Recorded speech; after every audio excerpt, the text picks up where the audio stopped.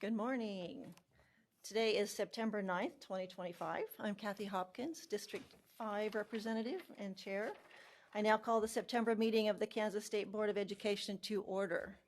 Welcome to those in attendance and listening online. We appreciate that. We have 10 members seated at the board table today. Commissioner Watson is on my immediate left with Vice Chair Danny Zeck on his left. And to my right is our board attorney, Mark Ferguson. And soon, all the way down to my right, will be our board secretary, the lovely Deborah Bremer. The mission statement for the Kansas State Board of Education is to prepare Kansas students for lifelong success through rigorous, quality academic instruction, career training, and character development according to each student's gifts and talents. Our vision is for Kansas to lead the world in the success of each student. At this time, we will pause for a moment of silent reflection or prayer.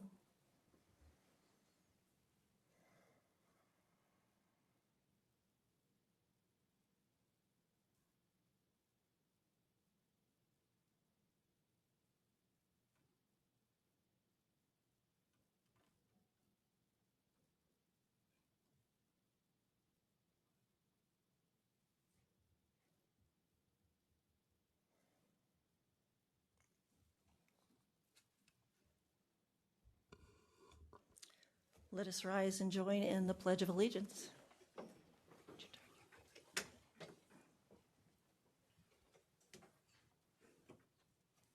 I pledge allegiance to the flag of the United States of America and to the republic for which it stands, one nation, under God, indivisible, with liberty and justice for all.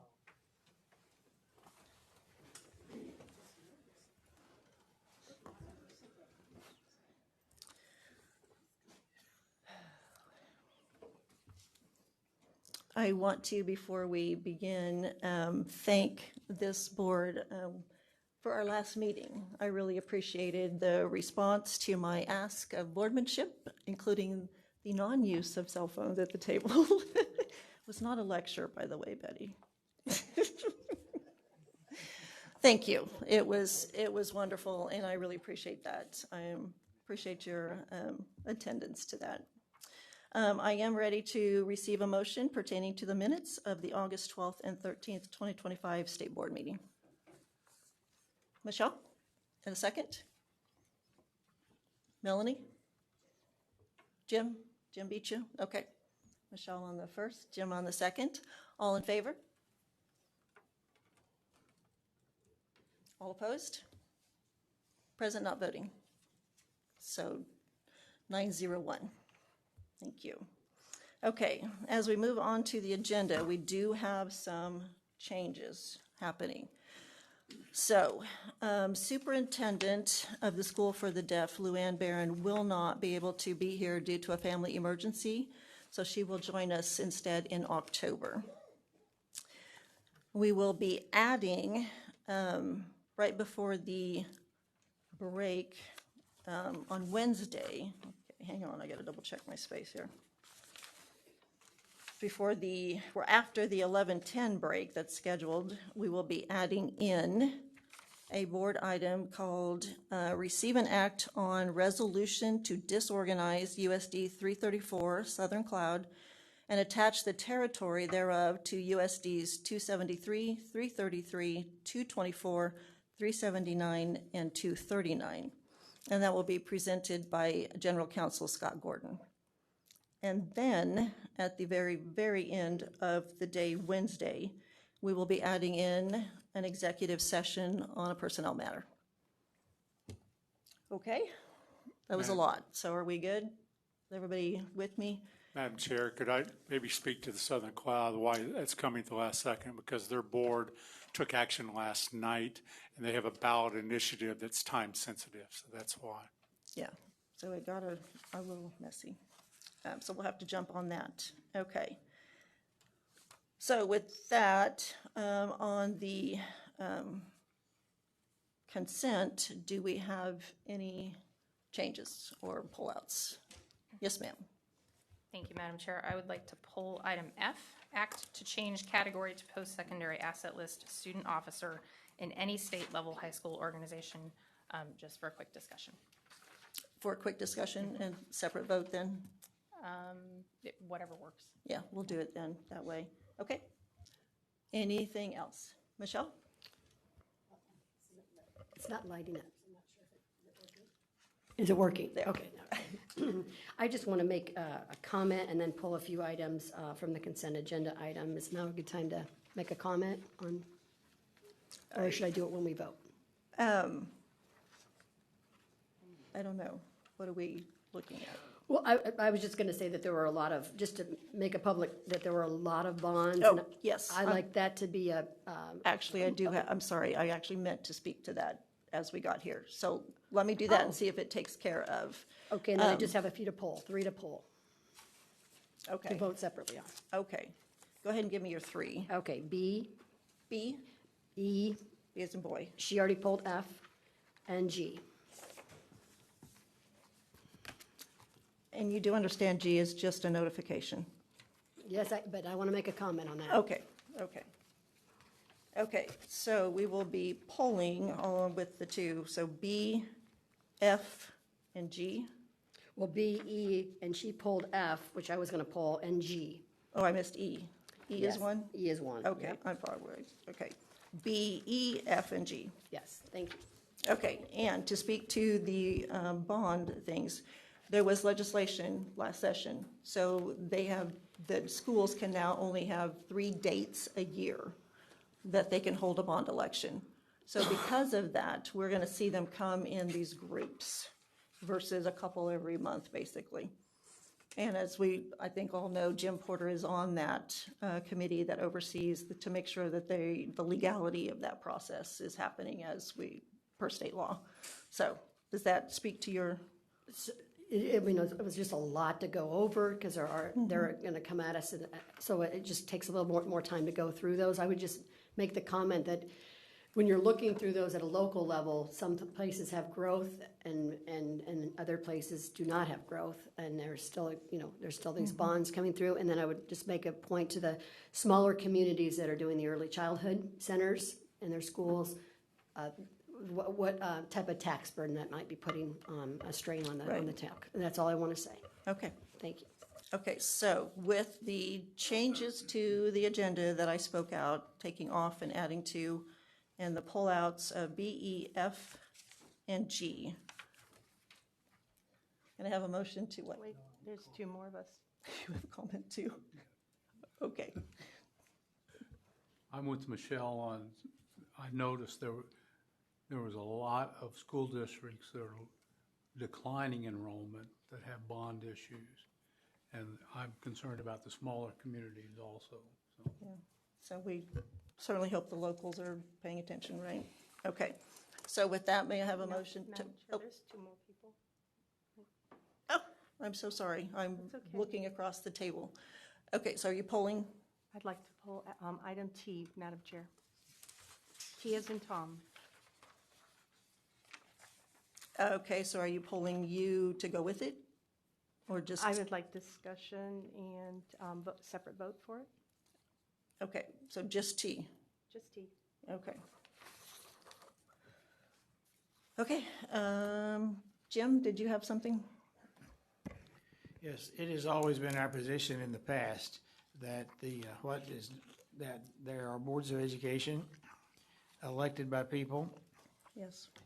and that this is one of those times where that is a local decision. Our position on the committee is to make sure that all the laws are followed and all the procedures are followed. But it has been our position, and it has always been the position of this board, that what happens in a local community is up to the local community. And quite frankly, a lot of these are not going to pass. Mm-hmm. But that's not our decision, in my view, and it's not been the decision of the board in the past. It's been the decision of the local residents, and this is one of those situations we have to be very careful. We like local control until we don't, and I think that this is totally a local control issue, as long as they follow all the procedures, and that's what we check on whenever we have the committee. Thank you. Agreed. Okay, may I have a motion to approve the agenda, hopefully Ms. Deborah has that all taken care of, as it has been spoken out. Melanie, do I have a second? Jim? All in favor of the amended agenda and consent agenda? Okay. 10-0. Okay. So on, I guess I need to clarify, on B, on all the ones that have been polled, do we need a presentation, or is it just a separate vote with maybe a comment? Yes, Madam ma'am. Chair, I would like discussion, or at least a short presentation on F. You do want a presentation? Yes. the Okay. Post-secondary asset list. So let's move that to,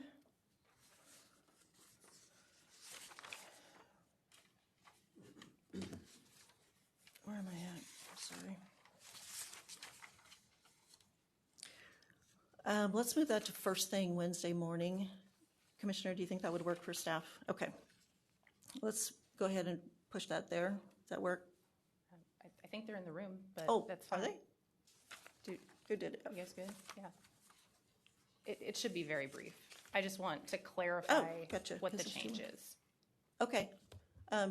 So Julie, you want Julie to come to the mic? If that's okay, and or we'll Beth, do- whomever. Okay. I'm good. Sure. Do you want me to state my question? Yes, please. Okay. So we had a group of students come and present to the state board a few months back, thespians, who talked about the rigor of the program in their school district, how they accrue a great number of hours to achieve that designation as a thespian. And they specifically asked us to add to our official list becoming a thespian. The way that this is written is a different change. So I'll let you explain the change because you will do it better than I will.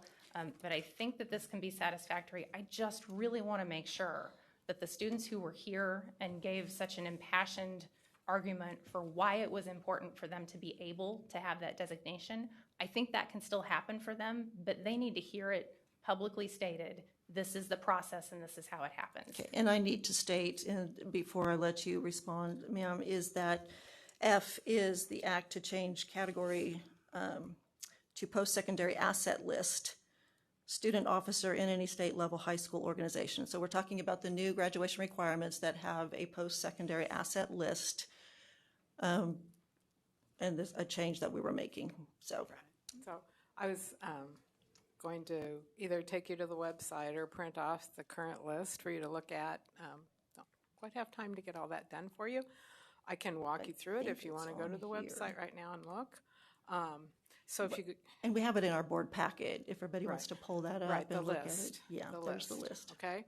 So I think we always encourage student groups to come and present to let you know what awesome things are going on in the schools, right?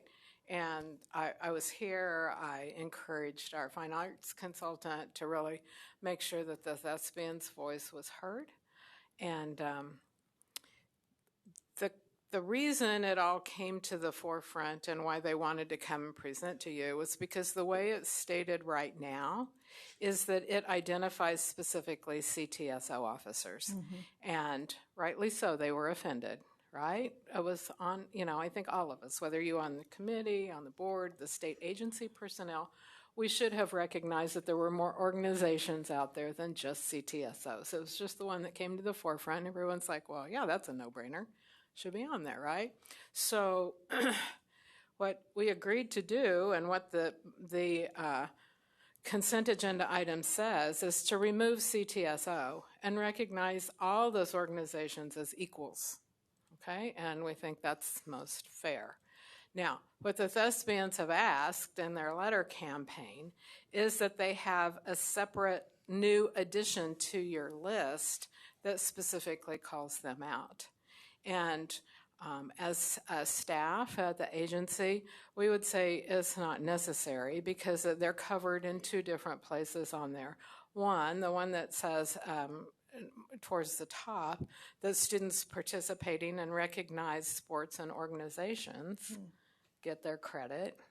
And then two, this one identifies the officers getting credit.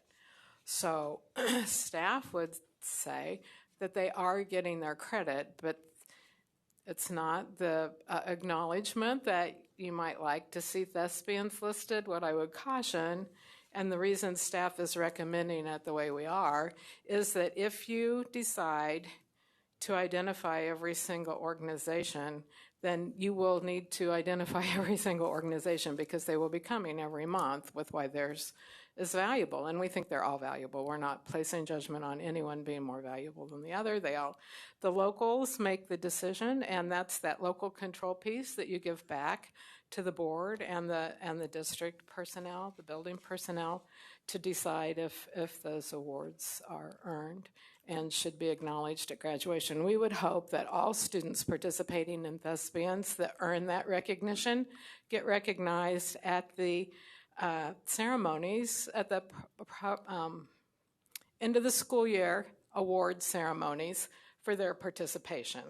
And I know, like, I'm ancient, but when I was in school, they used to put all those things in your yearbook when you graduated and all the activities you did.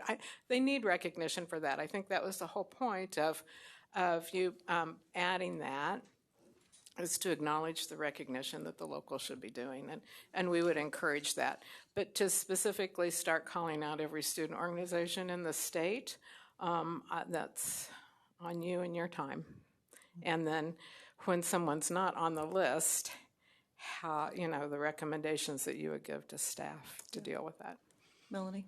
So just a quick follow-up then. I think what I heard you say is at the district level, the board, a principal, a superintendent gets to make that decision as to Yes. whether or not Yes. that organization lands on their Yes, if local they're list. going to award that post-secondary asset for graduation, that would be their decision. You've put the guidelines out there, you've put the expectations, you've said all these things should be considered, and then they're going to make the decision on what students they award those to. Awesome. Thank you. Anything that the department can do to get that message across, especially to superintendents, that Certainly, this we is will. in your wheelhouse. We'll be Thank you. happy to share that information. Thank you, Madam Chair. Sure. Thank you, and thank you, Beth. Okay. On B, before a vote, was there a comment, Michelle? It is act on request to contract with Kansas State University to support Kansas FCCLA. Okay, so, I also wanted that one too, so I had two things, so. okay, and so, I just didn't mention it because she had already called it, so. right, so what are you asking for? So I'm going to want to have a presentation on the, basically, I guess, what it comes down to the weighted funding of the fashion apparel pathway that we got feedback on. And I think, Okay, but I don't know who does that, but I have feedback on that. And then I wanted to have some just questions to ask. I can just ask when they're on here, I guess Natalie Clark, and if she could present. Right. The thing is, we went over the pathways and Right. approved them already, the changes that came before us, and that was a part of that. This is, I know, and this is the funding, but what she said Well, this is the that, funding for the state sponsor. right, so did we, when we approved that pathway, did we approve what the committee had voted on? Correct. Okay, I guess there's some confusion because what came out of the committee didn't match what the person who Okay. called me said is being implemented.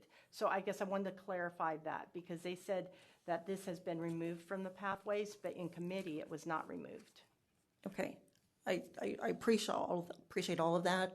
However, this board has already voted to approve those Right, pathways. I think she wants clarification because the pathways that were approved were what the committee approved, correct?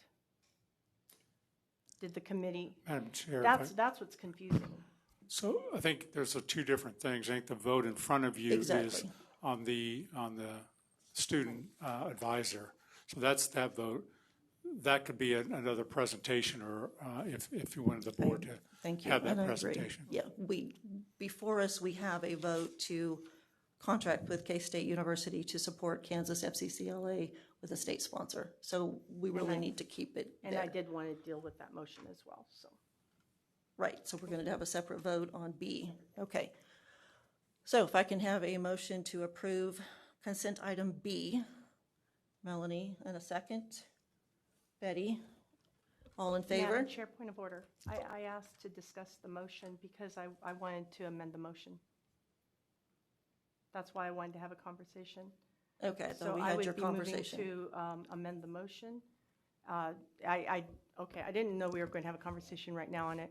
What I did not appreciate about the motion is that, especially with what came up with the assessment test, when you have, when you're referencing a vote that was back in 2019, Okay, we are talking about, I understand what we're talking about. What I'm saying is this vote is for a period of 5 years. And so we are committing a board that comes after us to a contract that I would like to amend the motion to a year, or well, to 2 years, because that'll take us into the next board, because they may or may not want this. And I don't know if these long-term contracts are very good for the board, because we lose track of what other people have voted, and that we have a right to, as a new board, 2 years from now, there'll be different people here, and they maybe have different ideas of what they want to do with this. And it's a lot of money, and it's going all the way, it's committing the board all the way through 2031, June 30th of 2031, and I'm saying to amend it to June 30th of 2027. so you're looking for a one-year contract. 2027 is 2 years from now, pretty Okay, much. this starts July 1 of Right, 20. next board, 2027 will be next board. Okay, Mark, I'm gonna need your input, because we have a first and a second on And the I move motion. to And she amend. might, I think that she made a motion to amend, which would require a second. Okay, do I have a second for her motion to amend? Michelle? Any further discussion on the motion to amend before you vote on the motion to amend? Okay, do I have any discussion? Thank you. Do I have any discussion on the motion to amend? Melanie? Madam Chair, I guess we would need to probably have a longer conversation with the right people in the room, but what constraints does that then put in place? Shortening the length of the contract? Who is affected by that? What was the reasoning for the current term as it is written? Is there someone that can speak to it, or? May I? Betty? I think that probably would be valid if the board made the amendment of what you're saying. Right. I mean, that's my thought. To have Yeah. input. To see the direction we're going first, and then maybe fill in the blanks. Okay, would we're be my gonna move, suggestion. can I table this? We have a motion, I understand all of that, so tell me what we can do, because we need to keep the meeting going, so. Well, if the motion doesn't pass, then maybe we just the move point on? is moot. But if you want to have, if it passes, then maybe you want to table the amended motion so that you can solicit additional information on that amended motion. That might be one solution. When you change a contract from 5 years to 2 years, there's costing issues. I mean, if there's proposal, that might completely change. The Right. vendor might have Not different touch it if they pricing. can't get the not- right- different pricing. So I guess my best suggestion would be to vote on the amended motion, and if it Okay. passes, then maybe you could table that. If it doesn't pass, then the amendment is moot, and you'd move forward on the Okay, primary motion. okay, That way it might continue to move forward. gotcha.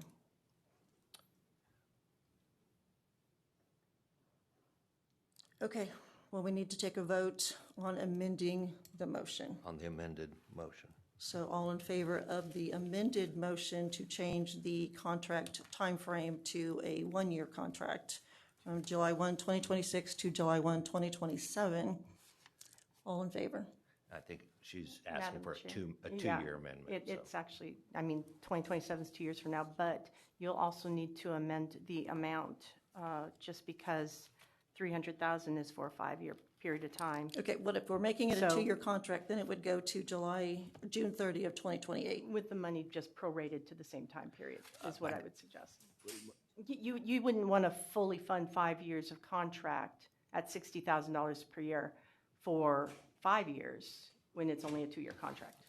My point was that I think you're presuming that the vendor or whoever this is, or the other party to the contract, is going to take a prorated amount. If you have a 5-year contract, the terms and conditions will completely change. You're assuming that. Well, Madam Chair, we're assuming that. What I've learned of other contracts is they're often done year by year, but we just give the commissioner a 5-year window in the contract for him to handle it year to year. That's why I understood happened in the 2019 vote. So we don't know that. This is broken down into not exceed $60,000 per year. So I would just say not to exceed $60,000 per year up to, then it would be 120 for 2 years. Madam Chair. Yes, sir. Okay, Debbie, could you please say exactly in your motion what you want to see? Exactly what you want to see. Yes, sir. It is moved that the Kansas State Board of Education authorize the Commissioner of Education to contract with Kansas State University to support the Kansas State Advisor of FCCLA at a total amount not to exceed $60,000 per year, up to a total of $120,000 for the period of 2 years from July 1, 2026. I see what you're saying. Yes, it's for 1 year then. I'm sorry. From July 1, 2026 to June 30 of 2027. Okay. And Michelle, your second still stands, I assume? It does, but I would be voting on this. I pulled it to vote differently on this entire thing, so I just want to make, my second still stands, so. Okay, so you're still going to second her motion. Okay. So all in favor of the amended motion? Oh, sorry. To amend it, yes.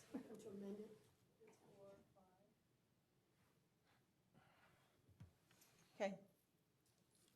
Opposed? Okay, and it does fail at a 5-5 vote.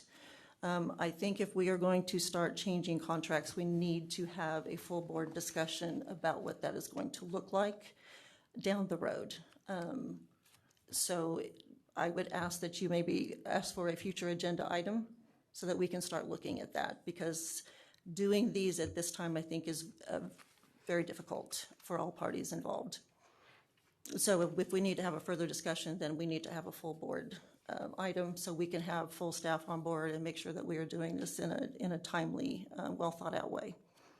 So that's where I stand. So back to the original motion as written, for the $60,000 per year up to a total of $300,000 for a period of 5 years, July 1, 2026 to June 30, 2031 for the FCCLA Kansas State Advisor. All in favor? Was there discussion? I'm sorry. Do we have any more? You're right. Do we have any more discussion on the original motion? Thank you, Mark. Okay. All in favor?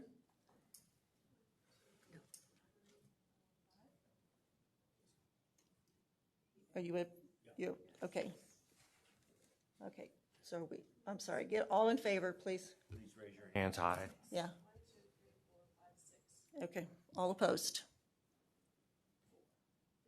3. Present not voting? 1. So 6-3-1? Okay. Thank you. Okay. Where the heck am I? Okay. On consent agenda E, act to extend contract with ACT for ACT work keys and pre-ACT assessments as required by Kansas statute. Do I have a motion to approve? Jim, second? Melanie, Beryl, whoever? Pick one. All in favor?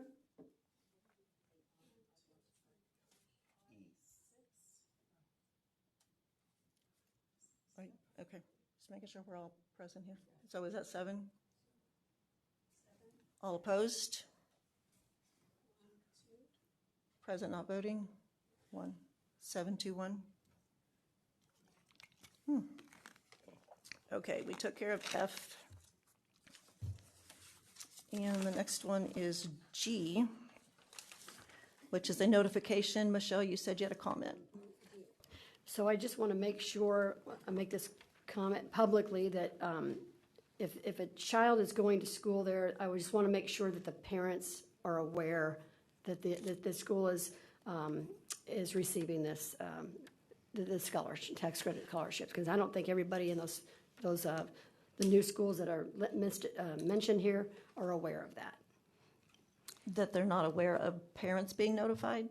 Or, I'm sorry. That's correct. Okay. That's that their school is being selected to do this.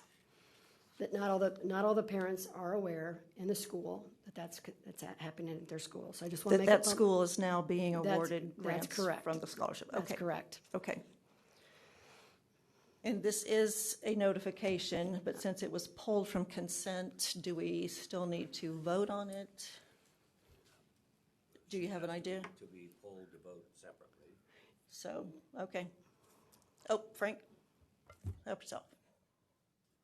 So the state law requires that you are notified of these changes. It does not require a vote in any way. Okay. We were just looking for a way that we could document that you were notified, so we've thrown them in the consent agenda. So there's nothing to approve. Appreciate that. That's kind of what I was thinking. Okay, so we're going to move on to T. Act on request from USD 353 Wellington, Sumner County to hold a bond election. Board member? Thank you, Madam Chair. Do you mind if I make comments to it then, and you want to vote, I assume, right away? Right. Right. Okay, so the reason I pulled it, and to kind of give a nod to Jim, I am also for local control, as you know, but what I'm noticing seems to be a big thing happening with the local boards is we have these groups that come in, contractors, bankers, marketers, all of these people, and they are paid by the school to sell these bonds to the public. And what I don't want is, so there's a lot of pressure, and I've had this expressed to me by a number of board members, a lot of pressure on them to vote for these bonds, even though they know their constituents are actually not for these bonds. So in Wellington in particular, I've not heard any feedback in Arkansas City. Those are the two bonds in my district. But in Wellington, I have probably heard from 4 or 5 people, which is quite a bit for a state board member to hear from. And a chart that one sent out said that they sent out a residential survey, and 21.8% of Wellington residents that were surveyed wanted no new bond, and 29.9% wanted no mill increase in the bond, which was a limit of 14.6 million. So this bond is another one of those schools with no growth, but they're asking to exceed the limit that they had been given. And with 51% of the surveyed residents there saying that they are not interested in a bond that increases their mill levy. Okay. So I'm having a hard time saying that I think that the people of Wellington are being represented by their board, and that makes me wonder what kind of undue pressure is being put on these boards to accept bonds that aren't popular. And in 259, we had this experience, and it cost the school, 259 spent $500,000, Betty can verify that, in trying to push that school bond that failed. And only one board member had really voted on behalf of her constituents against that bond. Okay. One of the things I'm just going to, just to respond to that a little bit before we just take the vote, is that when a local board votes, they're voting to send it to the public to vote on. I know. Okay, just want to make sure But we're it costs on a the lot same- of money for them to not represent Okay, their well, people. So Again, they're elected people in their districts, and that's on them. And they call me, and they Okay, call me I because I appreciate that. represent them as well. Okay, so, did you have something? Yes, having been on local board for a little bit of time, during bond issues, they do hire an outside source. They do questionnaire, and the board is involved with all the process through all that. And they have an opportunity at that time, but to change things, decide on things, and again, it's local control, so it would be the majority of the local board, if they voted yes to spend money for a certain thing, and there was members that voted against it, but it was still a majority, and it met all the regulations when it comes to the state, then it's okay. Then it goes back, and it's up to the locals to put it out, and if there's an issue with anything that's in that bond, but again, it's another one of those problems where a lot of times the people aren't paying attention to what's actually in the bond issue. So, I mean, So it's a local it is, issue. it is local control. Okay. Madam Chair, I'd like So to on- respond to that. No, ma'am. No, ma'am, we're done. So on T, do I have a motion to act on the request from USD 353? Jim, second? Betty? All in favor?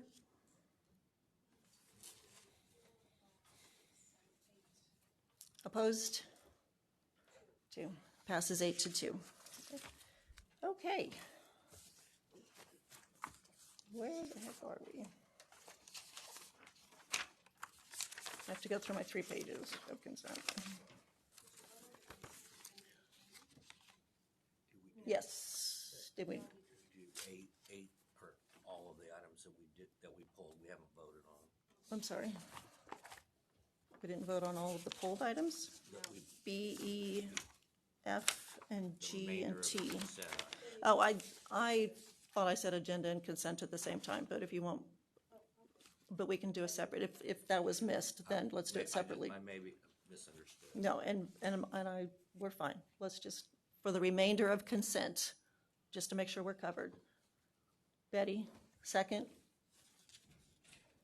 I need a second. Jim? All in favor of the rest of consent? Rest of the consent agenda? We voted on the agenda. Okay. Did we have it? We could. I apologize if I messed that up. Okay. Now we are going to move on to the commissioner's report.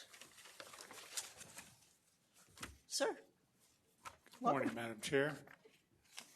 I, as I always do, come down early in the morning to get ready, make sure it's on the computer. And what I noticed that I don't think I've ever noticed before, but to actually see the entire board, I actually have to turn a little bit, Melanie, to see you, and then to turn to see Jim. You can do it with your head, but it's a little bit awkward. So you two are at the extremes of this. So what have I been thinking about with your districts today? And probably, we never know what's going to happen on a given day. Yesterday, in the little town that I started my teaching career, they received 10 inches of rain. And they're not in school today because their school is flooded, sewers backed up, and their entire community, in fact, is underwater. And I don't mean a little bit of water, a lot of water. And I also believe that the community of El Saline is also out today for the same reason. And so I know many of you drove through the storm here today and felt that, the wind and the rain. And so we're thinking about those districts that are dealing with those natural disasters today as we go forward. I'm going to share with you some things that this board has talked about just recently, and then get into your board goals and start highlighting many of those today. And certainly one of those that I want to issue a challenge to see if you want to take that challenge and maybe move this forward. First of all, did you know we had a podcast? Connie, I know that you tune in every month. Can't wait for us to release the new one.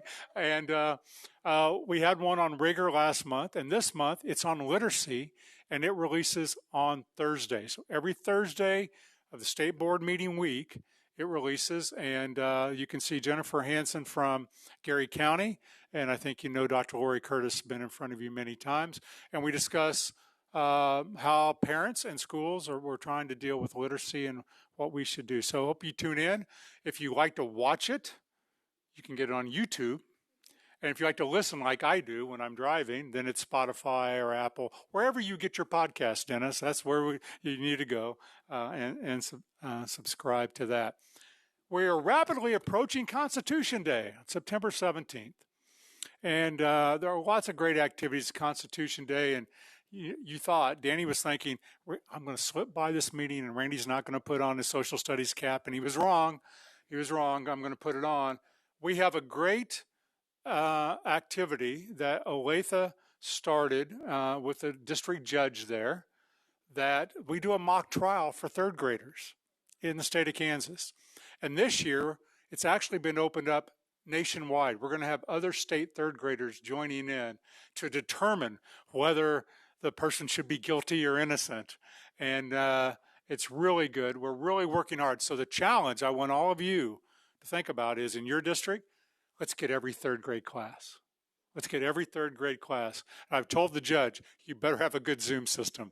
Let's not crash the system, right? Because this is really good. It's 10:30 on Wednesday, September 17th. You can go to our website and get, where to link to it. We'll be talking about it with the Zoom on Thursday with superintendents, but we'd really like to, this is a fun activity. I'm going to be participating, but they've done a really good job of getting Supreme Court justices and other people. What is your role? What is your role on it? I am the teacher giving testimony as to what this kid did or did not do. And then you get to vote. Well, I could be. Yeah, that's right. So anyway, it's our collaboration again with District Judge in the Olathe area. So, as you know, we had a task force on screen time that was reported to you, and you've disseminated that information. I think sometimes, Kathy, you've let's remind people that we did give that out as guidance, and as districts look at that for themselves.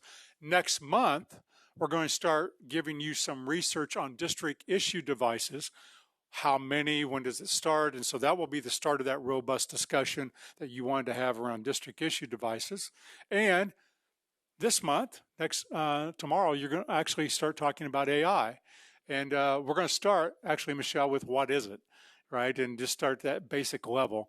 But that will be a 3-part series as we develop basically guidance for schools going forward. So these are your goals that you've adopted. And you're going to hear this morning on the quality leadership development and what we're doing around principal and superintendent development. You're also going to hear later on this afternoon from Catherine. We're going to talk more about leadership development as it relates to higher ed and the initial when people come in. I'm going to talk to you about quality school improvement today, specifically around literacy. But again, wanted to just highlight one of the board goals. Last month, Betty Wichita was here and very proudly talked to you about the gains that they saw on the FastBridge screener in kindergarten. And we were overjoyed at the work that they had done and the commitment that they were having to literacy. And I just want to highlight that again. So it made me start to think about, what should we think about at a state level? You'll have access to this slide. I don't intend for you to memorize it. But right now in the fall, that screener in kindergarten is saying, do kids know their letter sounds? Like for short A. The onset sounds of a word, the concepts of print of a book. Do you know the title? Do you know how to hold a book? And then letter names. Can I actually say that's the letter A? They're screening students to see who knows that and who doesn't and making plans. So the screener, which is screening for dyslexia, which is in policy, happens in the fall, right when they come to school, happens again in the winter, happens in the spring. Now, a screener only tells you something may be at risk, then you'd have to dive deeper to find out where's the problem, but that's what it does, okay? I want to show you 3 school districts that I polled. This is a low poverty school district, meaning they have little poverty. And the orange bar are high risk at the beginning of the year. The middle bar, the darker blue, is they have some risk within those categories. And then the green, low risk or no risk. Upon arriving at school, before any instruction, low poverty school, you can see not many kids are arriving high risk, right? Now, there's still work to be done in pre-K, K, and kindergarten. Here's the average looking school district in kindergarten. This is an actual school district of medium poverty, and see what happens to the number of kids who arrive at school now already at high risk before any instruction takes place, and then look at a high poverty school district. As you know, and we talk about, I think Betty articulates it really well. Not every district is the same. They all have different cultures. They serve different clienteles. That's why they have local boards. And so the responses of these three districts could be very different. There'll be some things very much the same. They want to teach kids to read, but the intensity, obviously, if you're in this district and in August of kindergarten, you're finding 41% of our students are already at high risk, there may be a different response pattern to that. So let me just show you then across the state averages with that screener data, what happens in pre-K, K1, and 2 over time. So what you want to see is the orange bar and the blue bar go down and the green bar to go up. That's what you would want to see. And what you notice is the blue bar drops significantly in pre-K, and the green bar really raises greatly from the beginning to the end. But notice what happens to the orange bar across the state. It stays somewhat consistent, all right? That's pre-K. Here's a kindergarten look, and you see pretty much the same trend. If I come in some risk, I tend to move into, that category moves down, and the low risk moves up. But the high risk kids, 20%, 18%, 19%, somewhat steady. Look at first grade across the state, and the numbers are growing, but again, fairly steady. And then by second grade, we're not seeing much movement. Already by second grade, across the state, we're not seeing much movement. Meaning, if I come in at that lower high risk, we're not able to move students. This is not people are working really hard. Wichita was before you telling you how hard they work. So, been thinking then about reading. Kathy would say our hair is on fire about this. We're good, we're serious about this. Pearl, about reading. So what if we were really bold and said, let's have an initiative, challenge ourselves. Let's start with ourselves. And then let's challenge our partners in education to say, let's do a 3-year pilot to examine the effects of targeted summer school for literacy in the early grades. I'm talking about before we get to a state assessment at 3rd grade, right? Where all the research says we get a bigger bang for a buck. I'm talking about those kids in the high risk, targeted, where we actually bring our partners in to do research. So focused on grades pre-K, K, 1st and 2nd,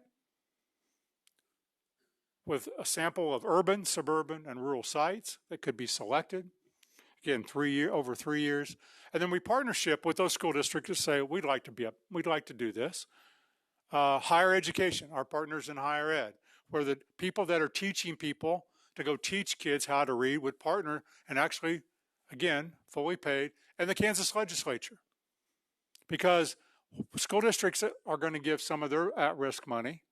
Higher ed probably going to give some of their money. Kansas legislature is going to have to give some of their money for us to run this pilot and really run the results about what if we could drop that high-risk category in half if we ran really intense summer school parent support? What if we could do that? And a lot of criteria to work out. So we would start, if you like this idea, we could start the planning this fall and spring with a launch if everyone is in agreement by the summer of 2026. The research to be conducted and reported every fall to you, to Kansas Board of Regents, who oversee higher education, as to how we should train people coming in, and to the Kansas legislature. We'd all three be partners in this, led by your efforts. And then we'd use the results to inform statewide, what does a good summer school look like? What is the amount of time you're probably going to need to move the needle? One of my good friends in Coffeyville, Craig Carell, the superintendent, says, Randy, sometimes we just run out of time. Time is, yes, we have to have good instruction. We have to have, good teachers. We're constantly trying to do that. But then sometimes we need more time to get kids to this level. So, Madam Chair, that's my challenge, to see if the board wants to go forward with it. They can look at that. And if so, be happy to start developing and bringing back to you and working with our partners to see if they have any interest in that too.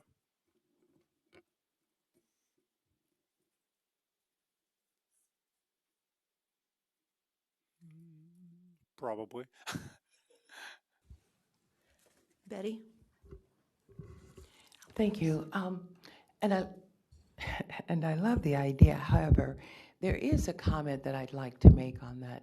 When we talk about the partners at the table, um, one of the things that has really concerned me is the absence of family engagement at the table.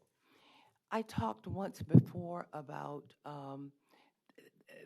first of all, seeing a lot of grandparents now as parents and what their thoughts are in terms of if their students are actually prepared or ready.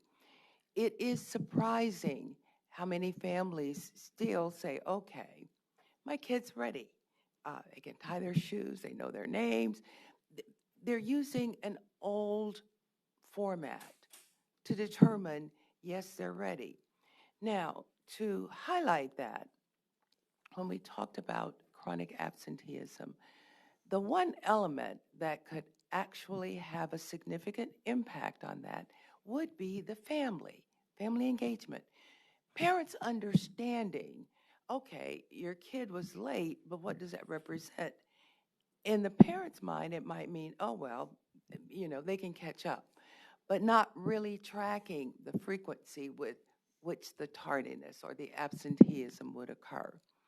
Educating families so that they understand, because we can have these great presentations to the state board, we can have great presentations to the local board, we can get legislators, we can get all of these involved, but until it's communicated at a level where we have now engaged our family to support this initiative, I mean, I think that's what's going to give it just the great boost. I did have a district that was asking, it would be nice if we had someone that could come out and help these parents understand. There are many families out there that really need a better understanding. And when we welcome these families at the table, your input, do you get what we're saying? What is your feedback?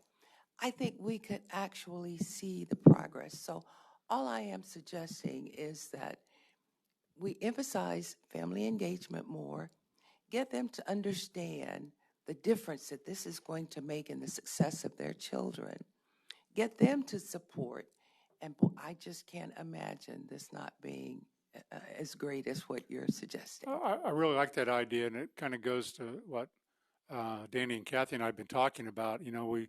We public schools were built on a collaboration with families.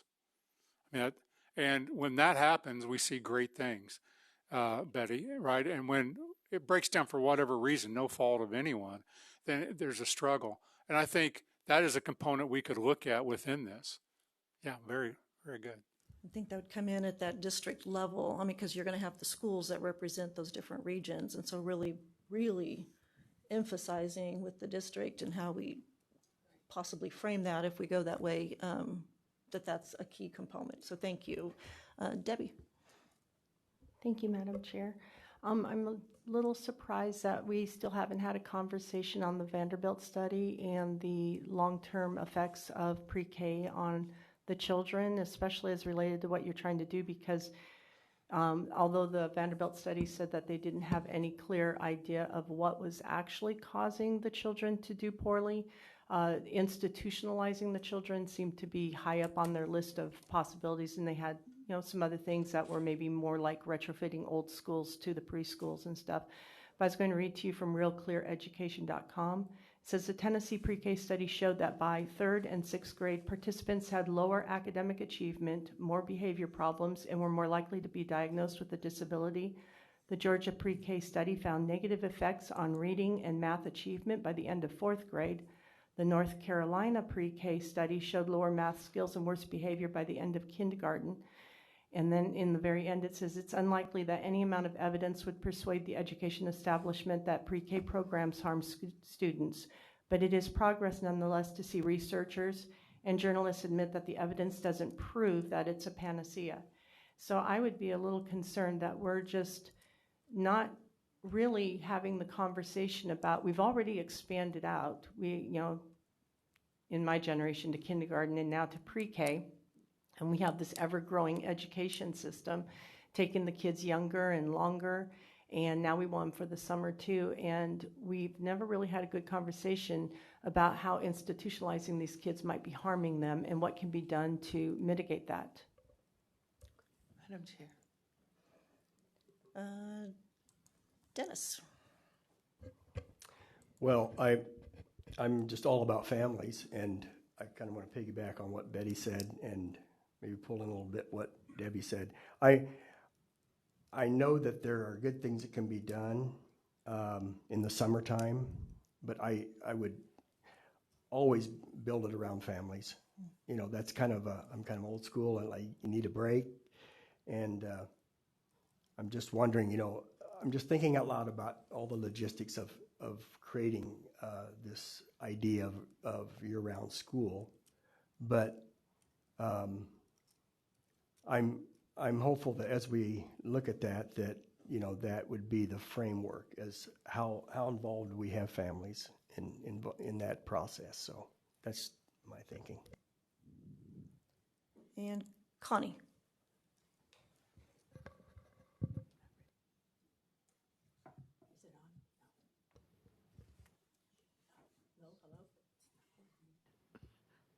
Okay. It's there. It's on now. I could see a program like that. I would prefer it was first, second, and third grade, because to me, kindergarten's just kind of special. Kids are getting used to going to school every day. It's a special time. But first, second, and third, definitely.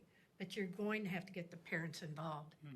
I mean, you're going to have them sign a contract. I don't care how you do it, but they got to be involved with these kids that are slow readers, that haven't caught up.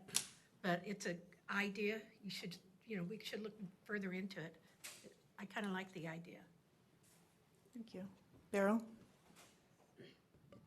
And thank you, Dr. Watson, for this challenge. And it reminded me of the lab schools where universities would experiment with new ways to educate young people. And I think over probably centuries, we've seen how many of those have sculpted what we look on today as good practice in education. So I think this is a great idea. I would also agree if we can get families involved. Now you have 3 levels of investment, from the legislature to the state board to the local school district and then to the family.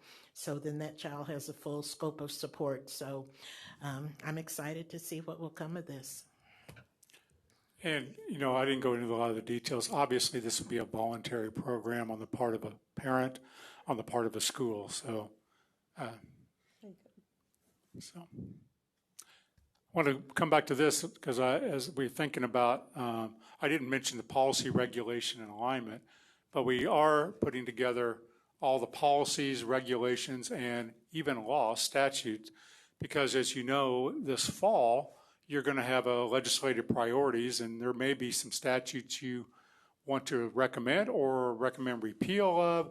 Certainly that's going to be true of your own regulations and your own, I say policies, but those will come together. One of those, though, I think that needs to be clear as you've adopted the new KSDE on with new goals, is that years ago, in KSDE 1.0, the board goals were put into KSDE 1.0, and you probably should not ever have board goals into KSDE. Let KSDE develop the outcomes that it's going to measure, which you obviously approve, but the board goals change every 2 years.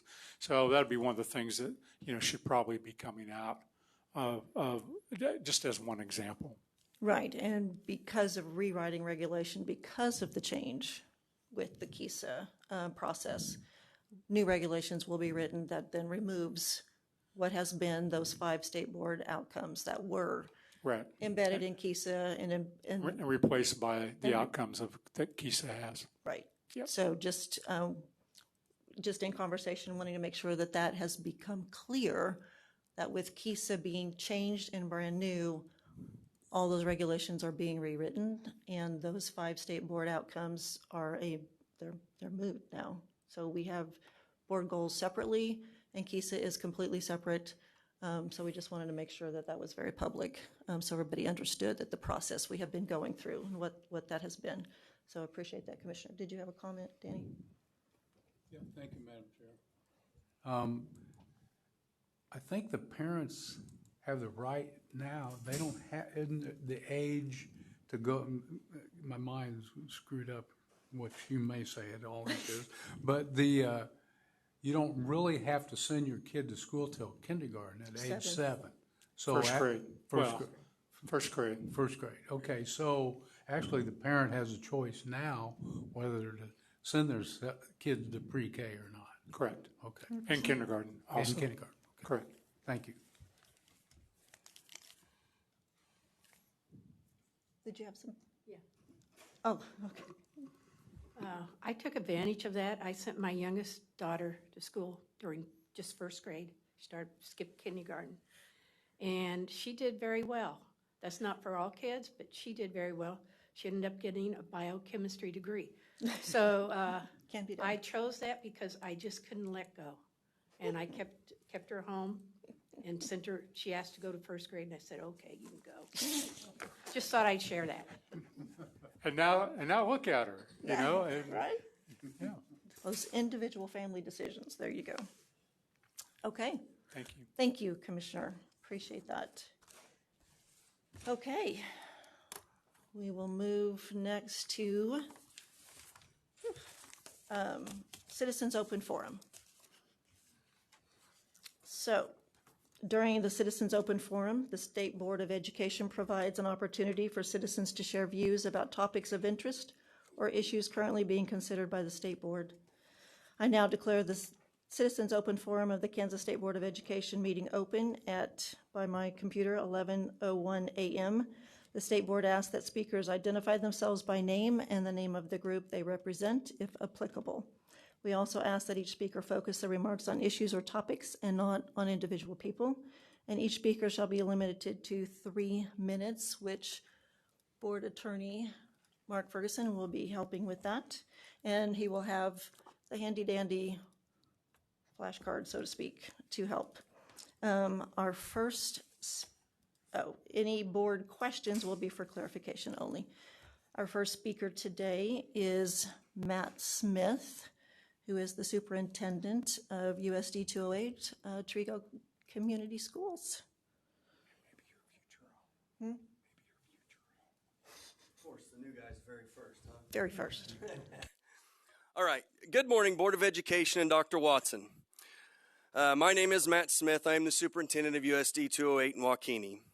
I'm writing to extend my strong support for the work of the Kansas State Board of Education, KSDE, and the team of educational professionals that have undertaken an important task in reviewing, revising, and adopting the new cut scores for the state assessments. This important responsibility demonstrates your commitment to ensuring that assessments remain accurate, transparent, and meaningful for students, families, and educators across Kansas. Your leadership in this area is both timely and critical for advancing our educational outcomes in our state. Cut scores are more than just numbers. They're benchmarks that define expectations for student learning and proficiency. In Kansas, we take pride in holding high standards for our students, and the recent effort of realigning cut scores reflects commitment to accuracy, transparency, and fairness.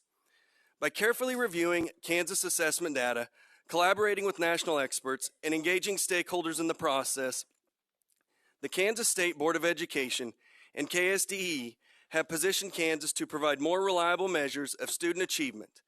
These cut scores will allow us to more effectively identify where students are excelling, where they're struggling, and where targeted support is most needed. One of the greatest benefits of the updated cut scores is the clarity they provide for teachers. Educators need accurate information to inform instruction. When cut scores do not accurately reflect grade level expectations, they may misinterpret what students know or be able to do. By resetting the bar, Kansas teachers can trust that state assessments are a true reflection of their students' progress toward long-term success. This change also supports the important work already underway in classrooms across Kansas.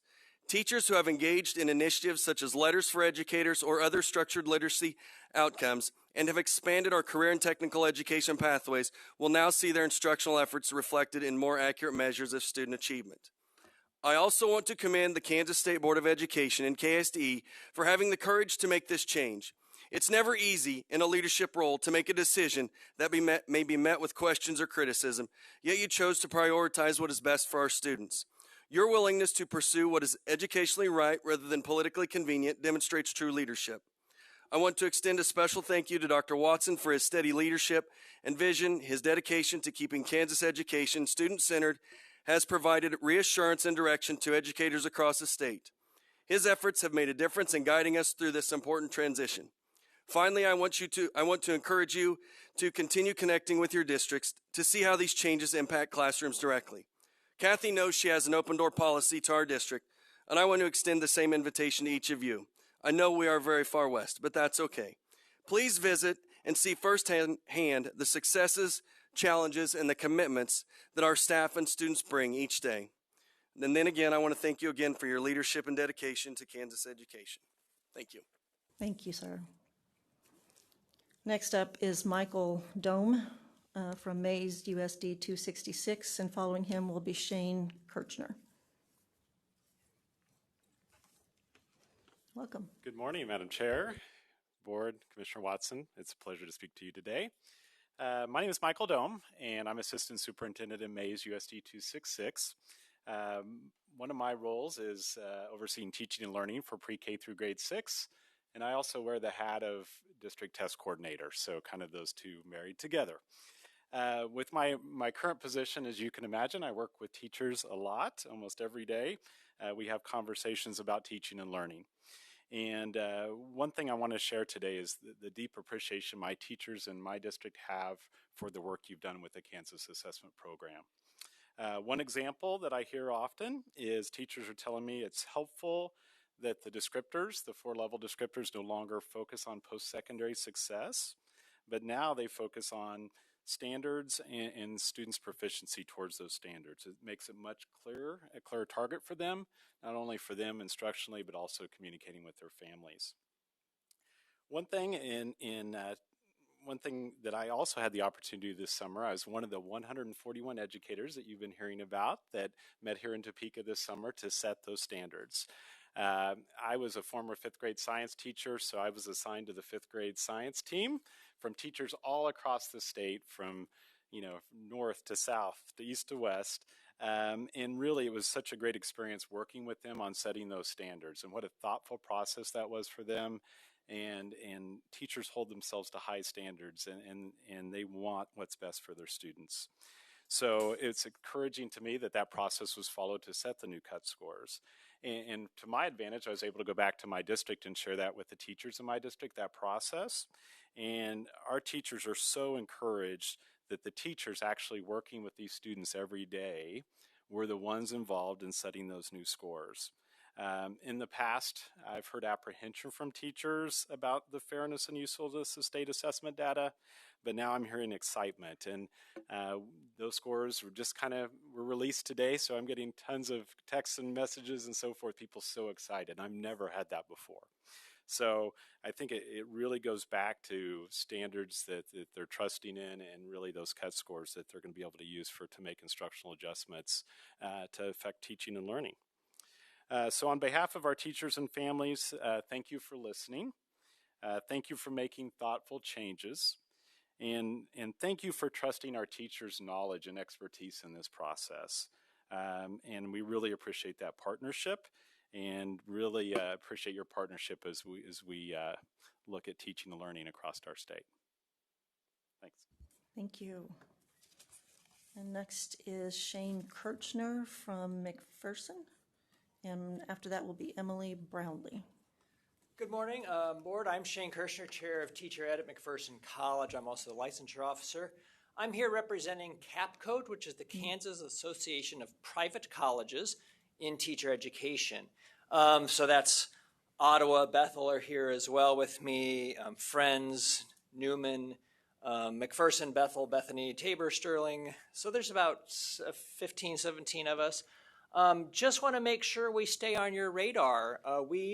As a percentage, we provide more support to KSDE when it comes to program reviews of our programs and accreditation visits. We have more of our faculty and staff supporting those kinds of activities. I got to pick on Randy just a little bit. He's my former superintendent when I was teaching in McPherson School District. He forgot to put other private colleges as the partnership. He said, we've got KBOR and KSDE. We've got CapCode as well that can help with that. That's because you were supposed to be watching the water level right now. Well, we're watching the water level in McPherson. And I'm watching it go up your backyard. I told you that when I came in. So. Consider it done, sir. So, all right. So just, again, we do a lot. We appreciate your support. Keep us in mind. We're out there. We're all over the state from Haviland and Berkeley to Atchison, all over the central corridor as well. So there's a lot of us out there. We're here to help. Keep us in mind. Thank you. Thank you. Okay, next is Emily Brownlee, and after her will be Chad Higgins. Good morning. My name is Emily Brownlee, and thank you for taking the time to listen to all of our concerns today. I am here requesting the board to reevaluate one-on-one devices and daily screen time for K through 12 students. Jared Cooney Horvath, a neuroscientist, educator, and author, issues a powerful warning. The rapid rise of technology in education is contributing to a sharp decline in intelligence across key metrics. Cooney Horvath says, the more tech in schools, the more learning and well-being goes down. For generations, we have seen a steady progress in IQ from one cohort to the next. That upward trajectory ends with Gen Z. The data traces the downturn back to the early 2000s when the internet and technology was first introduced into the classrooms. Our children are the first generation in the last century to be cognitively worse than we are. On every single cognitive measure, they perform worse than we do: attention, memory, creative thinking, divergent thinking, and critical thinking. Cooney Horvath is not surprised by the IQ decline given how the brain is wired to learn. His stance is clear. We are not meant to learn through screens.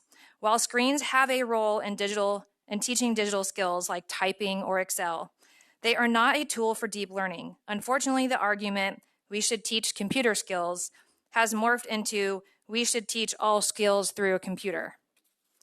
We must ask ourselves, what is the primary function of a computer? When students sit down in front of a screen, what do we think is a fundamental behavior that jumps to mind? Here's a peek into their behavior. The following are some of the ways U.S. students aged 8 to 18 utilize digital technologies inside and outside of school per week, which is pre-COVID in 2019. 10 hours and 44 minutes playing video games, 10 hours and 2 minutes watching television or film clips, 8 hours and 14 minutes scrolling social media, 7 hours, 32 minutes listening to music, 3 hours and 25 minutes doing homework, and 2 hours and 5 minutes doing schoolwork. The hours spent on entertainment and addictive media has skyrocketed since COVID, and that equals 9 hours a day. According to Cooney Horvath, this is why, when a computer is used for homework, students typically last fewer than 6 minutes before accessing social media, messaging friends, and engaging with other digital distractions. And this is why, when using a laptop during class, students typically spend 38 minutes out of an hour every hour off task. All these reasons and more are why we need to eliminate the one-on-one programs in our schools, embrace computer labs that teach technology education, and empower the next generation to reverse the cognitive decline among their peers. Thank you. Thank you. Next is Chad Higgins from ESDAC and Cindy Couchman from Hutchison after him. Madam Chair, board members, good morning. Thank you for the opportunity to share a few comments today. I'm Chad Higgins. I'm the Executive Director at ESDAC. We are one of 7 educational service centers in Kansas that support students and educators every day. Speaking from our daily experiences working alongside teachers and school leaders across Kansas, we at ESDAC want to reach out and express our sincere gratitude for your recent vote to approve the new cut scores for the 25 state assessments.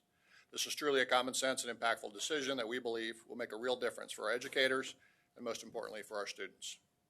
We know firsthand how much thought and effort go into anything related to state assessments. That's why we want to give a special shout out to the 141 experienced Kansas educators who dedicated their time and expertise to this process. We understand the significant commitment and the depth of knowledge required for such an undertaking, and their contributions are truly commendable. Every day in diverse educational settings, we witness the crucial need for assessment standards to accurately reflect student capabilities. This understanding is powerfully reinforced by the insights gleaned from extensive, long-term data analysis. This type of analysis often reveals discrepancies, highlighting the previous performance metrics may have underestimated student achievement. This isn't merely an observation, but a conclusion drawn from meticulously examining a wealth of student performance indicators encompassing standardized test results, advanced coursework participation, concurrent and dual enrollment, successful program completion, and post-graduation outcomes. This continuous process of data-driven evaluation is essential for ensuring that educational frameworks are consistently optimized to foster student success. We recognize there will be chatter out there about what these kinds of changes mean, with some mistakenly believe this is about lowering the bar. We want to be clear, and we know our schools agree, this is absolutely not about reducing the rigor of our assessments. Quite the opposite. This was a measured, data-informed adjustment that aligns with other measures of student outcomes. It ensures our assessments accurately reflect what our students truly know and can do, while still upholding the highest expectations for our kids. The criticism that suggests otherwise simply doesn't square with the extensive data and careful process that led to these recommendations. This is about making our system more accurate, valuable, and fair, not making it easier. If Kansas educators wanted easier assessments, we would have pushed for that a few decades ago when the propagandized criticism from anti-public education special interest groups ramped up. By adopting these new, more accurate cut scores and assessment level descriptors, you're providing our teachers and school leaders with a resource they can use. They'll have a clearer, more accurate picture of student proficiency, enabling them to make better informed decisions about instruction and support. Educators will be able to examine the new performance level descriptors, embed rigorous learning in their lessons, and systematically assess student achievement throughout the school year. This ultimately means more targeted and effective learning experiences for each student in Kansas.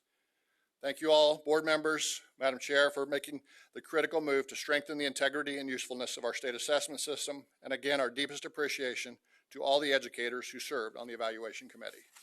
Thank you. Thank you. Cindy Couchman and then Jessica Dane after that. Good morning. Good morning, Madam Chair, State Board Member. Thanks for the opportunity to speak today.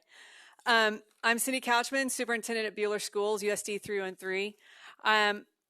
In 2009, I served as Kansas Teacher of the Year. And the year after that, I was served on the Cut Scores Committee for the State Math Assessment. I took great pride at that time in back when they had 1 through 5 on the categories of identifying right on the money that a 3 was a 21 on the ACT and was highly correlated. And it really gave us a lot of confidence about that. We took great pride in correlating that data to the national assessments. A 4 or 5 turned out to be like a 25 on the Math ACT, and it correlated again with our Kansas State assessments and what we saw in the classroom. When the cut scores were adjusted later to a scale from 1 to 4, a 2 then correlated to, a high 2 correlated to an ACT of 21. Ultimately, that 2 became interpreted as below grade level somehow. This created a lot of confusion for teachers and staff and parents, because it didn't match what national assessments and our screeners like FastBridge and that we use for MTSS were kind of showing. That is why I want to thank you for redoing those cut scores. Those new cut scores do not lower expectations. They do not change the rigor of the standards. Students are still asked to demonstrate depth of knowledge and problem-solving skills. What has changed is its alignment with classroom grades, which we see in the classroom, with national assessments, and the screeners like FastBridge that we use for MTSS every day. This will help us communicate much more clearly with our families and with our staff. I want to share the perspective of one of my teachers, Jen Keller, who served on the cut scores, the teachers that served on this committee just this year. She described it as invaluable. Teachers carefully analyzed standards, reviewed test items, and set bookmarks in a thoughtful, collaborative way. It was reassuring to see strong agreement among diverse educators, giving her confidence in the validity of these scores moving forward. That speaks a lot. She wrote a separate letter, and I'm included over there on the table that you can pick up later. But behalf of myself, my district, and educators across the state of Kansas, I want to thank KSDE and the board for entrusting Kansas teachers with this responsibility, the people with the boots on the ground. You have strengthened the connection between state assessments, classroom learning, and college and career readiness, really triangulating all of that data. Your decision reflects not only high expectations, but also clarity, fairness, and accuracy for our students and our families. Thank you. Thank you. And our last one for today is Jessica Dane from Piper. Thank you. Good morning, Madam Chair, Commissioner Watson, members of the board. Thank you for allowing me to speak today. My name is Jessica Dane, and I'm the proud superintendent of the Piper School District. As you likely know, in Piper, we believe we want to have every student be future ready through our Portrait of a Graduate framework and real-world learning academies that we know are the foundation of all of that work lies upon the strong foundation of the Kansas State Assessment scores and academic standards that you as a state board have approved. The new CUT scores are beneficial to our district in many ways. Number one, the CUT scores ensure alignment between the level of rigor expected in the state standards and the assessments that measure them. This alignment allows us to make valid comparisons about what students know and what they're able to do in the district and better target their areas of need for our interventions. Number two, these meaningful new levels and powerful new descriptors help us look at students in a proficiency and strength-based model with increased guidance and clarity from the state. Number three, the instructional guidance from the CUT scores delineation provides us the opportunity to challenge our students who are exceeding standards. It allows us to offer these students real-world learning opportunities connected to their individual plans of study and the Kansas CAN competencies. We are able to better connect students to their passions and in turn increase their passion for being in our schools. Number four, the CUT scores process allows us, as a district, a foundation for focused, data-driven discussions. We feel so fortunate to have members of our own Piper staff work on both the item review and the CUT score panels. This opportunity for them to be a part of this critical process allowed them to not only advocate for the needs of Piper students, but also gain deeper understanding of the content standards and how the standards can be used to elevate educator understanding of assessments. We feel very fortunate that they were able to bring this process back to our state. And number five, we understand there must be accountability for our work, and our actions have created a meaningful target that will guide our efforts and sharpen our focus. State assessments, while not always fun, are a critical component of the business of our business, and we embrace them as an essential tool to ensure growth and success for our students. So in closing, thank you for your tireless commitment and courage in setting the state assessment CUT scores.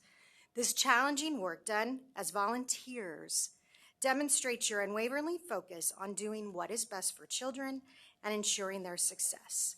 While not everyone pauses to say thank you, please accept my heartfelt gratitude for the work that you've done. Thank you. Thank you. And so, Betty, did you have a... Just a comment, not a question, Okay. just a comment overall. It really was very pleasant, too, that administration took the time out of their busy day to come and share their perspective with the board, and I just really want to appreciate their input today. That's it. Thank you. Oh, thank you.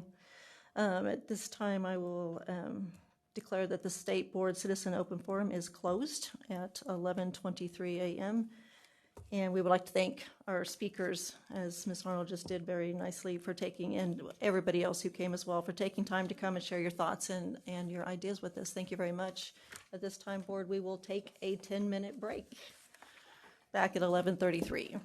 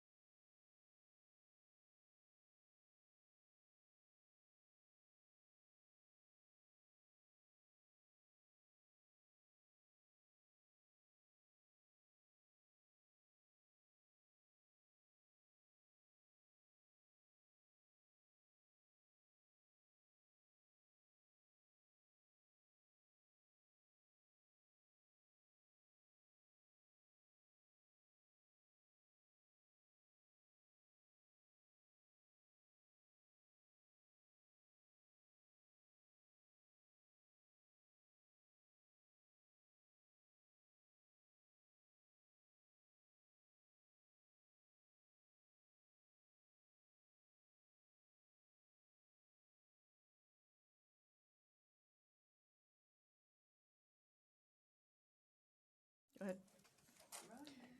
Okay. Due to our timing this morning, we want to put it out there since Policy Committee is meeting today over lunch, that will probably have to be pushed back to about 12:30 with what we have still to get through before we can break for lunch. So just want to put that out there. And then we have 2 more presentations, and so hopefully we can keep things moving and get through it. So thank you. Up next, we have our presentation on state assessment score reports with Beth Foltz and Julie Ewing. Hey, thank you, Chair Hopkins and Commissioner, State Board members. I've been asked to speed it up, so we'll try to talk a little bit faster for you this morning. How's that? My name is Beth Foltz, and I'm the Director of the Career Standards and Assessment Services team here at KSDE. And the unfortunate news I'm sharing with you up front is that I was overly ambitious last month when I told you I thought within a couple weeks after you adopted the new scales that we would be able to release all of the information related to the assessments. What I learned is that I was overly ambitious, and I apologize. We had to not only prepare all new individual student reports, the building and district reports were dependent on the data from the individual student reports to be able to put those out. And then, of course, getting everything to the agency and going through our status calculator. It all just took a lot more time than we thought. And so I do just want publicly to let everyone know I apologize for overpromising. And what I think is awesome that I just experienced here today is not prompted by me. It was a total surprise when we had all the district administrators come and speak to you about state assessments. And I want you to know, and I want this on the record, that they were all here speaking to you on behalf of the process and their belief and faith they have in the teachers that made those recommendations to you, because none of them had the opportunity to see any results before they stood up to see you, talk to you, okay? They were getting texts saying, "Did you know?" But they didn't get a chance to look at it. And I think that speaks volumes for the faith that we put in the teachers that did this process that you ultimately approved last month. So I want to thank you too for all that hard work that you've done, and thank all the teachers that participated. So what I can tell you, I'm here today to share that the release of the 25 results finally is beginning to occur. Okay, so over at KU in the educator portal, now this is a secure site, only people with approved access can see this data, but the student reports are available, the building and district level reports are available, and then today, what we'll do is we've gone old school on you. We just, every month you hear a presentation from someone in public comments about screen time. So we're going to cut back on your screen time today and let you go old school with some paper reports. How's that?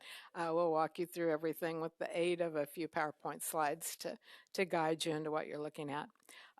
The authenticated application, we call that AMOS here at the agency. That data went out this morning too, and what schools have access to, again, it's a secure site. District test coordinators and the people that they allow to look at this have access to participation rates, how many students participated on the test.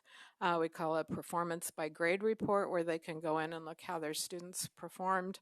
The complete student test file, if they want to download every student, however they want to sort that, they can do that. And then what we refer to as our assessment performance index that we use in some of our accountability measures and looking at it for growth, the transition table that people have talked to you about in the past, that data is also there too. So all that was available this morning at 8 o'clock for everyone to look at.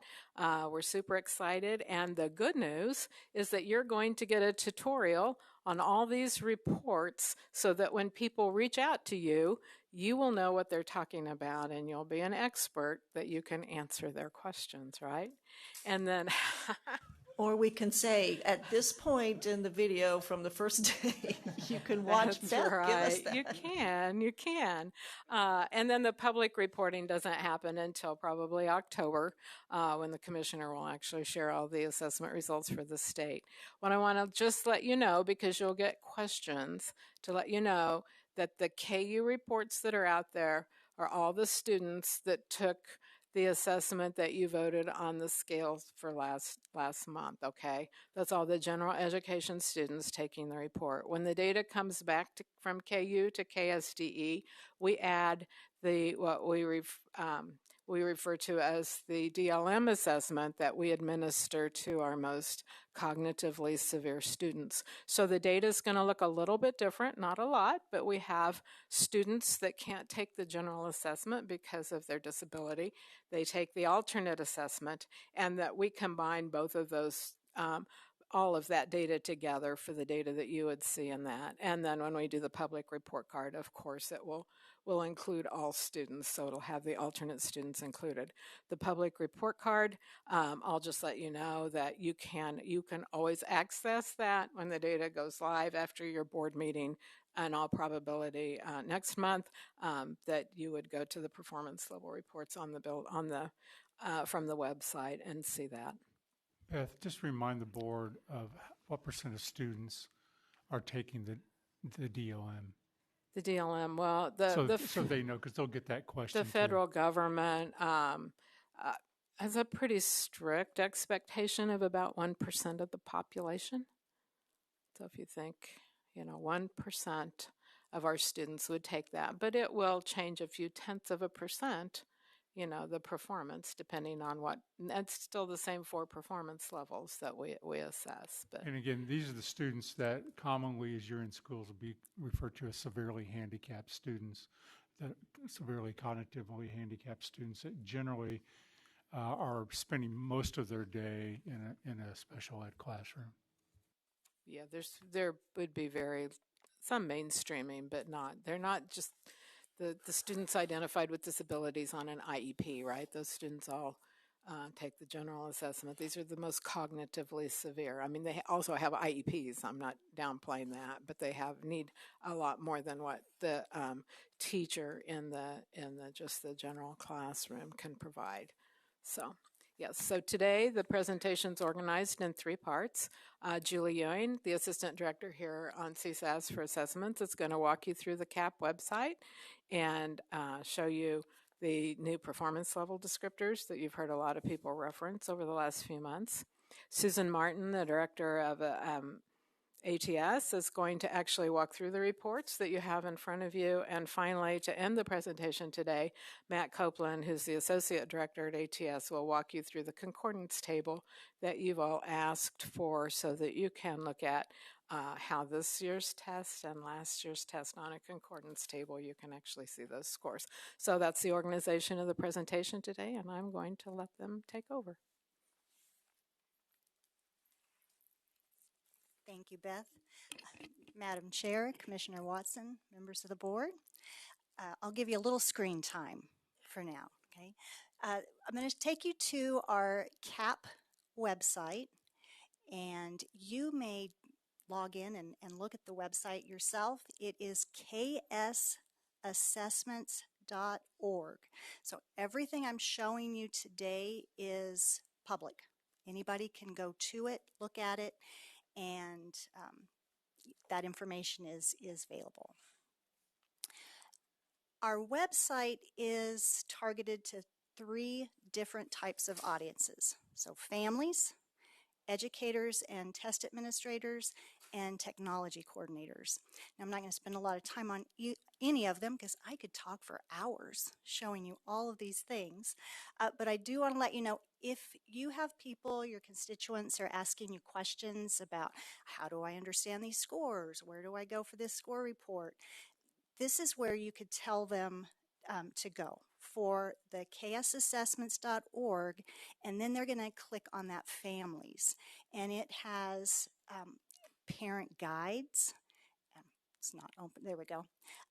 It has links back to our KSDE standards. It talks about understanding your student scores. How do you interpret them? If you want to take a practice test, they can do that. They don't need the KITE student portal downloaded on their machine. It's just a website that they can go to. So all different types, and we don't limit it to just the CAP summative. Susan's going to talk a little bit more about the parent portal, because we actually have a portal that parents can log into and see their student scores, which is very cool. So that all of those results will be available a week from now, because we've had districts like to look at the scores before parents so they can have an idea of what's going on. So all of that is for parents. And then something else I just want to see. I told you I could talk hours about this, but there's this really cute little widget down here at the bottom, and it's an accessibility manual. So if you have difficulty with seeing different kinds of font, you can change it. You can make the spacing bigger. It's got lots of fun things. Dyslexia friendly, probably more than you want to look at. And then you can also change the language. So all of these languages are available. I'm not going to change it now because I might not be able to change it back, but if you want to go in and practice with that. Today I would like to show you on the resource page, Beth had mentioned our performance level descriptors. And this is going to be really powerful for teachers, parents, and the easiest way to find them is go to resources, and we're going to start typing in not PLD, because you'll get the report that you're going to look at. You're going to start typing in performance. So if we just type in PER, that's all we need, or just PE. And these are the performance level descriptors for each standard. Now we're going to go down to 6th grade ELA. That's the one that's in your packet, I believe. And we're going to give it just a minute to pull up. All of these performance level descriptors are the standards for ELA 6th grade that the board has approved. And we can click on RI, which is reading information. So we're going to look at this standard, which is compare and contrast one author's presentation of events with that of another. Now the key here is looking at what is a student supposed to do with that standard. So it has the evidence statements. Students should be able to do this. I'm not going to read it all to you. And then the description. What is a basic, a proficient, or advanced student supposed to be expected to do? And teachers can look at this and say, well, you know, I'm spending a lot of time working with level 2, looking at just contrasting an author's presentation with another's author's presentation. I'm not really getting much deeper than that. But in order for a student to score proficient, you're going to have to start looking at details, citing evidence. You can see the difference. It's going to build on each other. So the performance level descriptors are available now. They're on the CAP website. So parents can look at these, teachers can look at these. Our program managers on our team are available to go out and work with teachers in the districts to help them, okay, what do we do with these performance level descriptors? How can we really increase the rigor of our lessons? And with that, I will take it back to the home page. Remember, you can send that to any place. You can have your parents look at that or educators. And turn this, let's see if I can get back to the screen. This is just the slide that I shared with you on the website that's in your slides. And with that, I will turn it over to Susan Martin, who's going to talk about the reports. Thank you. Good morning, Madam Chair and Commissioner and the board.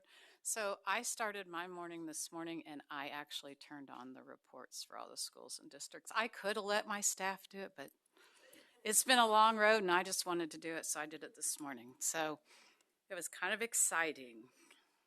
They'll probably never let me do it again, but that's okay. All right, where's the down? There we go. So I gave you a series of 4 different individual student reports. I gave you 2 ELA, 1 math, and 1 science. So I appreciate Beth taking the public apology, but I probably should take it. We spent a lot of time working on these reports. We got a lot of feedback on the old reports that they didn't. If you look at last year's report, you see what some of them like to call the gas gauge dial, and they didn't like that. And one of the things we really focused on was the color palette. Color can say a lot of things to people. Red and green has become used a lot for go and positive, negative. So we took the blue palette to try to stay away from that because that's not what we want the color to say. And so you saw that consistently in the charts that Beth shared with you. You see that again here on the score reports. So for the ISRs, here is the major table that's on the front page, as you can see in your document, where we provide some basic data on the school, the district, and the state. They are always very interested in how they compare to the state. That is one of the common questions we get in our desk is how are we doing? And then the individual student. So instead of showing the dial, we've just given them their information, and then we've provided the PLDs here to overarching description here to help the parent understand what does that mean if I'm a level 3. At the bottom of the report, you can see this is a new change for this year, is to give the parents some questions for the student and for the teacher, just to, again, help the conversation. Sometimes parents just don't know what to ask. So hopefully those will be helpful to them to just start their conversation with their educators. On the back page, we have the different areas, and these vary by subject, as you can see in the reports I provided you. And we provide detail on how the student did in comparison to the state average. So although you may be a level 3, as our student was, you can see that there's still areas where they are below the average and areas where they can focus. So we're hoping this information provides both the educator and the parent details that will help them know how can I help my student? How can I help my child? So this is very powerful, and we're anxious to hear more from our educators. Obviously, they just got these this morning, so we're anxious to see. This is quite a change from last report. It's reporting the same data, but it's reporting it in a little bit different way. So we'll be anxious to hear how they respond to that and what else they might like changed as we move forward. And then at the bottom of the pages for both ELA and math, for ELA it's the Lexile, for math it's the quantile. These numbers were arrived from a partnership that the state has with Metametrics. We provided to Metametrics de-identified data on the assessment, and they sent back to us a mapping of scale score to Lexile and scale score to quantile. And so we've included that information, and then they also have a very, very powerful website. So we've included here directly the link to their website to help parents and educators remind themselves or learn what these numbers mean for their students. As we move into the school and district reports, the school and district reports are actually very identical. As you can see, it's just in the school, you see the school, and at the district, you see everything rolled up. So they don't see their individual schools on the district report. For most of our districts, that's not a problem. For Wichita and other Shawnee Mission and Olathe, it's a venture because they have to pull a lot of reports together, but they're used to it, so it's all okay. But you can see here, we showed them again in a bar graph, the school versus the district versus the state on the averages of the scale score. And then, and this is on both the school and the district. I know this says school, but you see the same thing on the district. And then this is very much the second page or the back page of the student report.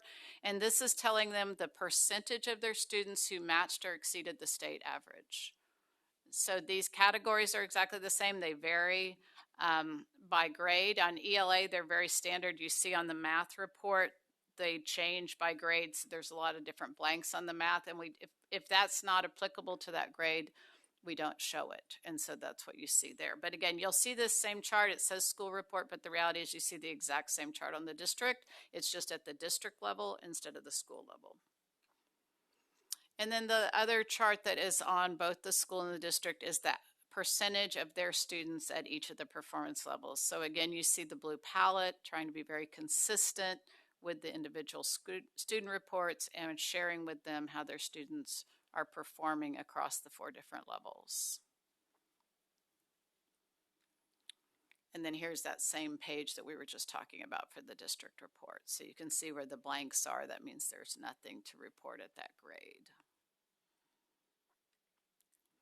All right, so the parent portal that we have up, I'm going to log in and show you the parent portal, but I do want to make you aware we have not deployed the 25 change to parent portal, so we have not updated the PLD description yet, and you will not see a 25 report in the parent portal. We will do that this week. Did you give me a login? Oh, here we go. Yeah. Oh, you didn't give me the login. Okay. So anyway, we will do that this week, but we have not done that yet.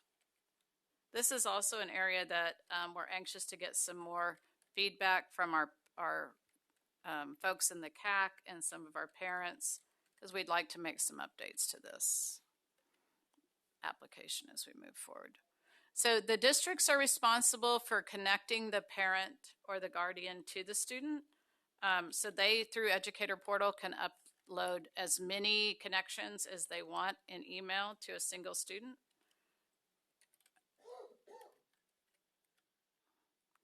And then for security reasons, and so we don't do passwords, we actually send them an access code that's good for 24 hours that they use to log in. So here we are on the Kite Parent Portal. It gives a brief overview of the program. And then if you have multiple students, every student will be listed down here below. And so you can collect or connect on view reports. And through here again, we're going to update this text to align with what we've been doing, update these performance levels. That will all be happening in this week before they go out to parents.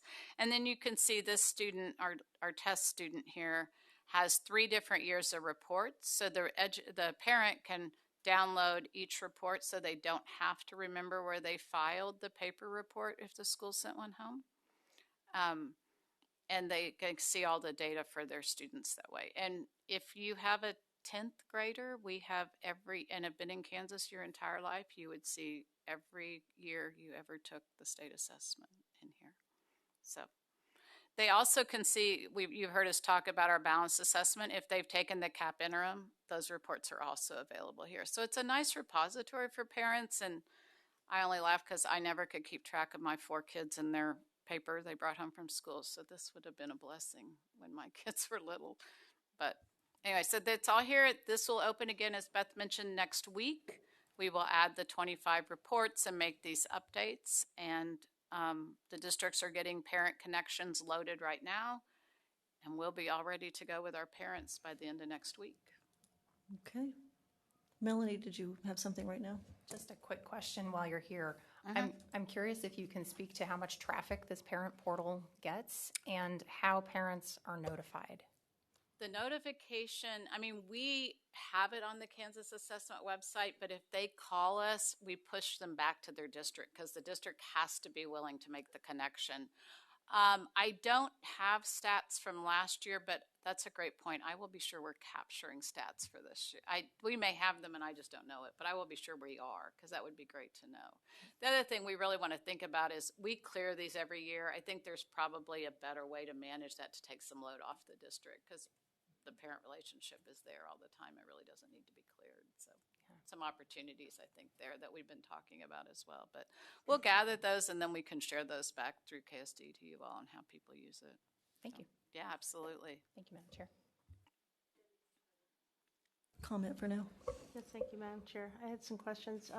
So I might have missed it as we were going through the pages, but the grade 6 ELA concordance table, is that conversion thing you were talking Matt's about? going to talk about that in just a minute. Oh, for you okay. guys. I Yeah. thought I missed it. I was No, like, no, you're good. I'm okay, sorry. I so put these out I'll of just order. wait. I Thank you, wasn't Madam sure Chair. the order. Yeah, so I did try to we tried to give you some paper because I know it's fun to walk away with that, but I got them out of order. So Matt is going to come back and touch on that, which is also why I gave you the grade 6 ELA, because I thought that way you could make the connection.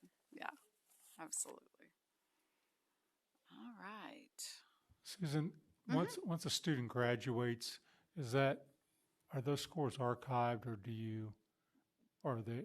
We have them forever. Okay. Yeah, we do.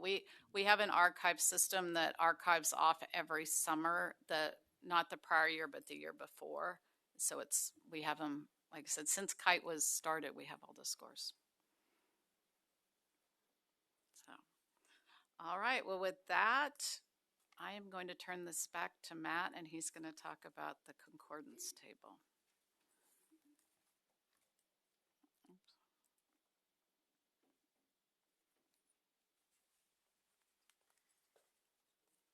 Good morning. Thank you, Madam Chair, members of the board, Commissioner Watson. Happy to be here to bring this all home and put a bow on this here this afternoon.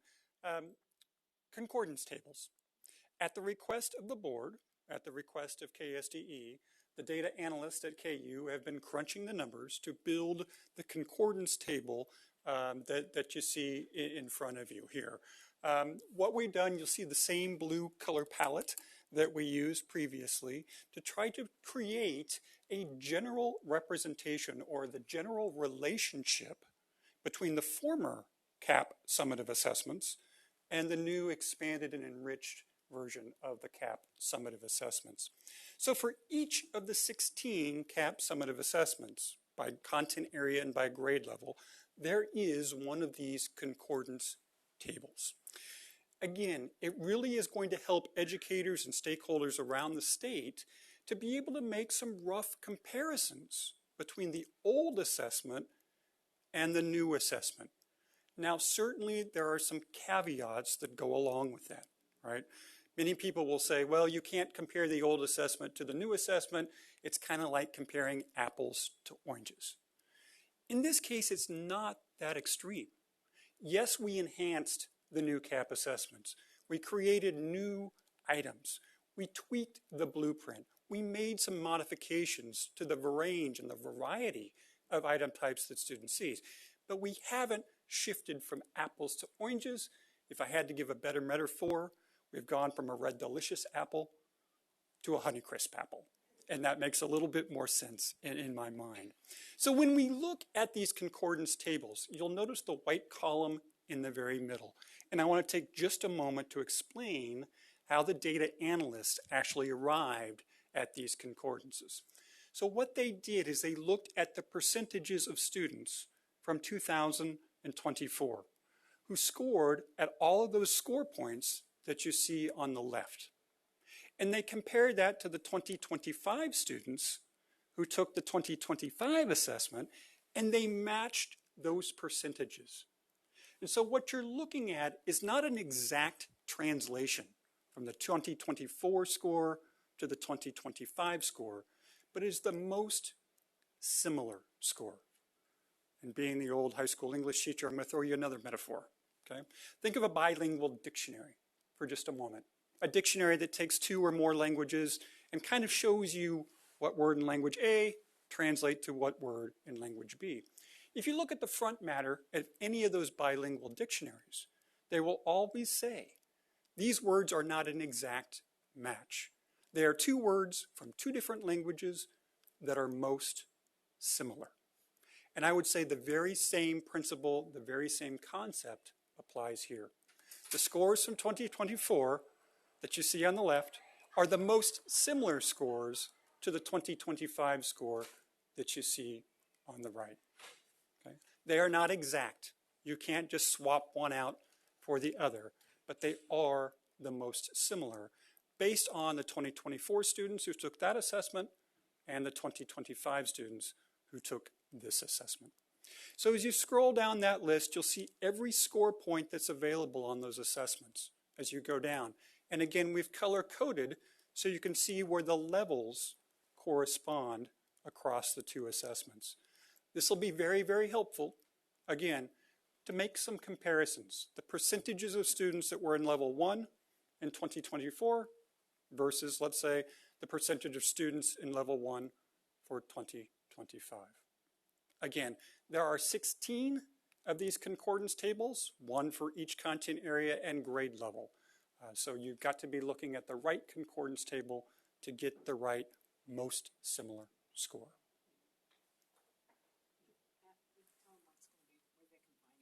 Okay, these concordance tables will be posted on the ksassessments.org website that Julie showed you earlier.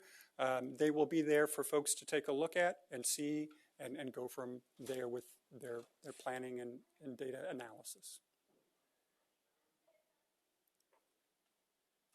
With that, Beth, I'll throw it back to you for questions. I think that's what we have today, and I think we're happy to stand for questions.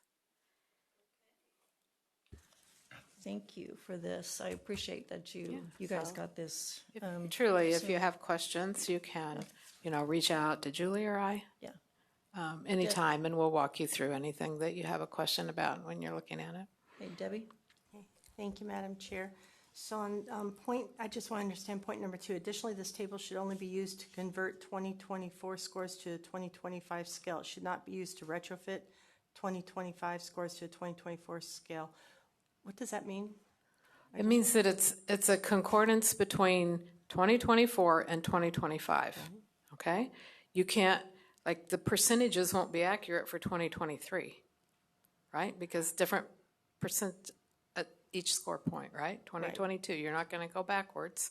Next year, you're not going to go, we're not going to use it, that's for this year. The other thing is that with this table, you can't go in this parent portal and say, my student scored 320 in 2024 and go across or go look at the fourth grade one and say that means they should score X. It's not, you can't use it across grades to predict where students should be.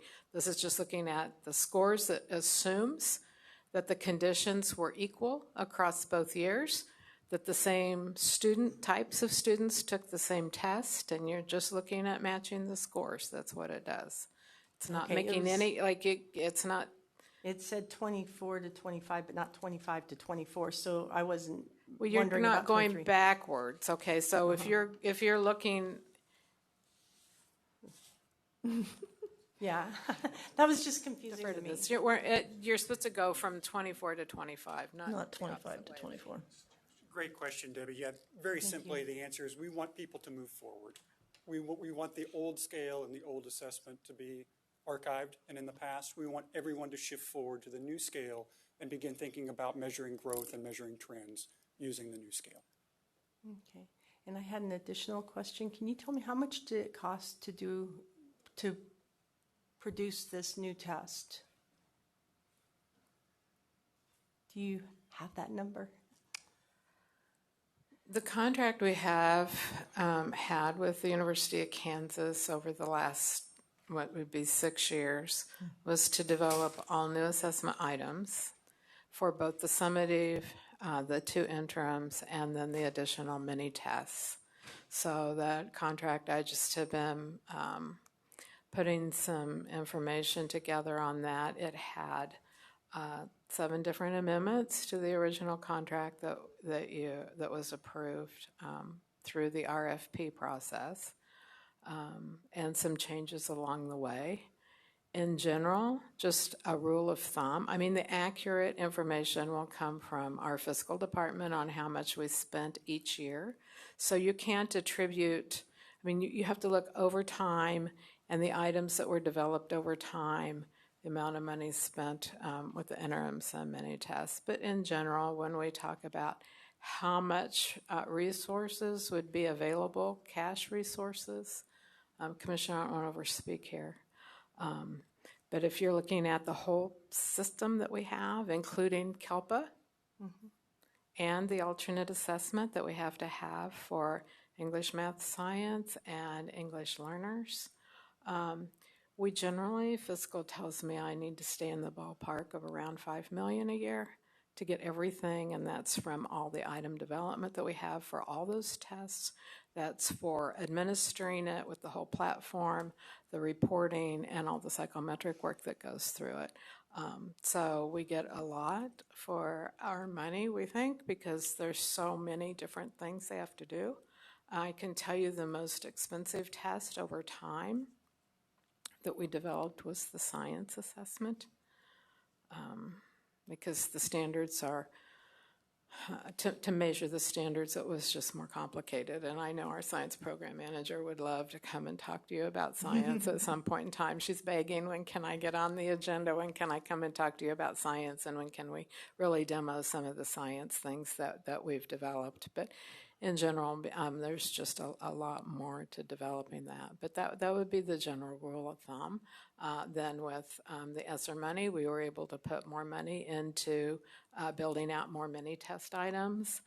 We also, I forgot, a very important test that we developed since that contract was awarded through one of the amendments was the second grade assessment. So we have a second grade reading assessment that we make available to districts. So we just have a lot of products, a lot of different test options for the districts to use. But the only one that's required would be the state summative that you've seen the reports on today. I think I'm still struggling with the request I wanted to make to overlap the tests so that we'd have that ability to track, because I still think it's a bit apples and oranges in my in my mind. That I wanted to have that tool.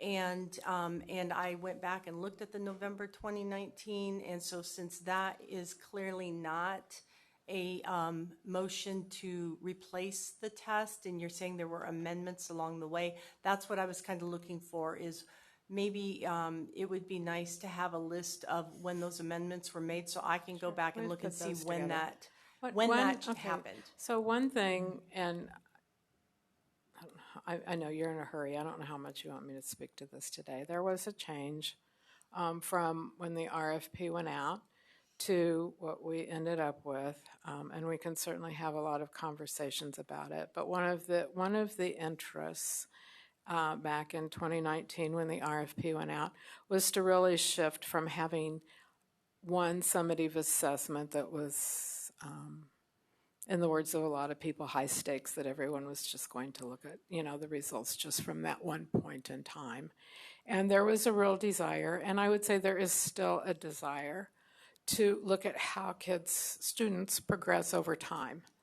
And so the first couple of years, as we were developing items and we had our blueprint and we were working on it, we spent a lot of time with our technical advisory committee, all those national people that we bring in, as well as our state assessment CAC group, looking at the possibility of, instead of having the one summative assessment at the end of the school year in April, that we would have students take 3 tests during the year. And we called it a through-course model. Required more items than what we ended up using.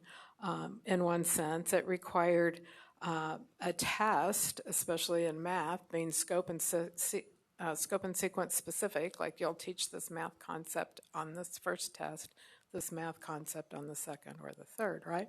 And it's a great idea. We ran into 2 issues developing that, and that's really what the initial RFP was looking for. One, that as I've talked to you a lot, that students across the whole state need to have an opportunity to be exposed equally to all the content. And yet we have local control that says you're free to teach, compare and contrast the authors in 6th grade ELA that you just looked at any point during the year. So if a student moved from District A to District B, then getting the test to match up and making sure the students had had the opportunity to learn the material that was on the test became problematic on what you did with that. There's also an understanding in education that students learn more as the year progresses. So if the student was exposed and you tested them at the end of the first 9 weeks, and they weren't there, and then you let them retake the test at the end of the year, is that a fair representation of what all the kids that took it at the end of the first 9 weeks would be, knowing that you were building on that depth of knowledge throughout the year? So the second part of that is we really had a revolt from our Kansas teachers when they found out what we were doing, and they're like, could partially where the shorter test came from. Like, you want us to spend how many days doing state testing? You want all this through the year? And oh, by the way, all the things that go along with giving a state assessment, of covering your bulletin boards and making sure the number lines aren't on the desk and all those other things, they weren't ready to move to that yet. So we went with the 2 interims and the summative assessment. Probably a delay, that's just the way it was and what we ended up doing. The items were being built, but that's how it worked. Okay, thank you. I appreciate that. Danny, did you have a comment? Thank you, Madam Chair. Yes. Question I have is, we're asking the parent to go in the parent portal, so we're taking away from eyeball to eyeball with the parent, the teacher, and the student. No. And since I'm a great-grandparent taking care of my great-grandkid, for me to understand this, go on the patient portal before I have a discussion with the teacher on what all this is. So I have an issue with that. I know, but a long time ago, we used to actually print the reports and send them out in bulk mailings, right? And then whatever, postage, everything. We stopped doing that. Then we said, schools, you print these and pass them out, right? And then there are schools that have just gone to having parents sign in. So there's certainly, they can print them off and send them home with schools. We're not prohibiting that. They're all printable forms. We would recommend that they have those copies for parent-teacher conferences, to have the conversations. It's just another way that's accessible if, like Susan said, you're not keeping all that in a folder every year for all your kids. If you want to go back and look at how they did, it's available there. So it's totally up to the district if they even make the parent portal available to the parents. And then they, yes, but they're all printable. They can all be printed. So it's a local. Yeah, and okay. it's a history thing. Mm-hmm. So the parent has the ability, if they lose that paper, to if they choose and that's how they want the information, then they can get it there. And I have another issue I have is when we're going to keep the information forever. No, thank you. Well, okay. How can we completely exactly. wash it clean? How can we, if a parent wants it wash clean, how can we do that? We have a data sharing agreement on how length of time that data is kept. We keep it here for the student. We know that the historical information becomes important. We certainly will revisit what happens after a student graduates. Okay. That's a fair comment, and it's not a conversation we've had, and we certainly can do that.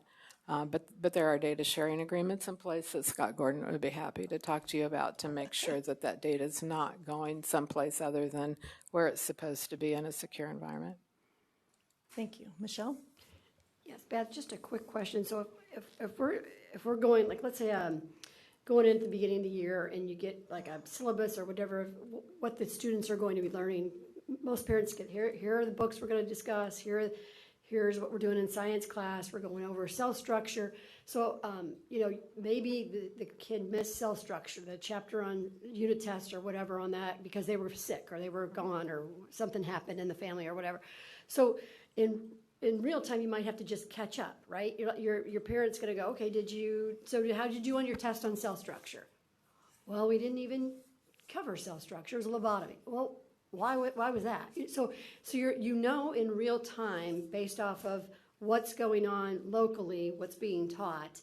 If you see, you may do really well on maybe 3 of the units and one of them you have zero interest in it. So that probably would show up on the final exam too, as far as all the chapters are included in that. We're going to touch a little bit on this and you weren't interested, but I don't need to know that as a teacher, but you grasp most of it, right? Maybe they got to be on the final.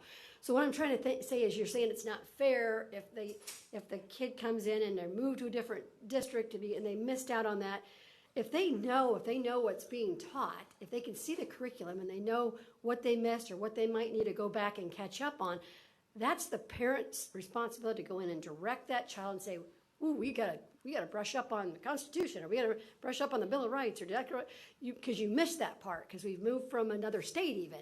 So I feel like the assessment. That's why we've moved to just the summative assessment, to make it fair that way.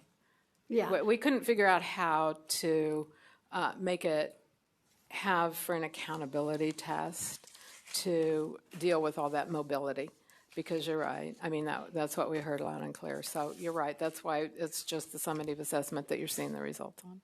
And that would, and going back to local control, it's going to be taught probably differently in Western Kansas than it's going to be, just because you have people that have different experiences in their own culture growing up and what they learned in whatever college they went to. So they're going to bring in their experiences, they're going to bring in that. So I just feel like it's.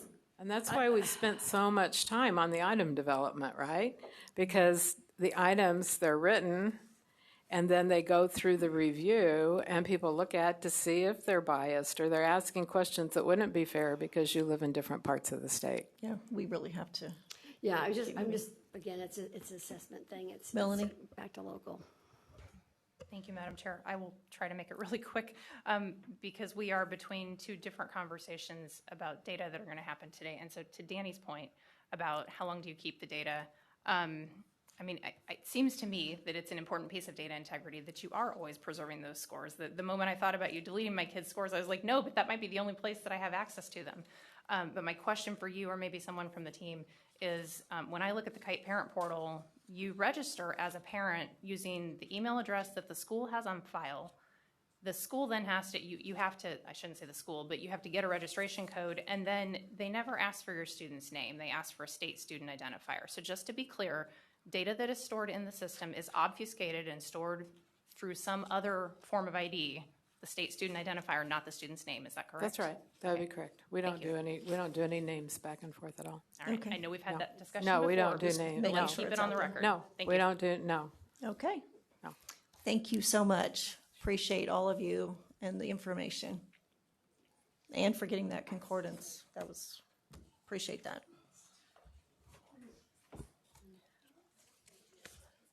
Thanks for your patience, GA. Thank you. No problem. And I will. You're going to have to speed do talk. my best to keep this fast and quick, because I can respect being between you and lunch. So I've been there before.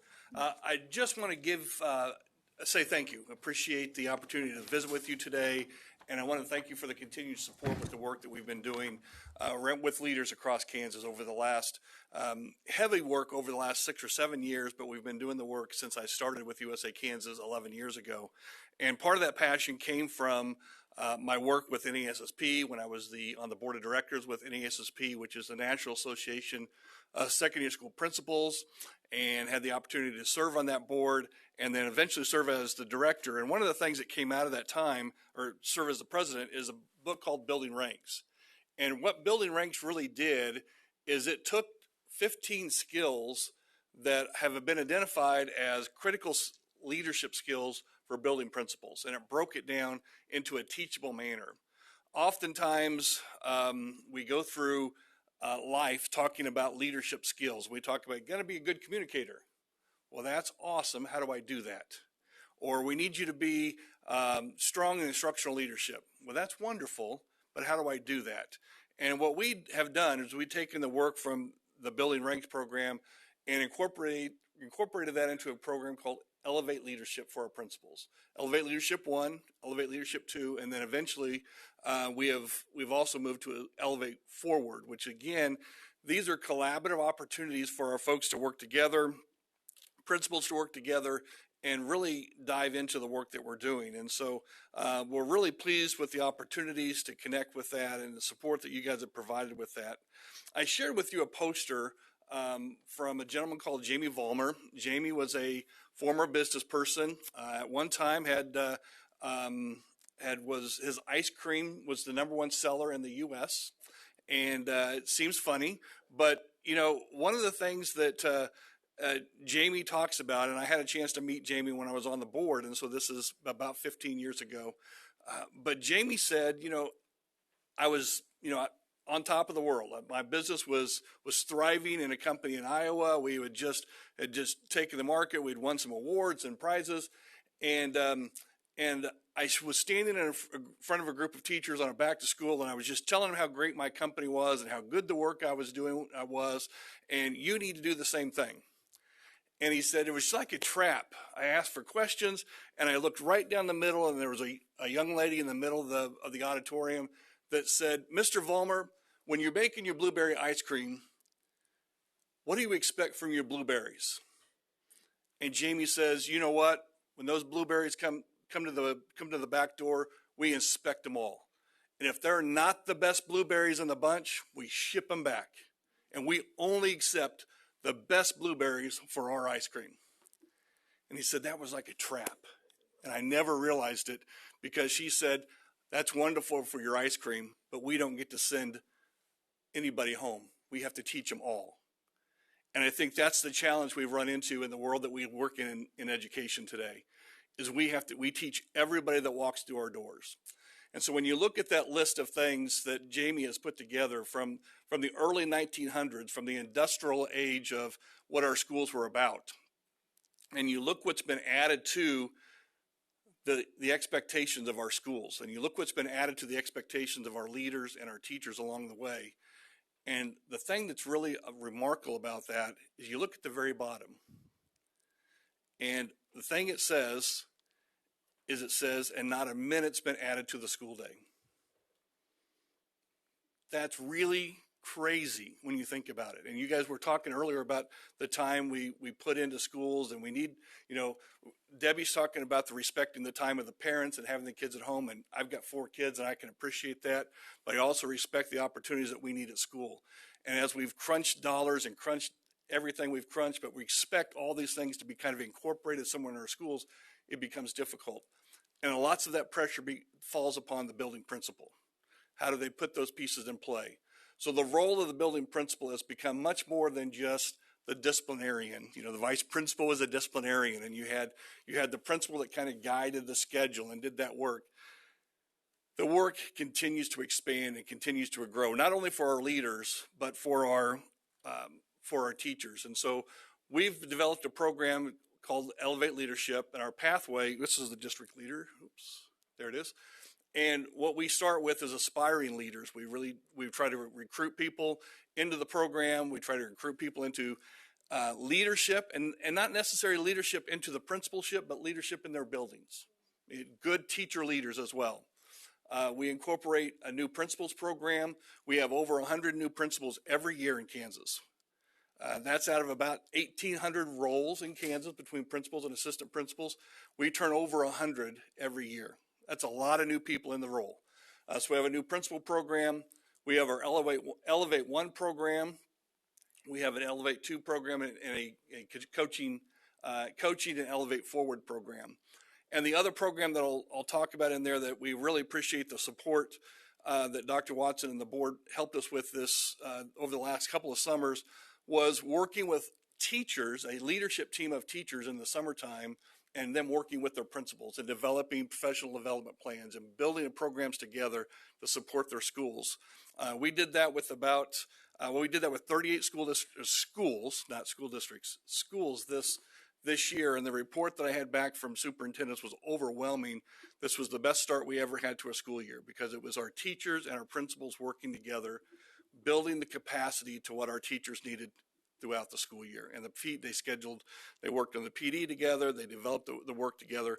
And so everything that we do has been grounded in the research from the Wallace Foundation, the work from McCrell, adaptive leadership. It's shared, it's been discussed, it's experienced, it's reviewed and critiqued. And we continue to change and adjust and we move forward with that.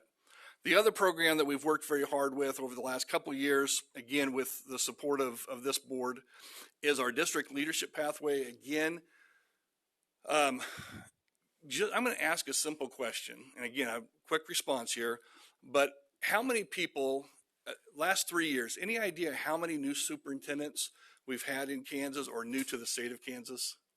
Like a year or total 3 years? Total 3 years. 150 would be my guess. 150 is a little high. Would you say 60? Yeah. We've had 86 brand new superintendents out of 200, and this year 281 superintendents. So we have, of those 281, 86 are new to the role completely. within their they're in their first 3 years now. They're either new first or second year, or they were new to the state, which means they were probably a superintendent somewhere else and they came into Kansas.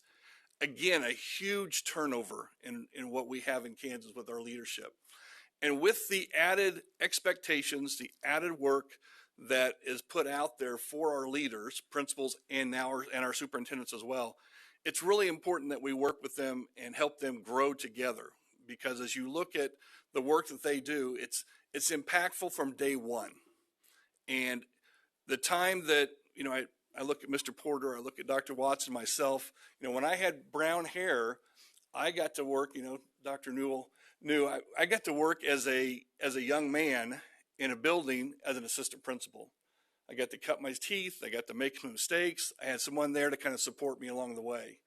When I got my first job as a principal, I had a well-experienced superintendent, allowed me to fly out there a little bit. Every once in a while, I get my wings clipped, and he was there to catch me. Thank goodness for that. But today, when you're talking about 80 brand new superintendents around Kansas and their first 3 years, it reduces the number of people that are available to help people, to catch people along the way. So the work that we do is valuable to help them grow and remain diligent in the work that they do, but be effective immediately. And so with our superintendent's program, again, we have an aspiring program. We support our new principals, or new superintendents, with our Kelly program like we do with our principals. But then we have a program called Emerging, and these are people in that second to sixth year of their career. They're actually meeting right now. We have an Elevate program going on right now here in Topeka, and an Emerging group meeting in Topeka.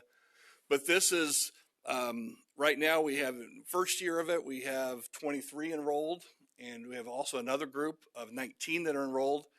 They meet 6 times a year. And at the superintendent level, they also have an executive coach that works them throughout the course of the year. So they're receiving executive coaching support along the way, with the opportunity to meet in person and grow with their team and with everybody else. And then we also have an executive group. This is a group of people that are probably, if you think of it, of those top tier superintendents, those ones that you really want to continue to grow and help them grow and be the best they can be, and hopefully turn around and help our younger ones as they maybe retire, or maybe as they get later in their careers. So we have 22 in our executive program, and again, they meet twice a year. They meet twice a year for 2 days. Again, try to maximize their time. They meet on a Sunday and a Monday.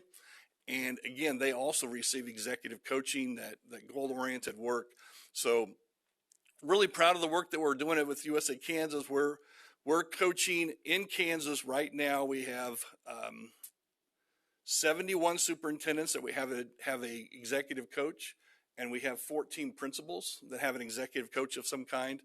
And we have over 100. We have 150 enrolled in our Elevate program, 1 and 2 and forward. And then we have the 60 plus in our we call it KEDS program for our superintendent. So we appreciate your support with that along the way. I've probably missed a heck of a lot of stuff that was probably valuable, but trying to keep you on a little bit of a schedule and get you to lunch. Dr. Watson, anything I missed that you'd like me to point out? Well, again, this is part of your board goals, is development of principals, superintendents, building leaders. And I think, just so that you know, I say this a lot, and if you come to like USA or our annual conference, you'll hear me say things like, we're still trying to help get kids become successful, move into young adulthood to be successful. That's never changed. What's different in 2025 than in 2015 or 2005 or 1995 is, as Jay said, the greening of our profession. And that then Nick, it's different starting today. And so it requires a different response, because people are thrown into jobs that they wouldn't have been thrown into even a decade ago, without having more experience before they arrived there. That's not their fault. but we'll have to help them differently than we did in that era. And that's why they're trying to respond. Later on this afternoon, you hear from Catherine, and we'll talk briefly about the preparation programs that are taking place at colleges, universities. GA is going to be helping with that process too. And again, we're not taking anything away from what our colleges are doing. We appreciate the work that they're doing. But again, what the value of the work that we're doing is that continual work, the continual conversations, the experience along there. The reality is we have people that have been in education for 4 or 5 years that are becoming principals. And in the world of social media and high expectations, those immediate results are there. And they're working for people that have been in education for 9 or 10 years. That didn't used to be the facts. Your superintendents had 20, 25 years of superintendency, they are leadership. Your principals are well experienced. And it's just everything's moving faster, but the expectations, honestly, I don't want to say they're higher, but the expectations are more visible than they once were.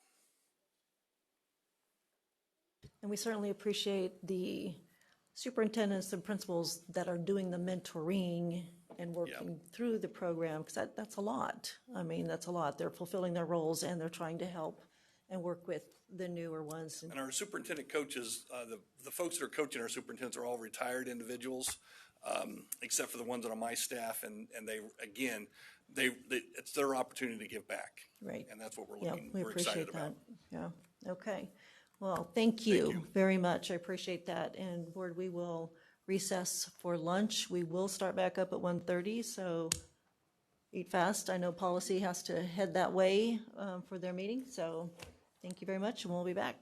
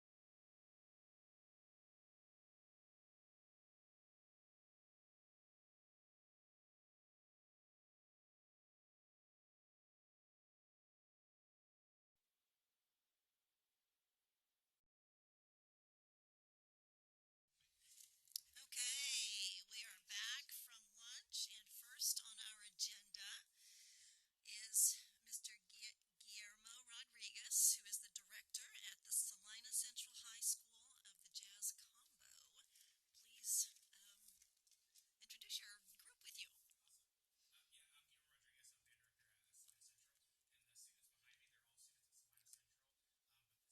Unique group because this is not director led. This is actually a student led ensemble. They pick their times to rehearse. We set up the gigs for them, and then they take care of the rest. They set up the planning, the transportation, what they're going to play. And a lot of times for me, this is my first time hearing it with the audience. And so I'm excited for them to share this. And so I'll kind of introduce the student who's been leading the group this year, which is Julian Lundberg, a senior playing on drum set. So Julian will introduce. They'll play a couple tunes for you guys. And with normal jazz tradition, it's okay to clap. It's okay to, it's after each solo, like, yeah, exactly. It's okay to dance. Like this is not the super formal concert. Jazz is meant to be enjoyed and move around. And so super excited for you guys to hear the student group because they are phenomenal. So, awesome. All right, Julian. Yeah, so we're the combo. We're going to start out with Do you mind? Thank you. It's kind of sorry, he's- I'll try and talk loud. We're going to start out with a song called Equinox. Okay. And then after that, I'll introduce the band and we'll have one more. Okay, so the song is Equinox. Yes. Okay.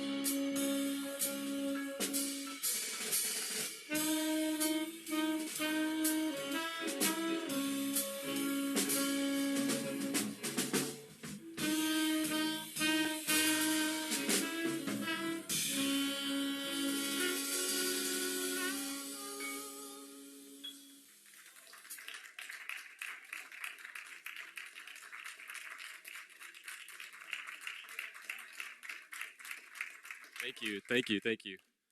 So yeah, that was Equinox. That featured Jordan Edwards on tenor saxophone and David Alba on alto saxophone. And we got Hudson Duff on the keys and Mr. Rorik Krebs on the bass.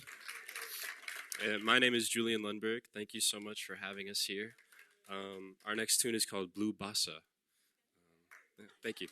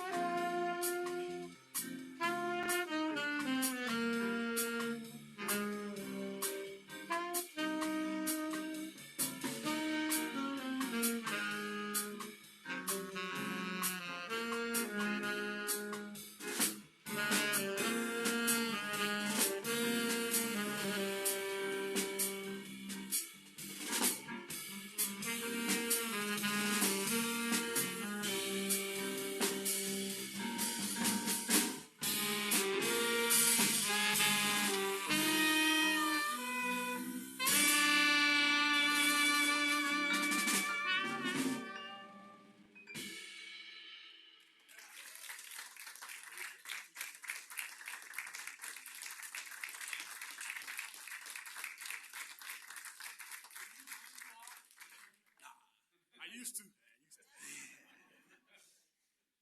That was beautiful. Thank you. Okay, show of hands. How many of you are seniors? Juniors? Okay. Okay. Thank you so much for making the drive, coming, and just letting us see your amazing talent. Appreciate it. Thank you so much.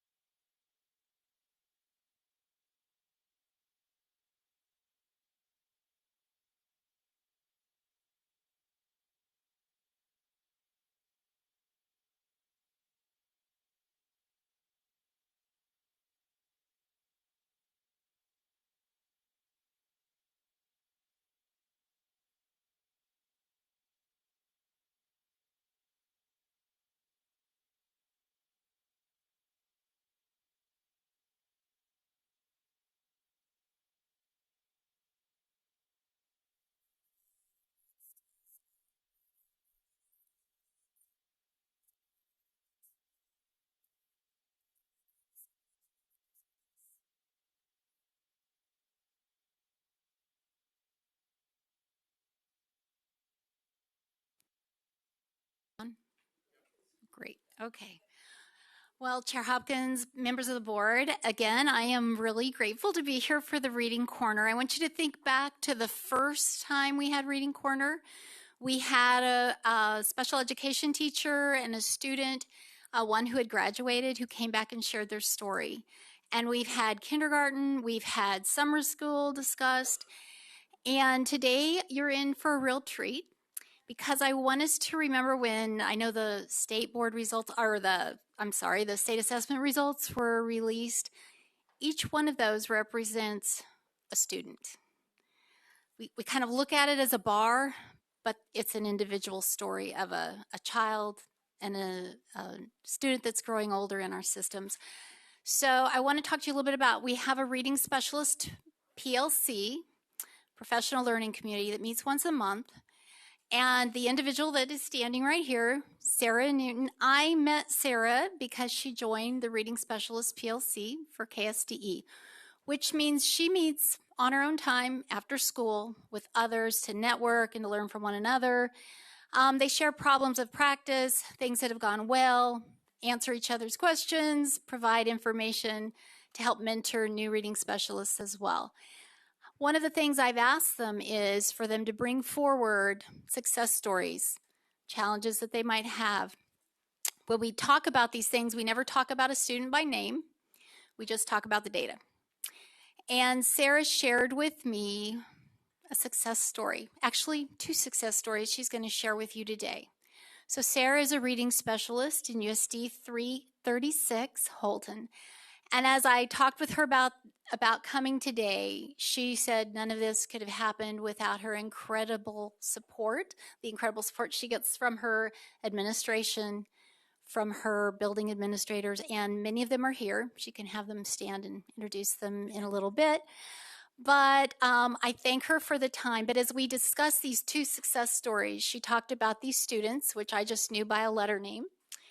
But they're real individuals, and they chose to come here today as well and tell their stories personally. So we have some students who will discuss that, and Sarah will introduce those students. But I want to introduce to you Sarah Newton, who is the reading specialist from Holton. Thank you. Welcome, Sarah. Thank you. Thank you very much. As she said, my name is Sarah Newton, and I have the honor and the privilege of being the reading specialist at Holton Middle School and Holton High School. And okay, thank you. And in the audience with us today, we have our Holton Superintendent, Trevor Ashcraft, and our Curriculum Director, Carla Tanking. We also have Enoch's mom, and we have Benelli and Enoch that you'll meet shortly. And so before I get started with the slides, I just have a short little snippet that I'd like to share as to how we got this data. And the data I'm going to share today came essentially from three main practices that we worked on continually over a period of 3 years with one of the students, 4 years with the other student. And the three main things that we did was making sure that the sound symbol correspondence was there between the shape of the letter and the sound that we expect it to make. And then we also worked to make sure that in the word that they could segment it apart as well as blend it together. For example, the word school. They could hear the word school and they can break it up into 4 sounds, s, k, u, ul, but there's 6 letters in the word. So you have to understand, or a good reader has to understand how those letters work together, even though there's 6 letters, to only make 4 sounds in that word. And so we repeated lessons multiple times until mastery was achieved, and then we would move on to a more difficult skill. And just over the period of, like I said, 3 years to 4 years, depending on the student, we were able to make huge gains. And yes, I'm probably going to tear up as I talk about this because I am just so proud of these 2 students and everything that they have been able to achieve with their reading and what they're able to do now that they have those reading skills. And so to begin with, I'm going to start with Benelli's, and you can see on the left column we have the words correct per minute rate. This was taken at the beginning of her 6th grade, 7th grade, and 8th grade years. I also included the spring scores at the end because that is the end of the time of when I worked with her, as well as the huge growth that was made during that time. And so you can see the word rate started at 47 words correct per minute when I first started working with her. And her accuracy for every 100 words she read, she only was reading 87 of them correctly, causing a lot of extra time and energy to figure out what was going on. And so her comprehension, as you can see, was 40%. And so we, as I shared that process of the segmenting, blending, and associating the sound symbol correspondences, continuously worked on that. And then in the fall of 2022, when I checked her reading rate again, it had increased to 66 words correct per minute, still with 87% accuracy, but her comprehension had increased to 60% this time. And then again, at the beginning of her, the fall, with 8th grade, she increased to 100 words correct per minute, and her accuracy also improved to 94% with 80% comprehension. And then in the spring, with the screener that we performed, she scored, as you can see, she read 139 words correct per minute with 97% accuracy. 95% accuracy or higher is the ideal goal when it comes to reading, and so she achieved that, as well as achieving 90% comprehension with questions asked about one of the passages that we did the screening on. This is a graph of her A reading FastBridge scores from the beginning of 6th grade until the end of 8th grade. You can see that in the beginning of the fall, it fell into what's considered the high-risk category of not meeting grade level standards. And slowly, as I shared what we worked on, it naturally helped increase comprehension as well, which is what A reading measures. They often have many passages with questions asked at different grade levels to figure out what they understand.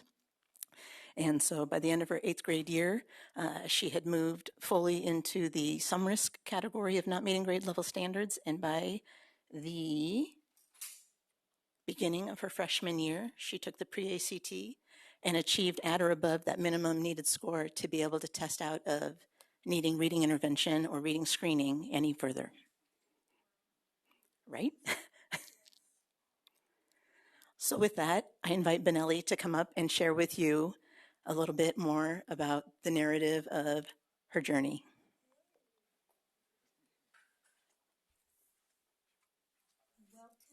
Good afternoon. I'm Benelli Mitchell. I'm a sophomore at Holton High School. My story? Oh, like in elementary school. Oh, in elementary school, it felt like almost paralyzing because like other kids could read about all this cool stuff in science or in history, and I was just sitting there being like, I have no idea what any of this means. And I remember having to do also speech therapy and having to learn my R's over and over again, and it was like the teachers were trying to drill this into me, and I was still like, what? I have no idea. And it was kind of hard. And then I was in multiple different classes with multiple different teachers and different speech classes all through elementary school. And I remember being able to read like, the dog hated the cat, the dog chased the cat. Remember, I could do that, and I was like, yes, I can do that. At least I can do that. And then going into middle, and well, like at the very end, being like, when they gave me sentences like, the house was orange, and I would be like, orange? How do I even spell that? I don't even know. And then being like, oh, and then the house accidentally turned into a horse multiple times, and then it was very confusing. And then through middle school, I asked, and Mrs. Newton was helping me, and I asked, hey, can we just do like one-on-ones? And then I realized, oh, and then she was like, yeah, no problem. And then so I was starting to do one-on-ones, and then I was like, okay, we're picking this up. And then now I understand it. And then I'm very goal-driven person. And so I realized, okay, if I can beat this, I get a Jolly Rancher. And I was like, that's awesome. I totally want to do this all the time. And then doing it every other day. And she was very, okay, Benelli, how are your grades in English? And I was like, oh, they're fine. Like, and what I would say, like, oh, I'm having a hard time with these essays. And she'd be like, bring them in, let's talk about them, and like see how you can like help these. And my parents also told me to say this, but they also helped. Yeah, they also helped. My mom had her degree in early child communications, so she was very, okay, I want to talk to Mrs. Newton. Mrs. Newton was like, yes, come on in during parent-teacher conferences, and I will talk about all this. And so Mrs. Newton, after like every week or 2 weeks, we would have this like graph that we would have to like fill out. And so she was like always like, extra information. Here are these graphs and diagrams, and here are the questions that I answered, and here are the ones that I got correct and the ones that I got wrong. So from that, she sent me home with like extra papers to see like where these stuff, how to like pronounce these different words. And I felt like that really, really helped me. And then now I'm as in high school, I'm in my college classes as a sophomore, and I am in pediatric terminology. So all day I get to take really big words that make no sense to me at all being a sophomore and be able to be like, oh yeah, I learned this. And taking one part of the word and another part and be like, oh, now the definition is just like spilling out of my brain. And so, yeah, very helpful. Thank you very much. Good job. Thank you. Have a seat. You're done. You're good. Right? She said it way better than I could have ever said it. And so for my second success story that came to mind right away when Dr. Curtis asked for examples of success stories is a story of a student that I worked with during his high school career. To start off with, Enoch was reading 0 words correct per minute with a 0% accuracy. And we worked a lot with sound symbol associations. And with the sound symbol associations, sometimes having to even add in a multisensory component of as in edge, and actually physically touching the edge of the table to get that correlation cemented in his mind and making it automatic. I use that one because that is literally the one we probably use the most often as we worked throughout our lessons. And so we worked on, and I'm going to give an example of something else here after the slide of his spelling that is going to tie in really nice with this. And then we went to the beginning of his sophomore year, and he was able to then read going from 0 to 11 words correct per minute with 61% accuracy. I know he was skipping over a lot of the large words in the passage. These are all at an 8th grade level passage that he read, and he has 61% accuracy. And then we just kept plugging away with what I talked about earlier. And then the beginning of his junior year, he went up to 27 words correct per minute, again at an 8th grade level, going from nothing to 8th grade with 83% accuracy. And then the fall of his senior year, he was reading 43 words correct per minute with 93% accuracy. And then that beautiful 99% number that meets that 95% or higher accuracy goal of reading 73 words correct per minute 4 years ago was 0. 73 words correct per minute with 99% accuracy. And so with Enoch, I remember taking a picture of his very first spelling check that I did with him just to assess and see what he knew how to spell. The words in blue are what I said out loud, and he wasn't sure what to write, so I told him to write whatever he knew from the word. You can see in pencil on the far left there what he wrote, mostly the beginning letters of the very first sound in the word. And so you can see then on the far right side, his final spelling check in the spring of his senior year was level 36 of the system. It was the very end of the system that we were working through. And he had 19 out of 20 with words that are much more complex with phonics patterns than just the consonant, vowel, consonant words. And again, this is me just saying the word and then him going through all the processes that we worked with that have become automatic in his mind to be able to spell those. And so with that, I invite Enoch up here.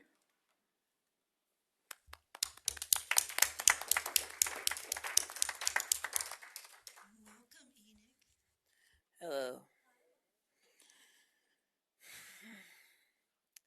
In middle school, I couldn't read a book at all.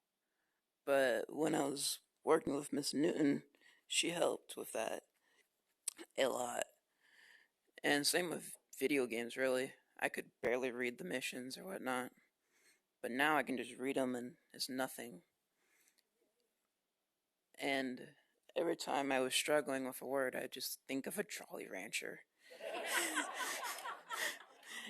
And just getting a higher score. And so therefore I bypassed a lot of goals of mine that I was trying to meet, then succeeded a lot. Wow, that's so awesome, Enoch. Thank you. That's amazing. So I'll have Sarah come back up, but I don't know if any of you have sat next to me in any meeting, my computer screen, when it goes to, pauses or whatever, the screensaver that comes up says literacy changes lives. And I truly believe that. And I was talking to Mr. Porter today, and he was talking about some very quick fixes, or he was on a task force and they wanted to know what's happening right now, how can we do this as fast as we can. I know we talk about our hair being on fire, but you saw this took place over years. So we have to realize that sometimes these huge wins that will make a difference in someone's life takes a dedicated teacher, and it takes time to do that, because we measure those metrics of graduation rates, but we have to make sure they graduate with the ability and skills to be able to read at that level that will allow them to do what they need to do in life and to make sure they fulfill the dreams that they have. And so I want to thank Sarah for her work. And yesterday at the PLC, that was the thing that came out of the mouths of the others reading specialists was, and this didn't happen in 3 weeks. Right. This took someone who has the knowledge and skill and disposition to work with students, and it took time. And it took hard work from these students and their families to help support them, and their administrators to continue to support them and support her in the work that she's doing. So I we want need to send Sarah Newton some Jolly Ranchers. I totally. I think she's got a lot of students. She's going to need a lot of Jolly I think we did the Jolly Rancher industry a little bit of help today with literacy. But anyway, do you have any final words? I do not. Okay, so thank you. I have a question for Sarah. As a reading specialist, can you tell us what training you have gone through to do the wonderful things you're doing? Absolutely. In 2005, I received my elementary education degree, a bachelor's degree from Doane University in Crete, Nebraska. And then in 2009, I completed my first master's degree, or I completed my master's degree in elementary education with a reading specialist endorsement. And after moving to Kansas, I eventually went to an elementary position where I didn't need the reading specialist endorsement to be kept up, and so I had let it go because it was difficult to keep it up in Arizona while I'm living in Kansas. And but then I returned to the reading specialist position, and so with all of the science of reading that had come up, I pursued my reading specialist endorsement through K-State University. And after completing that, I went through and took the praxis, all of that to get the certification. And I've just been pursuing other elements such as, or not other elements, other professional development opportunities such as letters. That was a huge foundational piece for me that helped really break down the literacy components of the segmenting blending and the why behind why it was so important. And then staying up to date through, as Dr. Curtis mentioned, the literacy PLC that we do with the reading specialists, and just staying up to date with information as well as collaboration to be able to problem solve together. I believe that was everything. Yes, thank you so much. I really just wanted us to really be aware of everything that it takes to get there and to understand how to help these kids, because they obviously all deserve it. And Absolutely. we want to give them everything we can. So thank you so much. Thanks for driving and coming and just letting us see the amazing work that you all have been through, the hard work and the mini Jolly Ranchers. I can't let that go. That's so fun. I love that. So thank you so much. Thank you. It has been an honor to be here.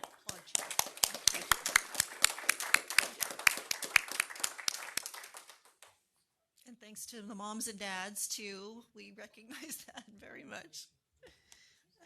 Oh, okay. Next up. Can I get a Jolly Rancher? Can you get? I know we're all going to be craving. Is it National Jolly Rancher Day by any Actually, chance? Actually, you're still in my thunder. It's National Ants on a Log Day. Ants on a Log. Who knows what that is? Isn't it a candy bar? I have no idea. Does anybody else not know what that means? I mean, I did. I found it out this morning. It's celery with peanut butter with raisins on top. But today's National Ants on a Log Day, but today in the state is Jolly Rancher Day. That's right. No doubt about it. GA was talking about blueberry ice cream, so we got it all covered today. I've also got to figure out a way to not have to always follow that. Like that is just incredible work, and it just fills you up with a lot of pride in the work that we're doing in Kansas. And so, Jay, I think that's a great act to follow. Yep. Because it segues beautifully, doesn't it, into everything KISA stands for. Yes. And Yes. what we're doing with our hair on fire. Yes. Whether we have any or not. So today I stand before you. I appreciate it, Madam Chair, members of the board, Dr. Watson, for the opportunity to come and be part of this. So today is Action Day. It's taking action on the ARC recommendations I brought last month, the Accreditation Review Council, of which Trevor Ashcraft, Superintendent at Holton, is part of the ARC. So appreciate Trevor's service to the profession for certain. And so last month I shared with you that all of the systems, all the recommendations from the ARC for every one of our 303 systems in Kansas.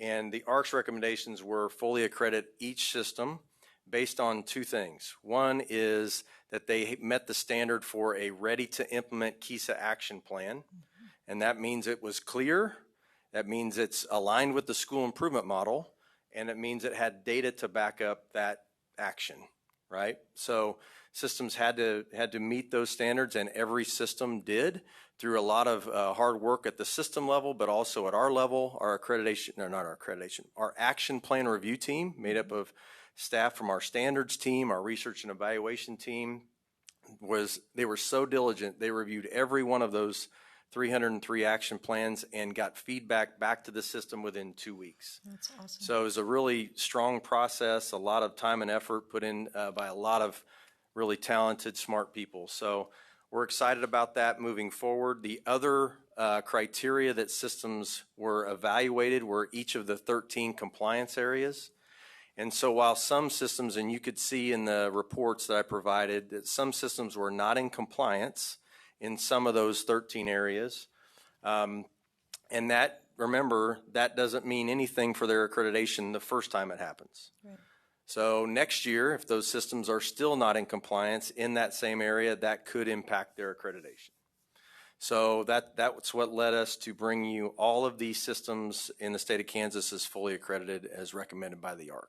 Great. And then along with that action plan, right, is that they have to have measures of progress. They have to show that they know how to measure it. I'm glad you asked that. So my assistant Rue just wrapped up. She put every KISA action plan in a folder, and I just need to work with Deborah to make sure we put it in the right folder so the state board can access those. So we have all 303 in a folder.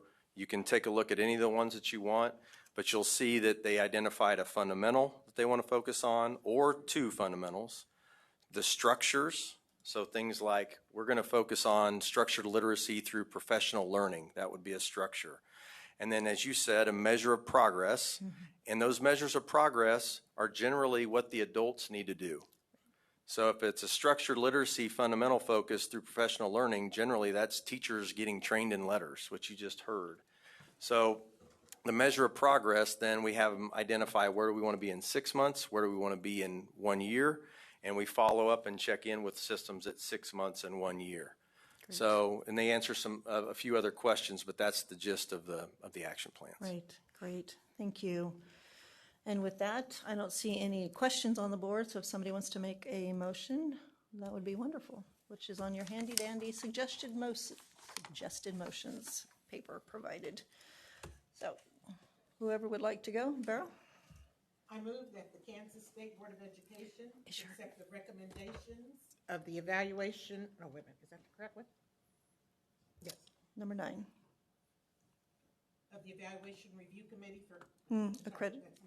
Yeah, I'm sorry. that's okay. Okay, I'm sorry. I move that the Kansas State Board of Education approve the Accreditation Review Council recommendation that each school system in KISA be accredited for the 2025-2026 school year. Thank you. And do I have a second?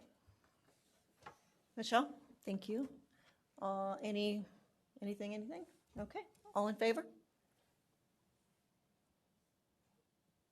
That is a 9-0 vote. I will point out Board Member Arnold had to step out, so I hopefully will be able to return. But 9-0. Thank you very much. Appreciate the support from the board. I do want to let you know that our school improvement days start September 23rd in Sublette.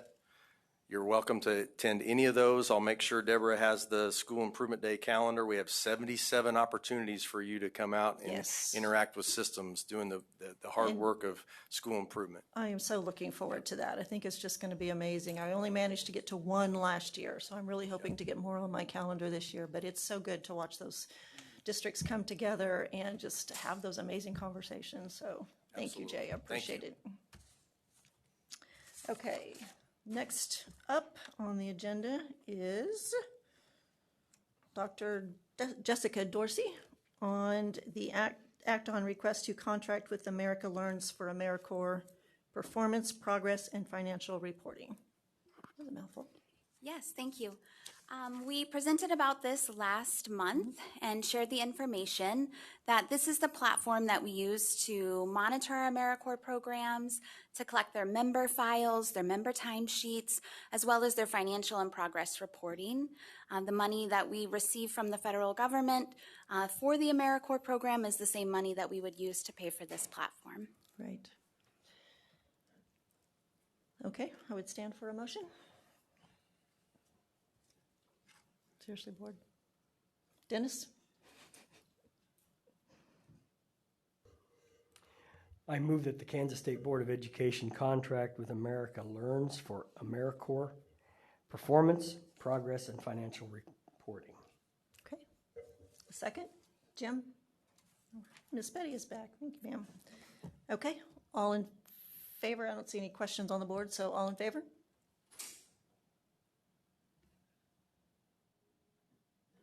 Nine opposed? 1. 9-1, and that passes. Thank you very much. Thank you all very much. Okay.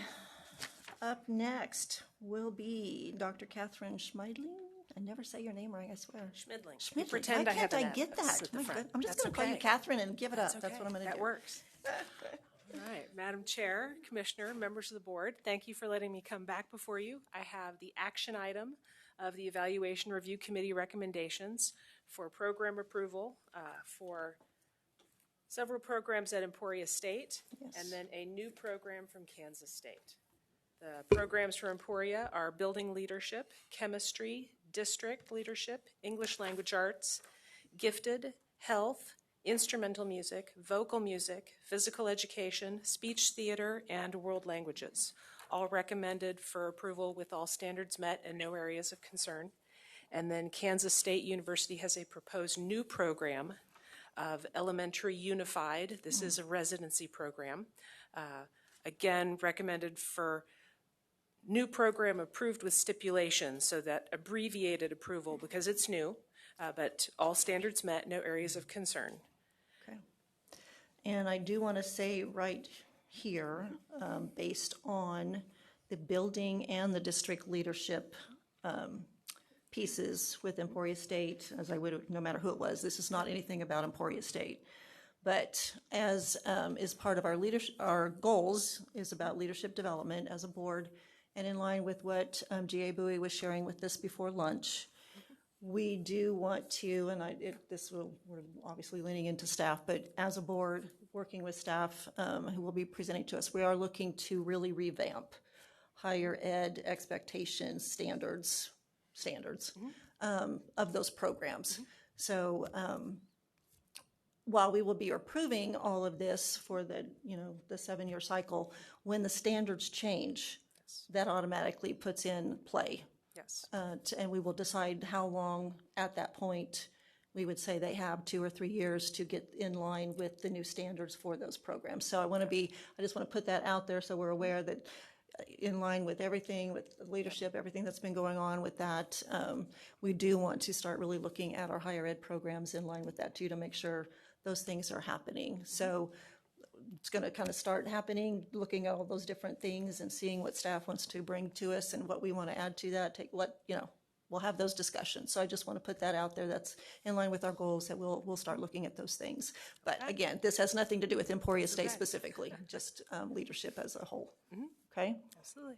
Okay, just want that out there. And then I don't see anything on the board, so anybody have a motion? Are you ready? Yes, ma'am. Okay. I move that the Kansas State Board of Education accept the recommendations of the Evaluation Review Committee for Educative Preparation Program approvals for Emporia State University and Kansas State University. Great. And do we have a second? Melanie? Everybody in favor? Raise your hand. And then, okay, 10-0 vote. Thank you very much. Thank you all. Have a great rest of your day. Where are we? I don't know. Do they deserve a break? Bring back the band. No kidding. We'll go ahead and take a 5-7 minute break. Just be real quick, and then we'll continue with our afternoon.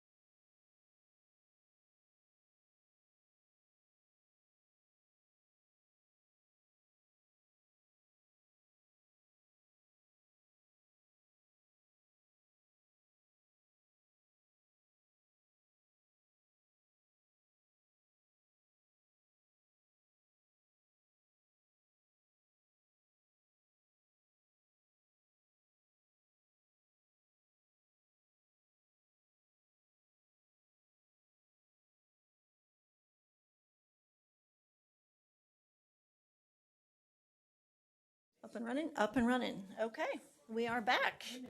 And we are going to have a lovely presentation to honor, I hope I don't mess up I might let Beth say your name. Ms. McCrory, how about if I do it that way?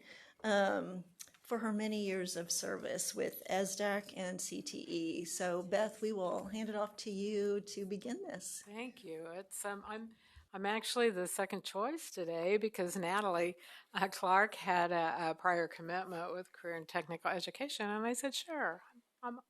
I'm pleased to honor my friend and colleague that I've known for many years. So the Kansas State Board of Education today is honoring Miss McCroy. She taught in the classroom for 24 years. She's a licensed teacher. I want y'all to listen to this because it's pretty darn impressive in my book, okay? She's a licensed teacher, and we aren't sharing our ages. Huh? We aren't sharing our ages, but I'm just going to say that you got I don't these. care if they know how old That's I am. okay. We're not sharing. That you got these before you could just go take the test for the most part. So that's what I want you to know. She's got a whole lot of education in her background, okay?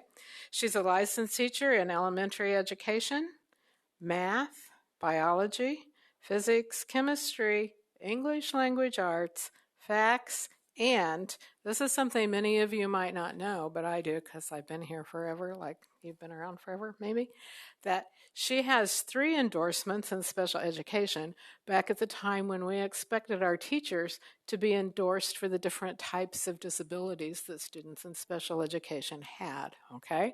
Pretty darn impressive, and most of her education came from WSU, Wichita State. So after the classroom, Ms. McCroy went to ESDAC, and she's been there for 21 years, okay? Some of the highlights. Now, this is another very impressive thing, okay? And I had to go find my math person because I'm not good with all these zeros, okay?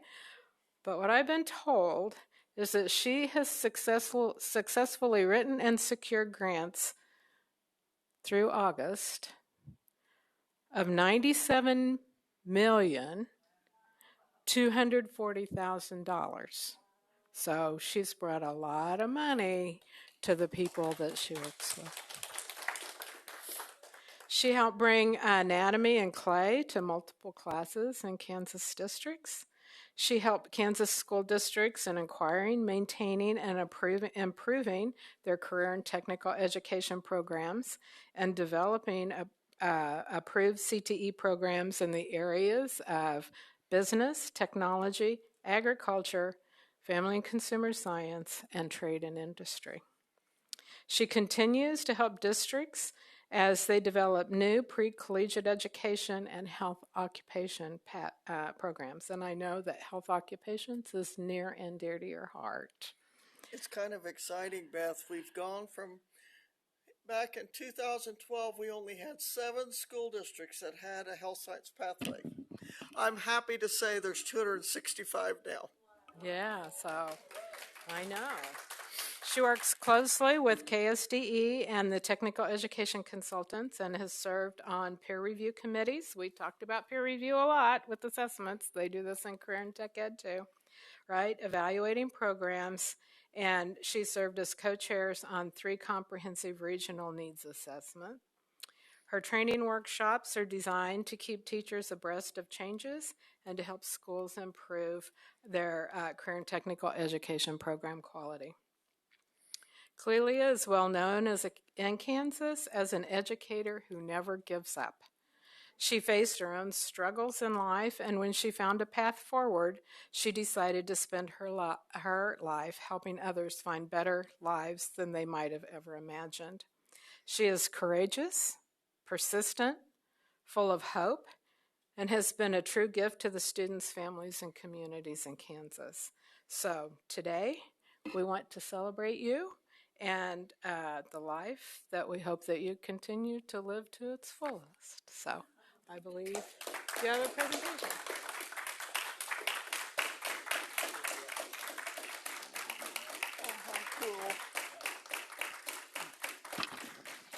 This has been one of the highlights for me. living in the Hutch area, is meeting Clelia, going to SDAC, hearing her passion to help kids.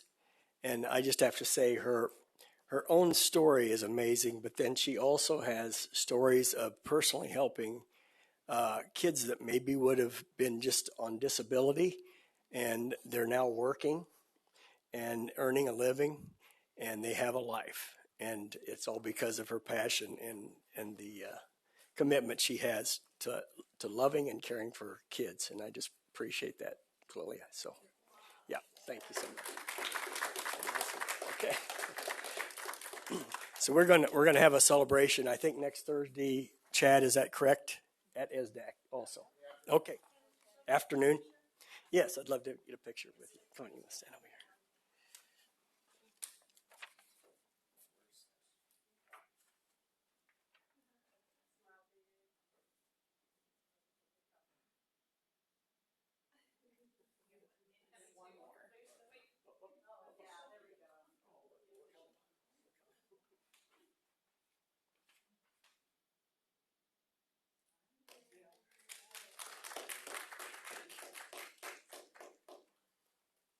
Thanks to all of you.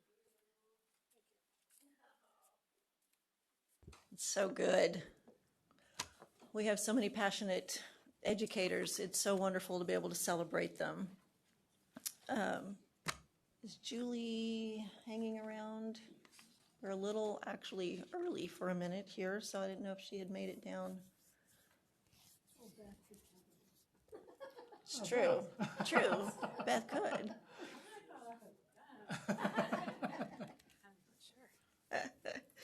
We have a couple of receive items still around, some assessment doings, so we will see what that's all about. And I don't know if We can. I know, I'm sorry, I don't mean to cut Julie out. I know we're actually ahead of time somehow. No, it's okay. I don't know. Deborah, does she know we were ahead of schedule? I'm not sure. Okay, that's fine. We can start on this. I can talk to you about it. Come down and relieve you. That's okay. So this one's kind of an easy one for me to do. This is called the Reading and Math Resources. So if you'll remember this morning when we were going through the individual student reports, or you want to take a look at it, on the individual student score report that you have copies of, on the back, you're going to see that there's a Lexile and a quantile score. So the Lexile framework is a reading score that balances a learner's comprehension against its text difficulty. That's what we do. And the value is then for educators and parents and students. She actually had some props, so I'm sorry she didn't make it down here. So the Lexile then, and we've done Lexile for many, many years in the state of Kansas. The Lexile score is critical because, one, it tells us that it lets us know that score is on the grade level of the student, right? So we talked about how we did that linking study from the state assessment to find the appropriate Lexile range. And then the second thing about that is, so all of you can probably relate to whether with your own kids or with your grandkids, but you go to the school fair, the back to school, whatever, and the book fair is going on, right? So everyone has book fairs at school, and we all spend lots of money on buying scholastic books because that's what we do to support the kids and want them to read. Well, if you look on the back of that, and I'm going to let Julie take over from here because I just haven't gone very far, but you have your book? All this, and I was waiting for this. If you turn the book over that you get at the Scholastic Book Fair, on the back it has a reading level on it that's a Lexile. And so when you take your grandchildren to the book fair at school and you're buying these books, and you can turn it over and look, and it's going to tell you, and you will have a resource from the state assessment that they printed off and gave to you, right? That you can, so you know. I mean, the whole idea is when you go to the library books that they have in the school libraries, the library books at the public libraries, they all have Lexiles because it's been around for a very long time. They have their own. I mean, that's proprietary, right? And no one else has competed with them over all the years. So I'm not real sure why, Debbie, but they just have a monopoly on it. They just have a monopoly on it. So what I can say is that it's a very valuable resource for teachers if they're looking at making sure the students have that right appropriate grade level of resources, books to read in the classroom. For parents, grandparents, whoever, whether you're buying the books at the book fair, you're taking them to the library, you can match it up in the score report that we send home, we make available to send home to parents. They can see that. And then there's also, I'm going to let you take over and do the rest of this presentation. How's that? But I'm a big fan of Lexiles, if you can't tell. Thank you, Beth. Thank you, Beth. I apologize. I was. Oh, no, we were completely out of sync, so okay. not your fault. I'll make it up to Beth later. So, Madam Chair, members of the board, Commissioner Watson, I'll continue with Lexiles. Along with Lexiles for reading, and yes, I have a lot of Scholastic books at home, and I'm keeping them all for my grandchildren. We have a quantile that is for math. So the Lexiles for reading shows the reading level, and then the quantile shows the math. And it is just a link, tells those that the student's ability to learn new math concepts and the difficulty of that math skill.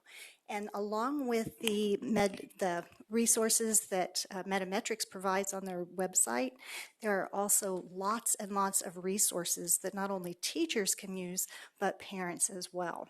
So that resource is available to anybody. And I think Beth really covered it well. So we use it on our summative student report for parents to see. So it really is meaningful. And KU has put that link directly into that parent report that you've all seen in front of you. So they can just go right to that link and get all of those resources for themselves. And then I'm on the agenda for 2 different times, right? So this is the second part of the presentation. And this is our Kansas Assessment Program. And I know you're thinking, I've heard a lot about Kansas Assessment Program. I don't want to hear anymore. But we really do so much. We have a balanced assessment system. And you've probably heard that before in our 4 fundamentals, that we really are focusing on a balanced assessment system. So we have instructional mini-tests, interims, summatives. And then as Beth talked about this morning, we have a lot more than just that. We have the 3 that make our balanced assessment system, but we also have the English language proficiency assessment that is our own, that's Kansas developed with our standards. The dynamic learning maps, we talked about those students with significantly cognitively disabled skills. They take the DLM. We have the 2nd grade reading assessment, which is optional for districts to use, but it is available to them. And then we also have, for the CTE, we have the career pathways, we call it the CPAS, but high school students that are going through that can take that CPAS test, and that is all in KITE. Kathy? And what does the CPAS actually do? It can give them a certificate. They can, if they score high enough, schools will hand that out during graduation, right before graduation. Okay, so I'm not understanding what are we assessing? It's agriculture. It's an agriculture test. Oh, okay. Okay. So for FFA. Okay. So it's through that CTE courses that it's the they're taking? CTE courses. Okay. There's 3 of them, and I can't remember. I'll give that to Randy. That was a new one for me, so okay. So, and that's one of the tests that we have already in our KITE platform. Gotcha. So, you've seen the KITE platform when you took your test many months ago, but all of those are on one platform, which is really unusual for a lot of states to have all of those tests in one area. Of course, we have resources for families. You got to see some of that this morning. Resources for educators. We continue to develop those, continue to make everything that we do better for those educators. And then we don't want to leave out the technology coordinators who make sure that KITE that student portal is on the machines and ready to run. And so we even have a section for them. We have training for them. We have webinars. The help desk is available for them as well. And it's my understanding that every district then has, I mean, is it just district one test coordinator for the whole district, no matter how the size of the district? So we have one district test coordinator for every district. So we have a list. So every district has to say we've got one person. Okay. And then depending on the size, that district test coordinator may have a building test coordinator for every building, or I was in a smaller school, so I was the district test coordinator, the building test coordinator, and everything else. But it just really depends on the size. Okay. So, but it's nicer when they have a little bit bigger building, or they have a number of buildings, they can have help. Okay, that's what I was wondering. Okay. But we want that one person to be our go-to when we're communicating. Okay. So. And then as we have learned with KU, they built the platform, you know, developed the tests. So all of that is wrapped up in a continual contract, obviously. So everything continues to happen each and every year. The platform is maintained, all of the things, right? Right, the help desk, the webinars that they give every month, all of the things that you see on the website, the how-to videos, the getting everything posted. Right. I'm sharing, give a little history, or maybe a long history. So before I got here, Commissioner DeBacker had talked to the state board about entering into a federal process called Smarter Balanced Assessment. Dr. Nee, you may remember that.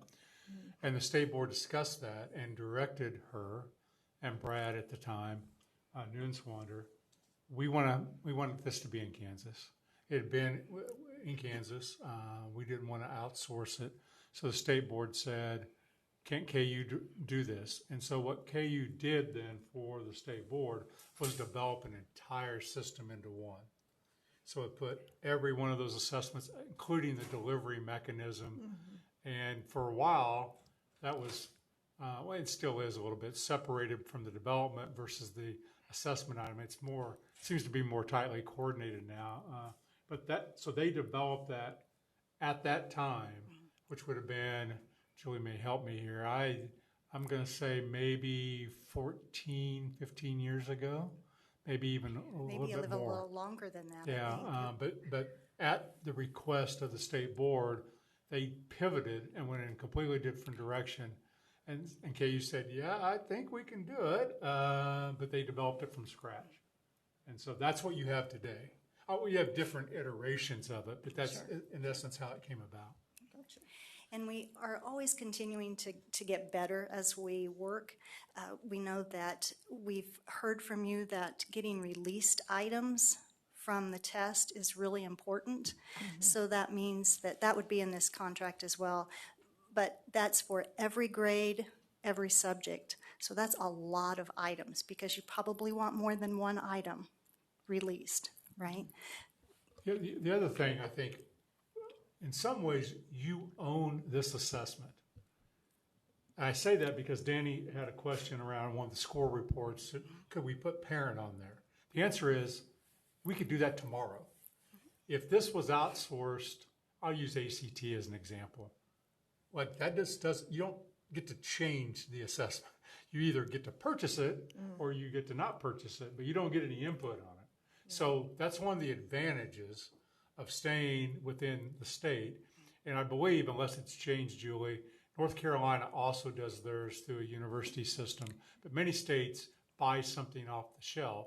Nothing right or wrong with that. But then they don't get any input, I mean, really, unless multiple states do it, as to what that design looks like. And that is so true. And we have so much input, and it is designed based on our standards. Right, right. Melanie? Thank you, Madam Chair. I was just thinking back to some of the comments that I heard during the Education Funding Task Force meeting last week about the cost of the assessments, and wondered if someone would like to speak to where Kansas lands on how much money we spend, because the Brookings Institute has an excellent document out with a graph, but I'll defer to the Commissioner. We're either number one or number two in the low cost per student across the country. North Carolina, because they also do it with their university system. So if we were to just say, I'll just again say, if we were to take ACT back when they had Aspire and say we're going to use that, we probably need somewhere 3 to 4 times the amount of money just to pay for that assessment for every child. So now I will say this, part of that though has been, Julie talked about release test items and things. Some of the reason we couldn't do that was because we didn't have enough money for the development broader than what the test was doing. Again, because all that costs money, but we are extremely efficient with the money relative to other states. Well, and I think from what we've heard as well, even this morning, is like you were talking about, the responsiveness. Like when we say the educators in the field don't like something, we can go to them, as you're saying, and we can ask them for changes if that can work within whatever's going on. So I can definitely see where there's pluses there versus, like you said, buying it off the shelf. So, okay, so it's a receive item. I would just encourage anybody with questions to the next meeting, be sure and reach out to staff and make sure you understand what we're looking at. Do we want to speak into, I think we need to, on how this is. So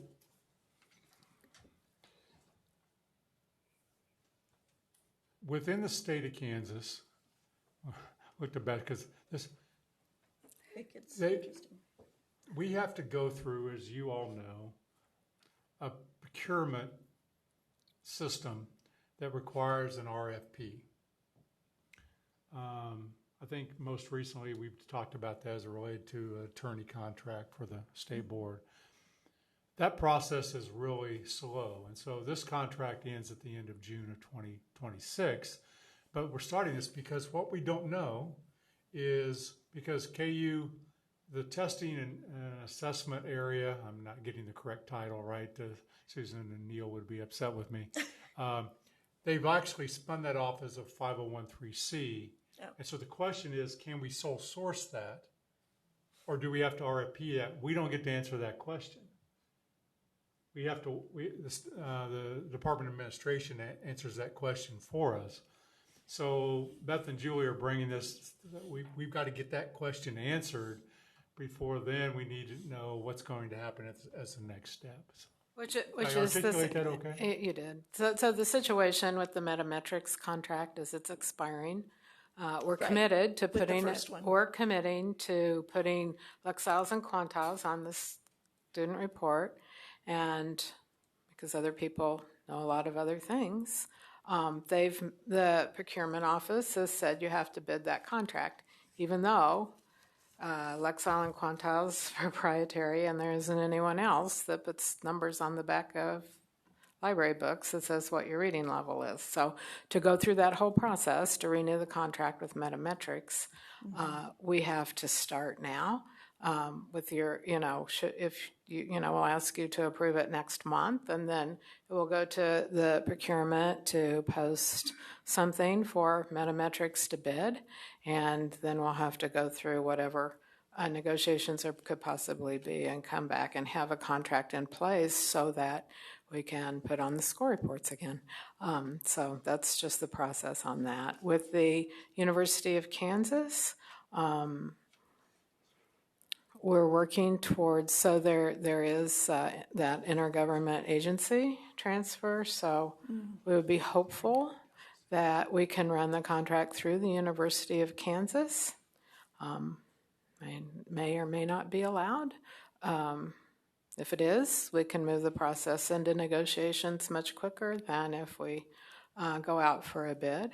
Again, there are limitations to who is going to bid when you have to provide all of the different things that we've built this assessment to be, right? So they're not just bidding on delivering a summative math and ELA assessment. They have to be able to provide all the other assessments that we make available, including the CALPA, including the alternate assessment, including like we're using agriculture for CPAS. There's just a lot of things that go into it, and then on one platform.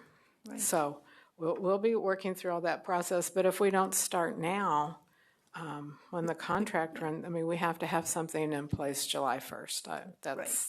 We just have to, or we won't have assessment the following year. Okay. Debbie? Thank you, Madam Chair.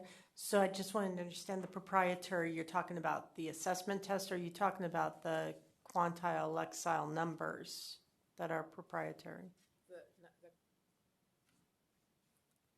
Lexile and quantile are trademarked, and their numbers are trademarked. It's And proprietary. so only one company provides those? Because I'm finding they're on Amazon and they're on all kinds of, I was kind of looking that up. No, any book you're going to find that's going to have that on it, but the Lexile is the trademark. No one else can make up a Lexile. You have to use their algorithm. Psychometricians. That's what I meant. There's only one company. There's only one that company provides that. Yes, Okay. but they make that resource available. Yes, it's huge. Yes, you go out on Amazon and you're going to find and you want to find a Lexile and you put that in and you're going to see whatever books they recommend. But there isn't a competitor that produces something similar to that would give you the same information. Yeah, I was showing Dennis that there's hub.lexile.com, find a book, and it was kind of, I put the range in there and I pretended I was a sixth grader and I said, I want to learn about animals, and I've got just a whole pile of books here that I could choose from, and it was kind of fun. There's over 5 pages of books, so. And Debbie, that is in the resource link that's on our student report card, or our student report. I found it on Google. Yep, it is there. If you look at that individual student report, it gives you that link, and it will take you to that find a book. So anybody can use that. The other thing that's nice about it is that, so with our contract that we have with them, all of the resources are available to any educator in the state. Public educator, right? So the teachers have access to all the resources that they provide as part of the contract that we have with them. So it's extremely valuable, we think, as a resource to help encourage kids to read. And then with all their math resources, they also have so here's another plug I'll give you, since we just talked about career and technical education, right? So if you wanted to put in an electrician, or HVAC is usually a good one, right? You can go to their resource page and put in HVAC, and it will tell you the reading level that the student needs to have to be able to read the technical manuals, to be able to do the work on your air conditioner, right? The resources are endless. They've been around for a long time, and they just are able to build it out. I'm that grandma who always buys her grandkids books, and so for grandmas, just if I had a Lexile number for each of my grandkids, I'm sorry, I could do a lot with that, because I'm always trying to guess.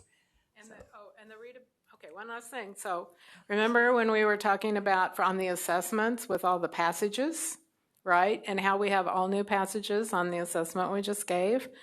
And we were assuring educators and parents that the passages were at the appropriate reading level.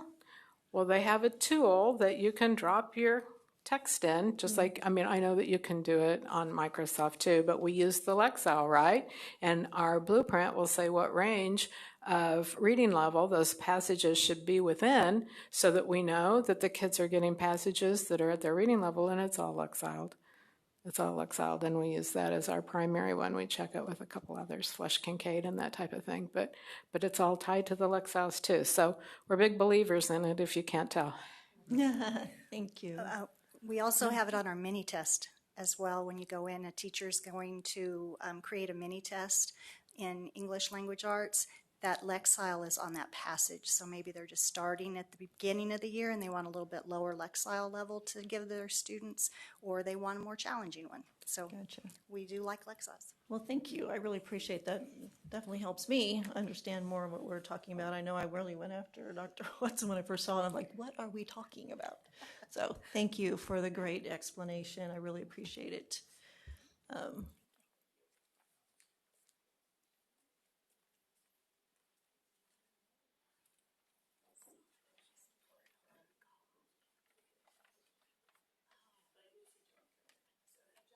Yes.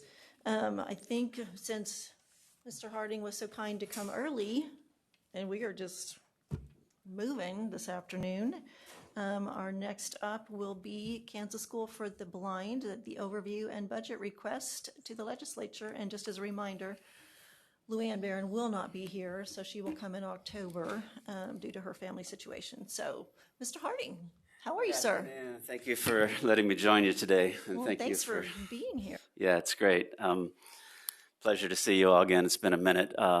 April, I think, last April. So hope you're all doing well. Yeah, and my thoughts are with Luann today.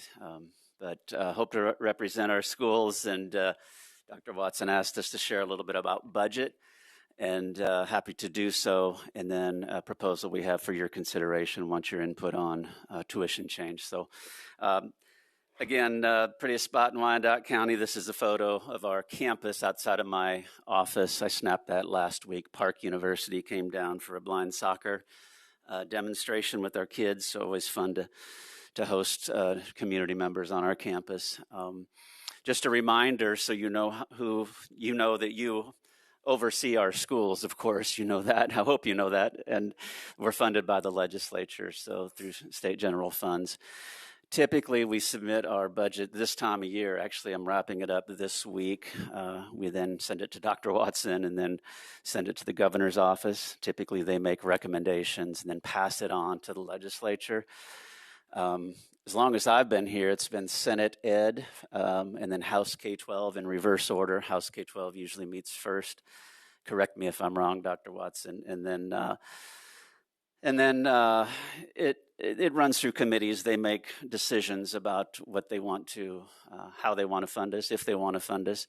And then it wraps up, of course, in the spring. But we get a lot of help from KLRD, Kansas Legislative Research Division. This year it's Jennifer Light. I don't know if you know. I know John Hess used to work with them. We've had different analysts over the years, but always very knowledgeable, kind, and helpful. So just a little bit of context for you. There are really two pots of money that fund our school. The first one is just the state general fund. And you can see it's about $8 million. These are last year budget numbers, so it's about 75% of our total budget through state general funds. I would say, fortunately, we don't have to go through the K-12 funding formula. I've been watching the proceedings last week, I guess. And so no base, no CTE, no at-risk, no bilingual, no categorical aid, and any of those that you see there, we don't really have to manage. Makes it a little bit easier, a lot easier in many ways to manage our budget. So just for reference, the other pot of money is this, what used to be known as the State Institutional Building Fund. And that was a fund set aside, as I understand, a long time ago to fund state agencies like the Historical Society, School for the Deaf, School for the Blind, and other state agencies. I think the library even has a budget. And that last year was essentially eliminated, and they said that they would roll that into the state general fund and set that aside, so that money hopefully would still be there. I guess our perspective is we liked it having a separate pot of money with a separate label, but we're always grateful and trusting the process that our needs there will be met. Typically, that, I guess you would look at that as the capital outlay budget that goes to lights and concrete and HVAC and boiler systems and windows. Anything that's attached to a building typically is where those monies go. I don't know if this shows up. Yeah, it actually shows up correctly. These are our buildings. I was asked a couple years ago, how old are is your building? I said, well, which one? We have 10 of them, anywhere from the 1890s to the 1990s. So you can see the challenges. They were all built at different times. The only current building we have that was original was the carriage house from the 1890s. Right now, it's really not used except for storage, but we have plans for that. I'll share that in a little bit. You can see the ages of our buildings, and you've been on our campus. You know how they're a little bit. Nothing is tied together perfectly. It adds complexity whenever we're trying to upgrade our systems. Again, roofs, plumbing, our grounds, mowing our grass, 10 acres, renovations, new fence, moving gas lines. These are things that are really, we try to focus on safety first, not curtains and furniture for the superintendent. We try to make sure that it's for the kids. Everything we do is focused on what do the kids need to succeed. We have FTE 89.5 full-time equivalency positions. This has become an important thing. The legislature asks, how many FTEs do you have and how many are you using? We really worked hard to close that gap and to say that all of those positions are now filled. We don't really do contract positions.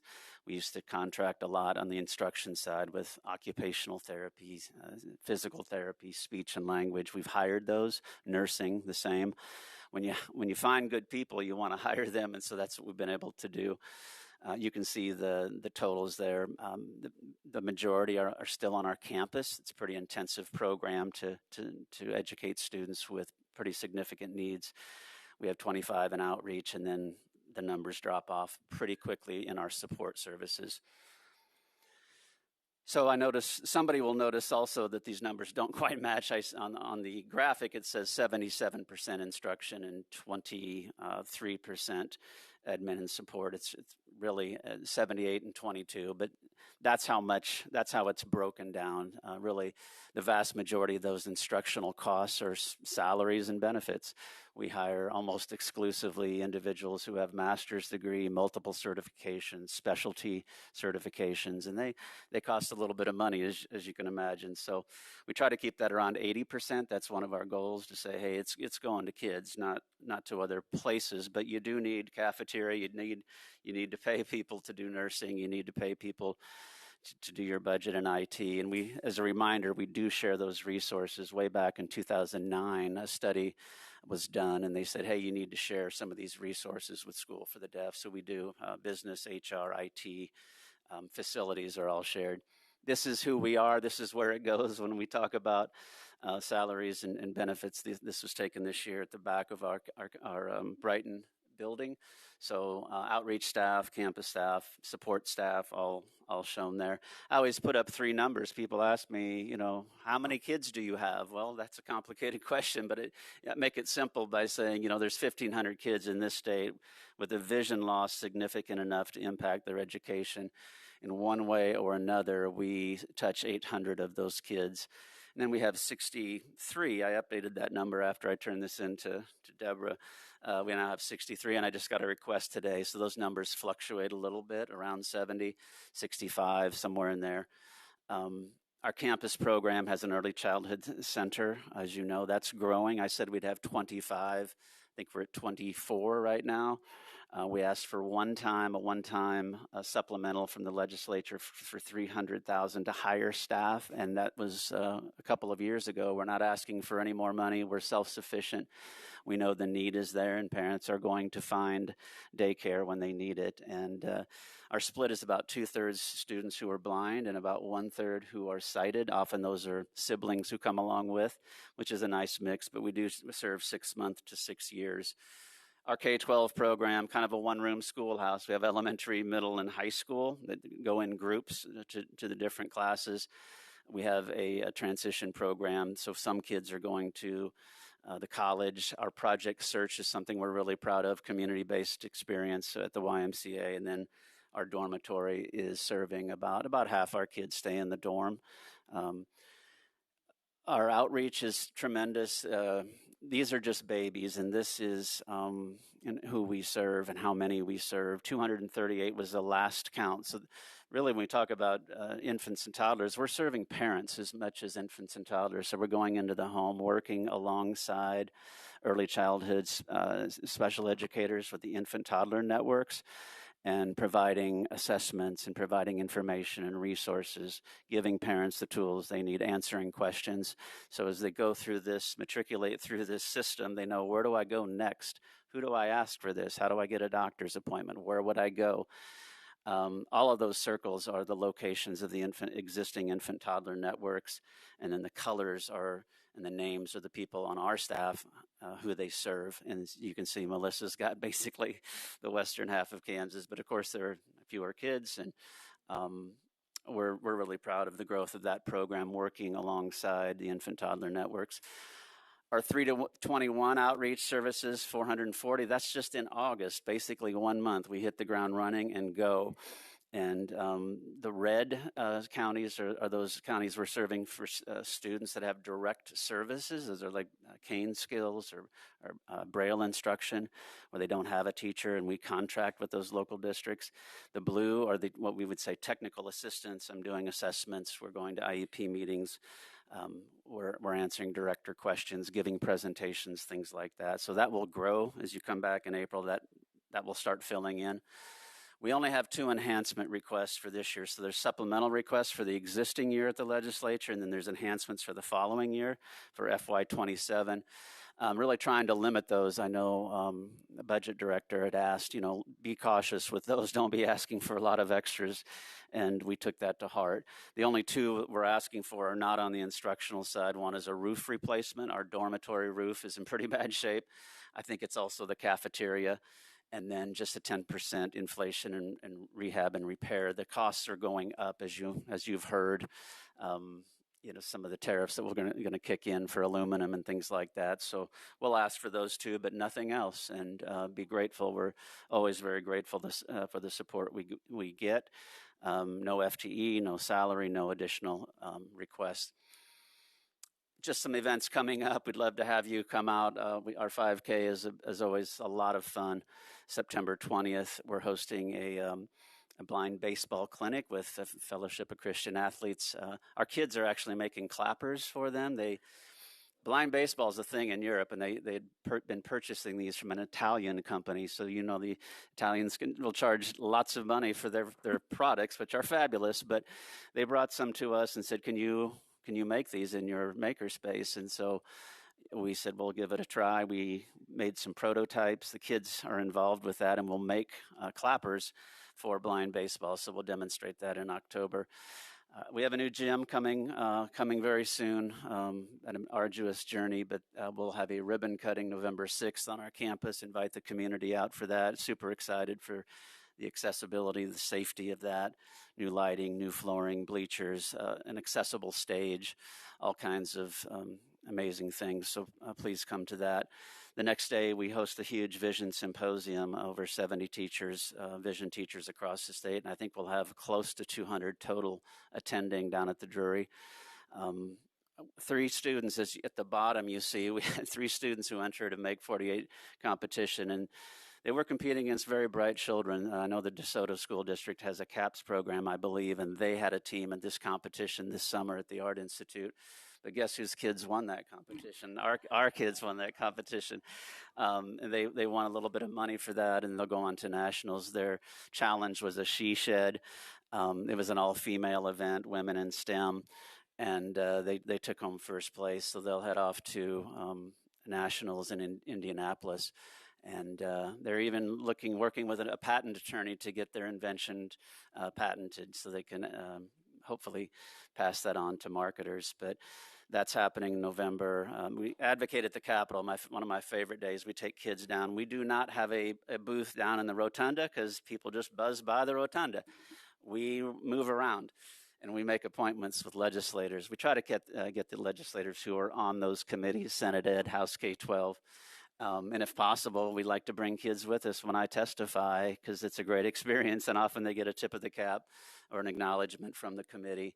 And we love doing that. But we're not sitting down in the rotunda. We're moving around, knocking things over, banging on doors, and introducing ourselves. A little bit of advocacy, but mostly thank you. Just getting out and say thank you for your support. We could not do it without you. And I think people like to hear that. And if we have something to advocate for, usually it's bragging, come to our event, or here's a Braille business card. If you want one, we make those now too. So the last thing is we have a huge new cerebral vision impairment conference. This is the leading cause of blindness in the United States, a growing population of individuals whose the eye structure may be okay, but processing of vision is a huge problem, and you can mitigate the effects of that if you get to it early. And so we're going to host a big conference again down in Wichita. We also, Dr. Watson, have to go through the Department of Administration and bid that out. Anything over $5,000 has to be bid, which when you're talking about specialized software, specialized events, it can be, you got to look way ahead and hope that it comes out. We do lots of things on the road. We're going to Dodge City, Kansas City, Manhattan. We'll do Braille and Beyond events at Wichita and Kansas City. These are going gangbusters. People love them. Our mobile STEM and mobile sports van, we continue to get so many requests, we can't take them. And this event, the Expanded Core, is for children who are blind and low vision, but our blind sports and our blind STEM vans are really for kids who are not blind, who want to learn about the disability and get some experience, put on a blindfold, use a cane, Braille their name. It is a tremendous opportunity to educate and raise awareness about what individuals who are blind can do. So there's our flyers, and again, we can't get everywhere. We would have to hire 3 more people to get out to where we're being asked to go. So I'll just kind of pause there. That's my chance to talk a little bit about our budget, what we do. Again, I want to thank each of you for your support and your consideration and your attention to our school. It matters to us a lot. We cannot do the work that we do without your support and involvement and your questions. So I'll stand for questions before we go on to the tuition proposal. We'll make sure we get these dates sent out to everybody too, so we have easier access to them. But your day at the Capitol, is it all day? Like, what's the time? Yeah, most of the day. We have to leave a little bit early to get kids back on the buses, but we start early, like at 8 a.m. I think we rent a room in the basement. Again, KLRD staff help us do that, and then do a little bit of education. And we invite people to come down, legislators, KLRD staff, board members come down and say hi. I think that's a board day, but I think it's our Wednesday, right? January's the 14th and 15th is board days. So it would be early, afternoon, early. Yeah. So what time is kind of end time? Probably around 2 is when we usually head back. Okay, But so hopefully we would if have you some call me, we'll give you a schedule. We have lunch with the CTSO officers. Sorry. Okay. Well, we have to keep moving it up because the legislature moves their committee hearings up. Last year I think we went down in November. We go down in October, November, sometimes as early as that, because the committees are not waiting for the governor to make her recommendations. They're having committee hearings on their own. So we expect to go down early again. And sometimes you have days that are so busy at the Capitol. We went on, I think, Mental Health Day, which is great, but it was pretty wild. Okay. And we do need a little space when we go. So I'd love to. We'll share pictures of it anyway if you can't make it, but you're always welcome to our events. And I didn't quite catch, I promise, Debbie, I didn't quite catch, what were you talking about getting a patent on? Oh, sorry. The photo at the bottom is our girls, women in STEM team that are going to nationals. So they won the competition. It was a design competition. They have 48 hours to build a prototype that matches the design specs and then sell that to a panel of judges. It's all filmed for a TV show. And because they won, they have a chance to work with a patent lawyer. They don't want to steal somebody else's idea. They have to go through the lawyer to say, hey, this is a unique idea. It has unique features, and you could patent this and potentially hand it off to sell it to somebody else. There have been teams, none from KSSB, that have done that and had their product marketed by large corporations. So it's $500 just to work with a lawyer. That's a reduced fee. Mm-hmm. And they wrote a nice letter to our nonprofit and said, we'd like your support. We voted on that today and approved it. And we said, well, if you get to the next step, it's like 15,000. You'd probably have to go other places to get a little more support. But we want to support our kids. It's just an amazing process. These are kids with special needs. These are kids who have not always succeeded in their home school. These are kids, if you looked at their grades historically, if you looked at their test scores, they wouldn't be in the advanced placement courses. But when you give them a little space and you give them high expectations and you allow them access to high-level, rigorous competitions, they can do amazing things. And that's the beauty of this. The pride that they have in this is remarkable. So we want to celebrate our kids too. Absolutely. Debbie? I think that's awesome. I want them to build me a greenhouse. Ours is falling apart. This is just on a learning curve. The Medicare thing that I've been reading about, is that affecting you? The Medicaid. The Medicaid, sorry, the Medicaid thing. The potential reductions or? The miscalculation, and they're asking for schools to give money back. Is that affecting you guys? I went to the meetings last spring. I think there were meetings about that, and it did not impact us significantly. So we do bill Medicaid for a couple of our services, OT, PT, speech, nursing, and social work. But because our numbers are pretty small, it's not, we're not talking about hundreds of thousands of dollars, but we get every penny that we can from that. But thank you for asking. Yeah, I was just wondering if you had gotten affected. And I'm the real estate agent, property manager in me is wondering, with all these schools asking for roofs, I'm like, we live in Kansas. Do y'all not have insurance? Like roof insurance? Yeah, I'm sorry, health insurance? Roof insurance. I mean, we've had so many hailstorms. I'm like, I just got my roof replaced, and that saved us $45,000. Yeah, I believe we have insurance. This is just because of age. After 30, 50, 40 years, it was built in the mid-90s, and I think in this case, it's just because of wear and tear and the age of the roof. But we did get Senator Michael Fagg, kudos to him, a couple years ago. We used to have to pay tax on that building. They kind of threw us in with colleges saying, well, if you're going to repair your roof, you have to pay taxes on that. Colleges could recoup that with tuition. We don't charge tuition, so he got that removed. So at least this time we won't be paying taxes on a repair for the roof. But yeah, the SIBF monies and what will now be just SGF set aside, so crucial for us. We try to when I give tours, I always say we kind of carve that path between excessively nice, right, and dilapidated. The path to having your agency closed is having a dilapidated building and not having it cared for, not keeping it up, not having it safe. So I hope when you come to our campus, you feel that it's clean, that it is safe, and that there's a few things that you say, wow, this is kind of cool. I think with our new gym, blending into our sensory garden, our Eagle Alley, it sets a tone when people come to campus, and parents want to know, is it safe? And would I feel okay dropping my son or daughter off here? They want to know that. Absolutely. Okay. I didn't get to tuition. Would you like me to? Yes, please. So I came to the school in 2013 and was not the superintendent at the time. Became interim in, I think, 2017.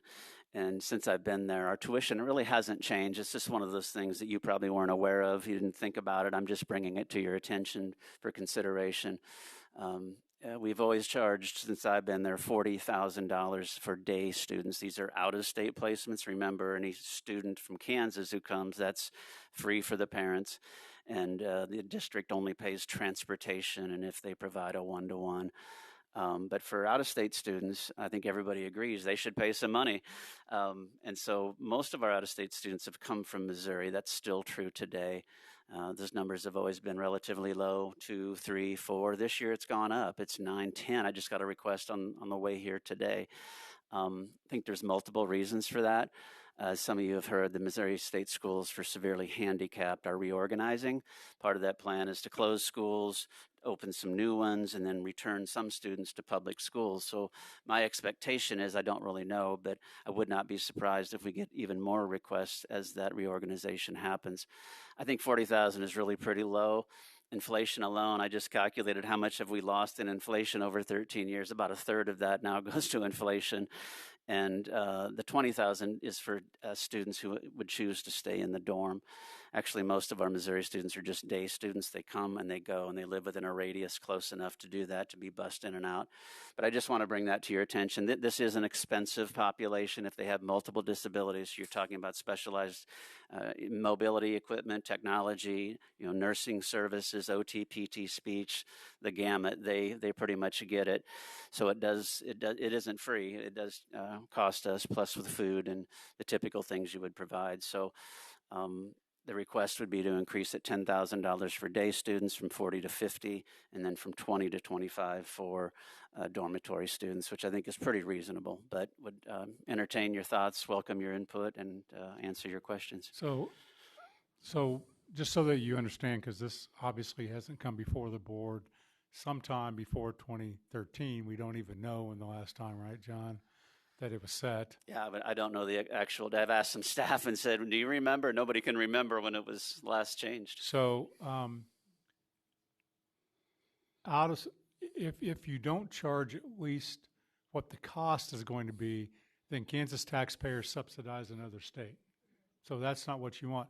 What's interesting is because John and Luann have to go before the legislature and say, they don't have a formula, as John said. In this case, though, you set the out-of-state tuition. The legislature doesn't. So, and I think the legislature has probably asked John and Luann, when's the last time you raised this? Because we want to make sure.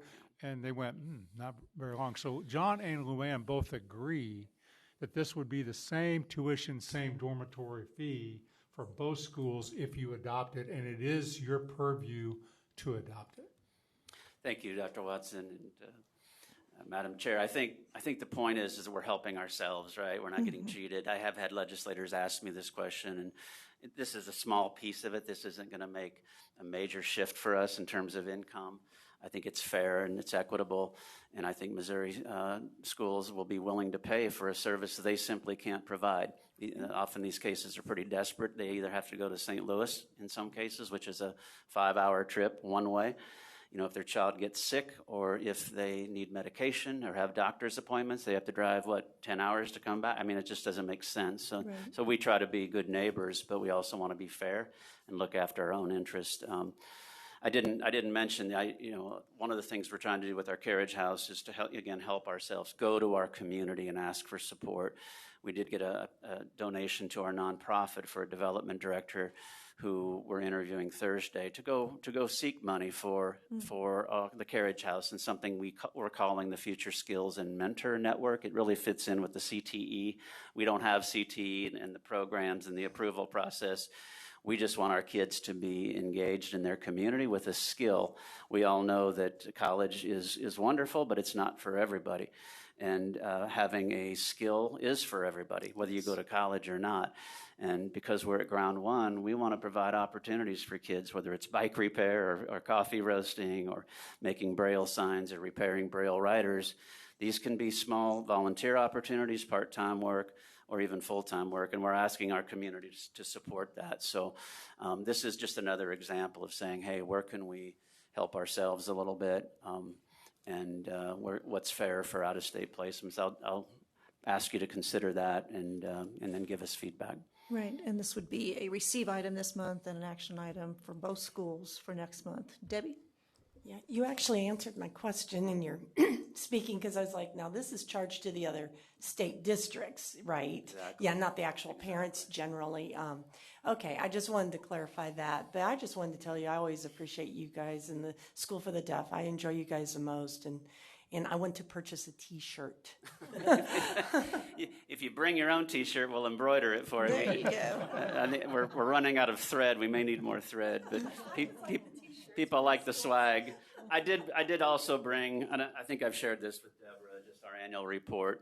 Every year we do this as much for ourselves as other people to hold ourselves accountable. We put some data together, some pretty pictures, but we wanted to tell a story of growth, of opportunity, of really holding ourselves to a standard, and our KISA work that we're doing, we're also heavily engaged with that. We are a school. We take that part seriously, but I think there's a larger role for us, which is, aspirational thinking, awareness, teaching others about this disability and inviting them into our space, even though we're not perfect. So that's our goal, and I appreciate the opportunity today. Betty? Thank you. Excuse me. Okay, quick question. First of all, I really appreciate the humility in which all of this is operated, because you're clearly saying we're putting students first. With that being said, when you talk about the tuition increase, again, I am wondering if that projection is with humility, or is it really going to adequately cover what you think is the difference? I say that because there are times that, you get an increase and then you figure out, oh my goodness, it could have been more if we had factored. I just want to be sure the bases are covered in that. Great question, and Madam Chair, I think the answer to that question is just we've been doing this for a long time, and we've been able to make it work. We'd still make it work even if you came back and said, no, we don't like this increase. We would still offer services. Our only caveat is that we serve Kansas kids first. We have to have enough space and capacity to serve Kansas kids first. And sometimes we do have a wait list for our kids with special needs simply because we're limited by the staff or personnel. And if you've been to our Vogel building from the 50s, they're very small bathrooms. You walk into some of our rooms and you got 6 adults and 7 kids and mobility equipment. There's not even space in there. So we have limits, and we do prioritize Kansas kids first. I would say the biggest concern would be the OT, PT, speech, nursing component of that. That's where the expense comes. And I think this will help. Is it an even? I don't know the answer to that. If it's a break even, I think we're close to that, or we would be close with this tuition increase. And so I don't know if that answers your question or not. It gives me an idea, and it's not that I have the figures to say, oh, it should be this or that. I just wondered from a perspective of is this really going to do the job? The other thing that comes to mind has to do with, obviously this is a much needed service, and so there is a growth factor that there are times I'm wondering, in the process of making do, does that limit the ability to grow a much needed service that's being provided to students? Madam Chair and Betty, I think the short answer is no. We don't let it limit us. As teachers, we never want to see a child who's blind or low vision go without. And the reality is, for many of these kids who are coming in and they're requesting help, they cannot do it in the local school. And there's very few places to turn. The state schools for severely handicapped in Missouri do accept some of their students. We like to think of ourselves as an aspirational, educational setting where kids can get music and art and PE and academics and all this in really quality services. Not that they couldn't get that elsewhere, but I guess the numbers are telling us they like our school as a setting. But I think your admonition is well taken, that we don't want to compromise or sacrifice service in other places because of this. So the numbers are, we're getting close to our limit, I think. And we have had to say no at times to out-of-state students. But right now, I don't feel like we're compromising our principles or our service to Kansas residents, kids, teachers, schools. Okay. One of the things that you may consider in this is building in a cost of living increase that would be similar to what the legislature did for their salaries and what school districts have as it relates to the school funding mechanism, which is the 3-year average of the Midwest Consumer Price Index. And if you did that along with adopt these, then they don't have to come back to you. And that would be, I assume this year it's going to be 2 or 3%. That would go up. And then 10 years, 15 years from now, someone doesn't have to come back and do a mass adjustment. So that's why Dr. Watson is the commissioner, because he thinks of these things, thinking ahead. And yeah, I mean, nobody thinks about this unless we bring it up. And I really do this as a service to you to say, think about it. Is it appropriate? And we do want to be cognizant of being good stewards of every dollar. And so let me jump in on that, Randy. So does that mean when this comes back, that actually could be factored in? You would factor that into the That would be motion? my recommendation Okay. to you. Okay. Because John's not always going to be the superintendent of the school, and you're not going to always be on the Right. board. And that's really what's happened. I mean, no one at the school can tell you when this was adopted last time. And they're always going to say, we're going to serve Kansas kids. So they're never going to take an out-of-state student to take a slot. But that cost is going to be paid by another state. And in some cases, because of just where these two schools are and its location related to not just Missouri, but Iowa and Nebraska also. If those states start closing schools, you could have people wanting to make that transfer. That's great. You just don't want Kansas tax dollars going to fund that. And I think we've costed out some other states. We would still be really inexpensive compared to some other states. Maryland this summer, I think they're 140,000. I think Perkins School for the Blind in Watertown, Massachusetts is 200. Don't quote me exact numbers, but I think approximately. If you look at a lot of private schools, they're going to be more expensive. So we want to be fair, want to be equitable. We want to remember our primary mission, which is Kansas students, Kansas families first. But we hate saying no, and we see a need. If we have the capacity, we want to say yes to it. So. And this would mirror School for Deaf Correct. They would as well. be I'm one sorry. and the same. Okay. That's All correct. Right. Good. Yeah. So again, that's it. Thank you for your time. Any other questions? I think we're good. Thank you so much. I really appreciate it. Thank you. We're going to take a solid 15-minute break since we are doing so well. Yeah, and I think we're going to look at some of tomorrow's stuff, and we might throw a couple things in to, because tomorrow has been extended by quite a little bit with the changes we've had to make. So now that we're running ahead, I'm going to talk a little bit during break, and we'll come back and see what we can do. So let's take a solid 15 minutes.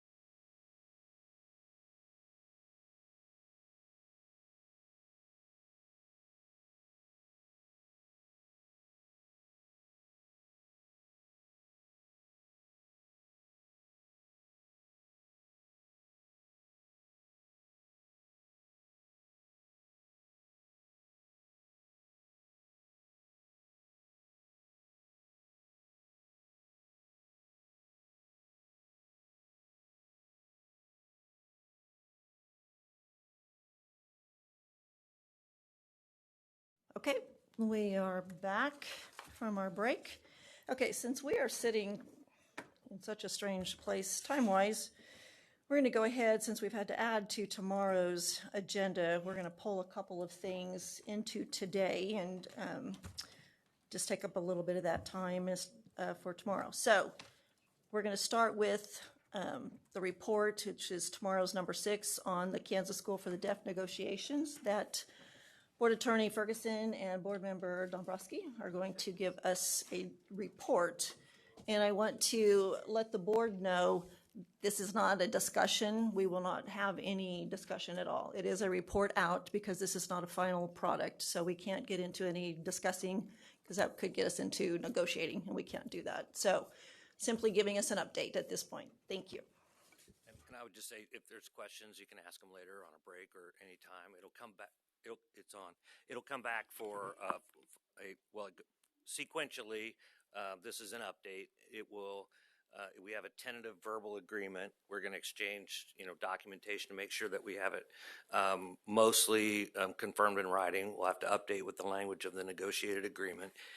It will be submitted to the School for the Deaf, the KNEA group. They will vote it to approve or not approve the tentative agreement, and then it'll come to the board for ratification, vote, and final approval, hopefully in October.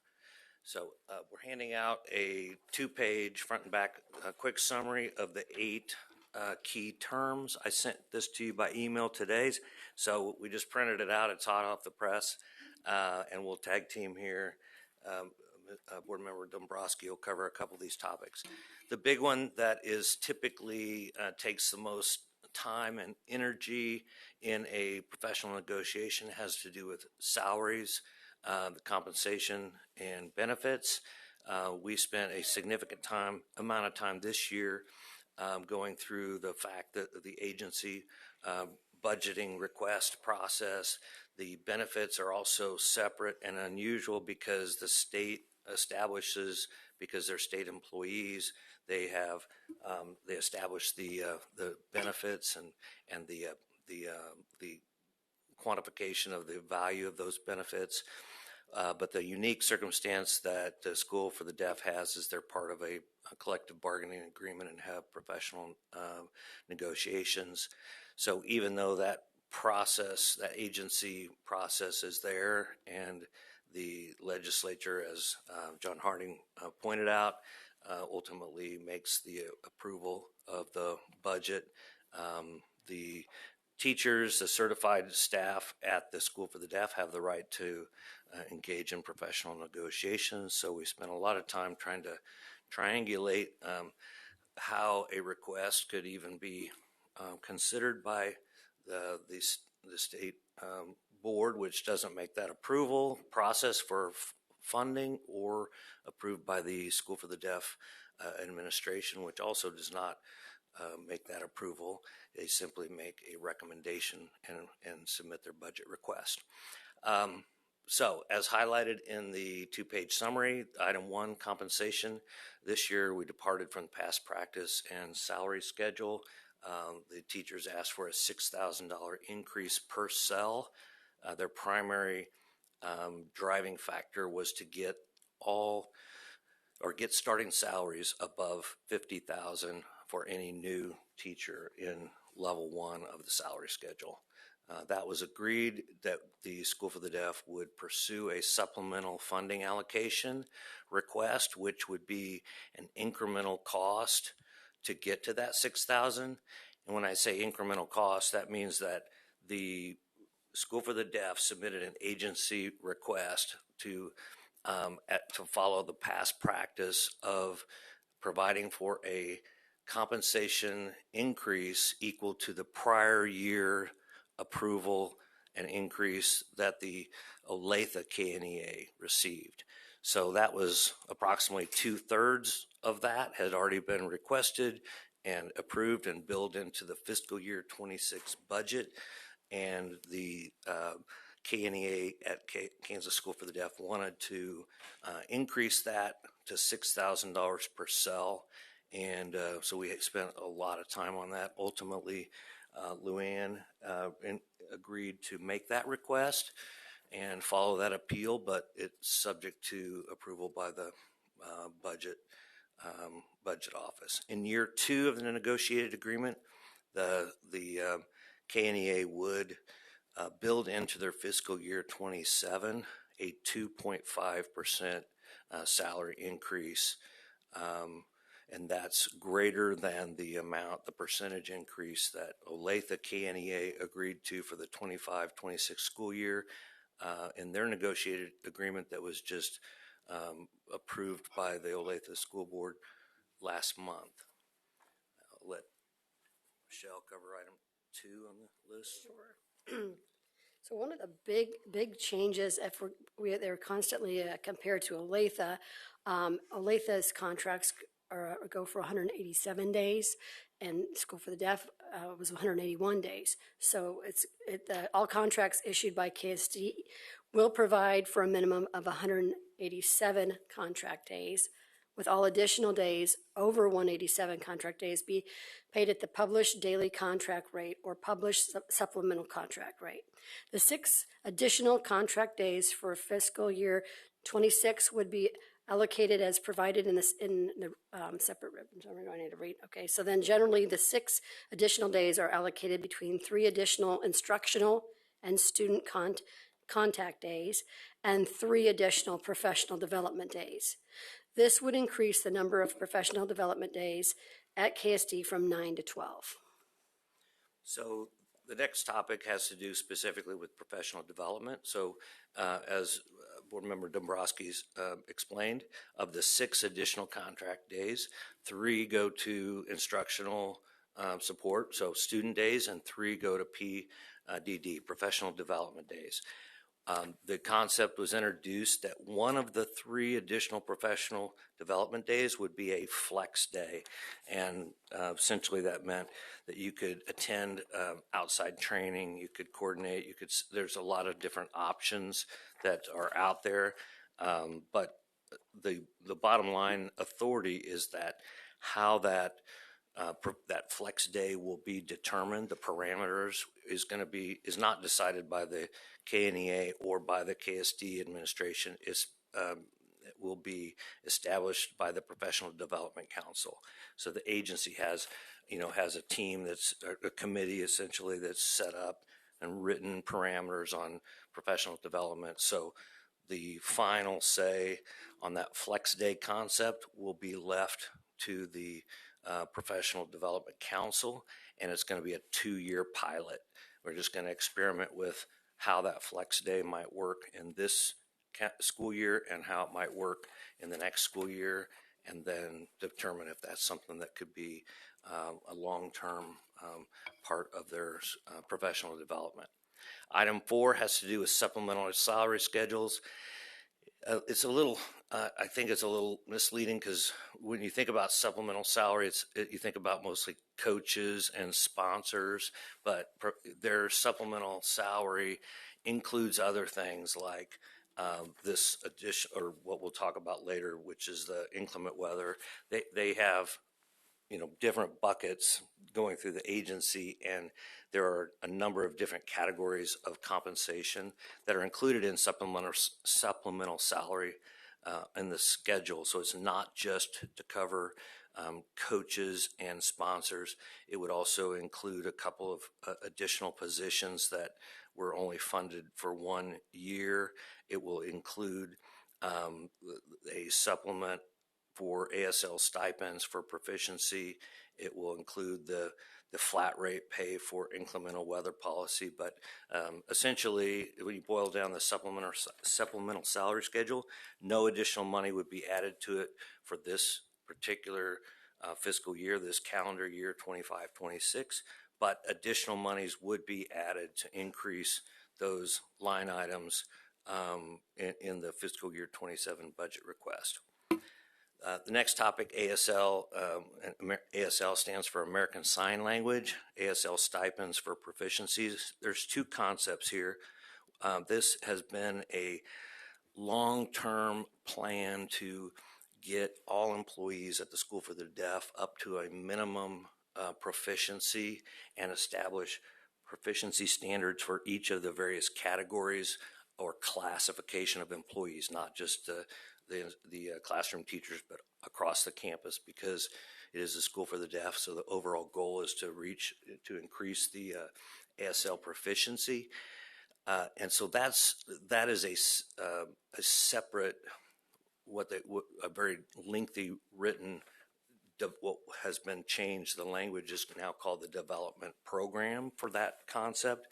But as that discussion about ASL proficiency evolved this year, there was a kind of a offshoot from that topic, had to do with a stipend, a one-time lump sum payment for new and employees for the more recent hires, or to attract those that they're trying to fill a position, would be a one-time stipend to cover the bilingual nature. So not only verbal, but also the ASL.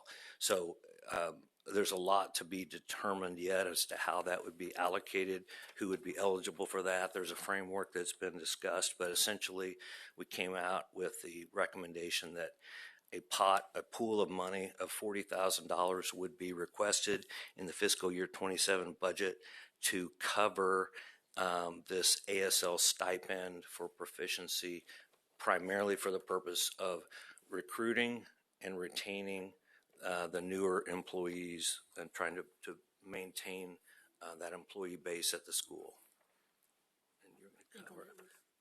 And then I've already covered, but the development program is now the terminology used for the minimum proficiency attainment by all employees at the school. And that's been in place, but essentially been on hold for 3 years because these protocols and guidelines haven't been established. So even though their contracts require them, there's not been any enforcement mechanism. So this is just one significant step towards implementing a formal development program that will set the expectations that all employees continue to increase their ASL proficiency. And inclement weather is a big one for a residential school. It's been kind of on the radar for over 11 plus years as far as a item that comes up in negotiations every year. We feel like Superintendent Barron, she has to consider all staff. When you close a school down and then you have students in the dorms, you have to think about the people that serve the meals there, supervision overnight, making sure that those kids are supervised, because we can't just send them home on an inclement weather day. So the inclement weather policy would substantially change the current practice, and we had to think about, again, all staff and their pay as well, because they have to be there to supervise the kids. The new plan would be for KSD to follow the Olathe closure schedule, which makes sense if it's right in the same area. This means KSD would close, and there would not be instructional time for students during KSD closure due to inclement weather. KSD will provide a flat rate of $150 for the 8 people needed for the coverage. Certified personnel are no longer required to use their PTO leave. So anybody there that day, it's a flat rate, it's fair. We feel like it was fair because these kids need to be supervised, but there wouldn't necessarily be any instructional going on. It's just making sure that they're supervised.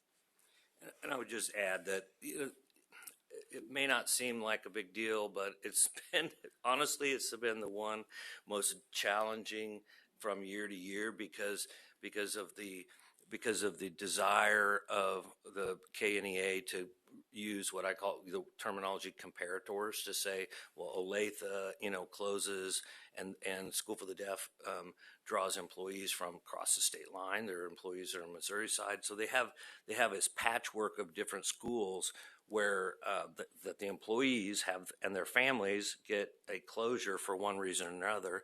And they feel that, if Olathe School District closes, then the School for the Deaf should close. And we're always like, well, wait a minute. We have students, and we have to put our primary emphasis on students. And this is a residential campus, and so it's not like, you have parents that are in western Kansas. They can't just come and pick up their kids at School for the Deaf. So it has been a very intractable situation, but we were, knock on wood, we've been able to work that out. And the certified personnel, the one part that will be dramatically changing is that they will not be compelled to be there on a day when there's a school closure. They're going to be interviewing and trying to get coverage. And as a consequence, the certified personnel are no longer required to use one of their PTO days when there's a, when previously they would have had to provide educational support and coverage when all the surrounding school districts were closed due to inclement weather. And the last one, which also is a kind of an important one right now, it gives us a little buffer. We tentatively doing a 2-year agreement, and if this is approved, the negotiated agreement would cover school year 25 through 26 and school year 26 through 27. Formal negotiations would start again in early 2027. So it gives us a little buffer, but because we have been working for several months on this. So. As the board chair said, I mean, it's not really a discussion point, but certainly always, is to raise the awareness, provide you some notification of where we currently stand. And since it will come back for a ratification vote by the board, just watch your emails for more detailed support on this, and catch Michelle or I at a break or in between meetings, and be happy to respond and describe these categories in more detail. Thank you. Okay, thank you very much. Appreciate you both. It's been a lot of hard work. We're going to go ahead and also poll number 5 for acting on the National Association of State Boards of Education dues. I think we'll do also committee reports. And then I think we'll leave the rest for tomorrow. So we'll do those other 2 things. So on the NASBE dues, if you saw in your packet information, whatever came out, I can't remember where it came from, but I did talk to the director of NASBE, and we were given a 30% discount for this year's dues, which was significant. They're also giving us half off registration. There are 3 of us interested in going to Austin, seeing what's going on in nationwide, what the conversations are, checking that out. So both of those, and that was half off on those. So there was a significant change in the dollar amount. And as such, with that discount, we can also use the money we aren't putting toward dues to help cover the travel for the 3 who want to go, which is Melanie, Dennis, and myself. Dennis has been one other time. I'm sure, Melanie, have you been to an actual conference? Madam Chair, I don't think that anyone on the current board, save for maybe Jim, has been to the National NASBE conference. They've had other conferences. So you went to New Member Institute. Yeah. And I went to the early childhood meeting that was this year. So there have been, and a couple of years ago, I went to the legislative conference, which was really informative. Gotcha. So this is in Austin, Texas. I have interest personally, and I'll just, to put it out there, the idea of basically catching, I don't know, I'm sure not all 50 states will be represented, but a really good beat on that, and hearing what those conversations are, what is the, just what's happening out there. I like the idea of just kind of knowing, just being in the know a little bit of what the buzz is. It obviously doesn't have to influence anything in Kansas. I just think it's good to hear, good to have an ear toward what's going on. So since it was not in DC, which I had no interest in going to, I could probably handle Texas. But so that's where that is at. So that's the change from the receive item, is definitely there's a change in the money. Yes, Betty. Madam Chair, I'd like to make a comment, and then I'd be prepared to make the motion if you're ready for that.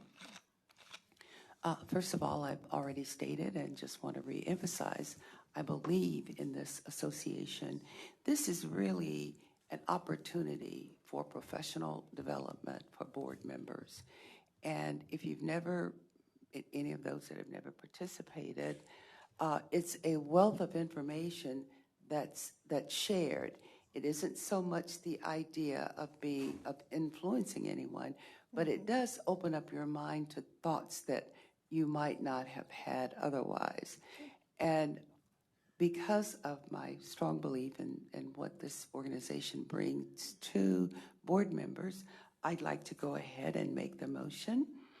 I move that the Kansas State Board of Education approve the payment of $19,600 for the 2026 dues of the National Association of State Boards of Education.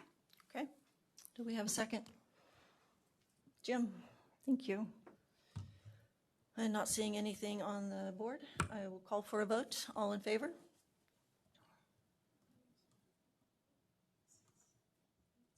Eight. All opposed?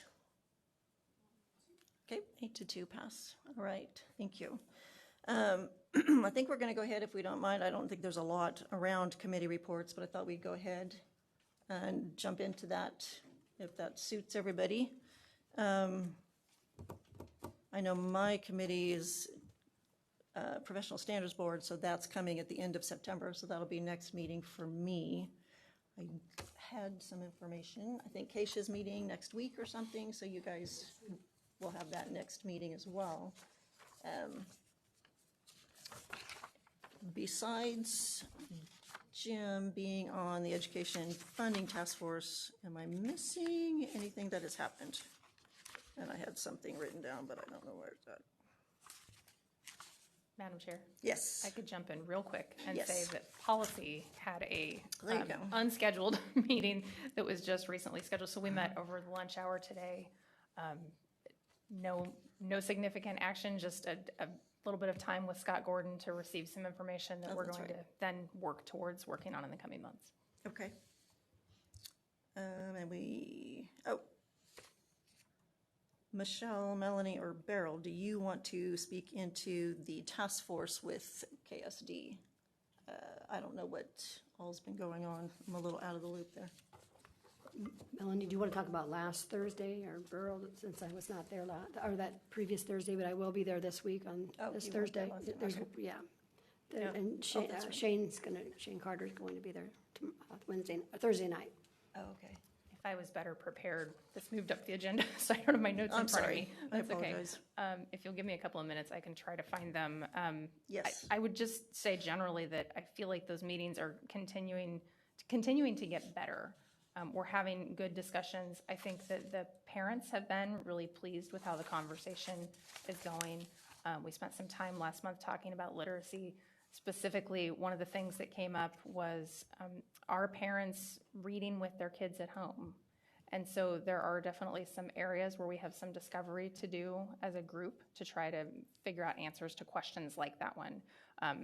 How many of the kids are having that kind of access? Because it's a different relationship when you're learning two languages at the same time. You're learning to read, you're learning ASL. To have a parent signing a book to you is a very different thing. And then that flows into the conversation that we keep coming back to around making sure that parents have access to ASL as well. So there was also some conversation around what's being offered to parents. Right. Beryl, kind of high level. Yeah. Did you want to add anything? The only thing I would add, I think this has been good for fact finding and learning about certain resources that can be very helpful to the young people, as well as for the teachers and the curriculum coordinator to understand how to look at the assessments and then how to communicate what the students have demonstrated or not demonstrated that they've learned. So Thank you. overall, I would agree with Melanie. I think last meeting was very productive, and I think we're gaining some positive momentum. Good. And Shane Carter is coming to do what? Yeah. Licensure. Okay. I figured, but I was a little like, what's that about? And I left out that the presentation that we had last time was on a platform called WebKids, which is for tracking how an IEP kind of flows through their system as a possible option for them to use. Gotcha. That's right. I remember reading about that. Okay. Connie, did you have a meeting? We had a Zoom meeting. A Zoom meeting for the Indigenous Education Council? Yeah, it was 2 weeks ago. I don't have my notes right here, right now. But they're mainly concerned about the education system and how it's working for Native Americans. Sure. So they're looking at different things in the funding that comes from different sources for Native Americans. And I think there was a little concern about Haskell closing, but they hadn't talked about that lately.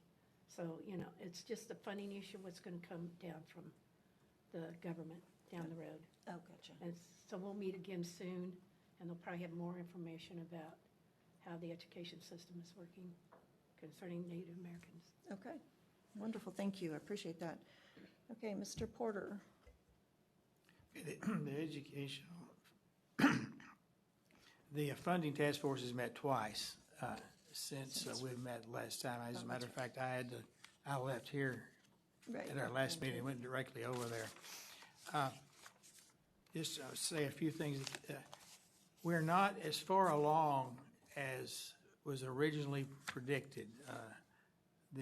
When we first started this process several months ago, the recommendation or the goal was to have something to look at by the end of this year, and our unless there's another approval by the council, we're through for this year and will not meet again until sometime during the next calendar year.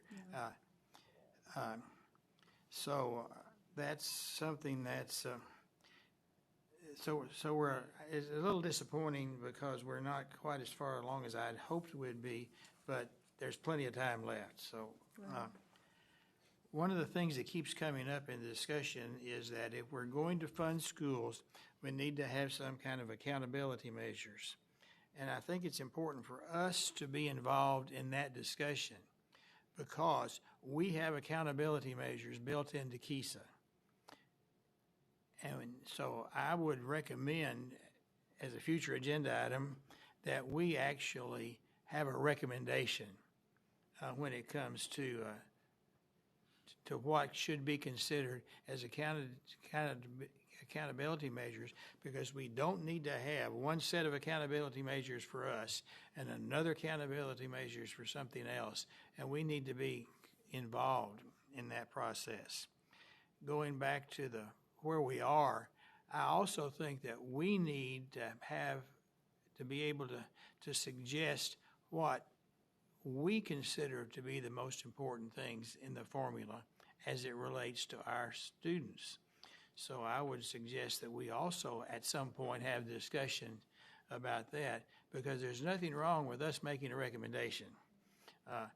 And I think that it would at least be looked at if we do that. So I think that, what I'm asking right now for us to do is take a proactive role in accountability measures and take a proactive role in finance so that we can at least be on record as having something about that. Now, one thing that keeps coming up is that there is a concern among some members of the task force about the fact that we changed the assessment. It comes up at every meeting. And for those of us sitting at the table, when we approved cut scores, I'm the only one here that was here at that time, and I was a brand new board member. And I had some concerns, but I didn't express them because, you know, when you're a brand new board member, sometimes, you know, those of you that know me now know that I never keep my mouth shut, but back then I actually did. And so that keeps coming up. But we have known for years that the cut scores that we approved 10 years ago did not adequately assess exactly where students were. We knew that they were aspirational and that they did not match things like other test scores and other nationally known test scores, because if we look at that, they were inconsistent. They were an outlier. Why didn't we do something about it? Well, I'm going to tell you one reason that we didn't do something about it is that of the last 8 years, I've been in a leadership position for 6 of them. And I knew that there was going to be a controversy because the people that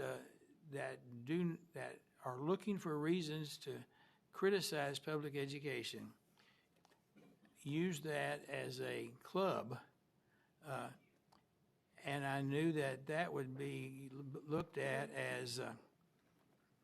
as lowering the standards, which I do not believe was the case. I believe it was readjusting those.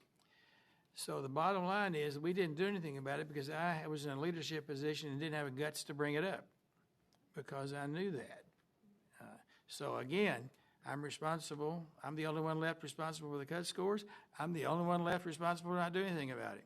But I think that we need to make sure that we know, why we did what we did, that we need to be,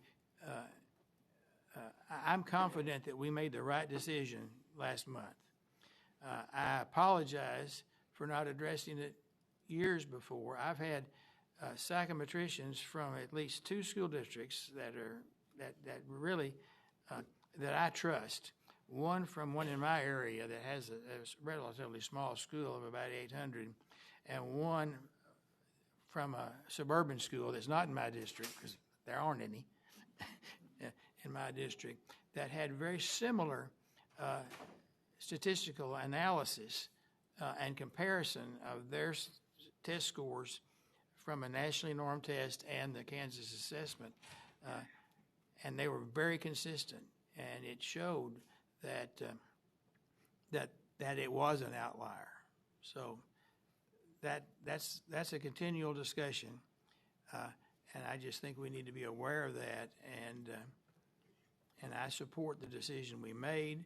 I think that we also some of the discussion was there was a law passed, and Frank can explain it, and probably Randy too, that we weren't supposed to change the assessment after a certain period of time, but we started that process well before the date of that assessment, so we have not violated any policies or laws to do that.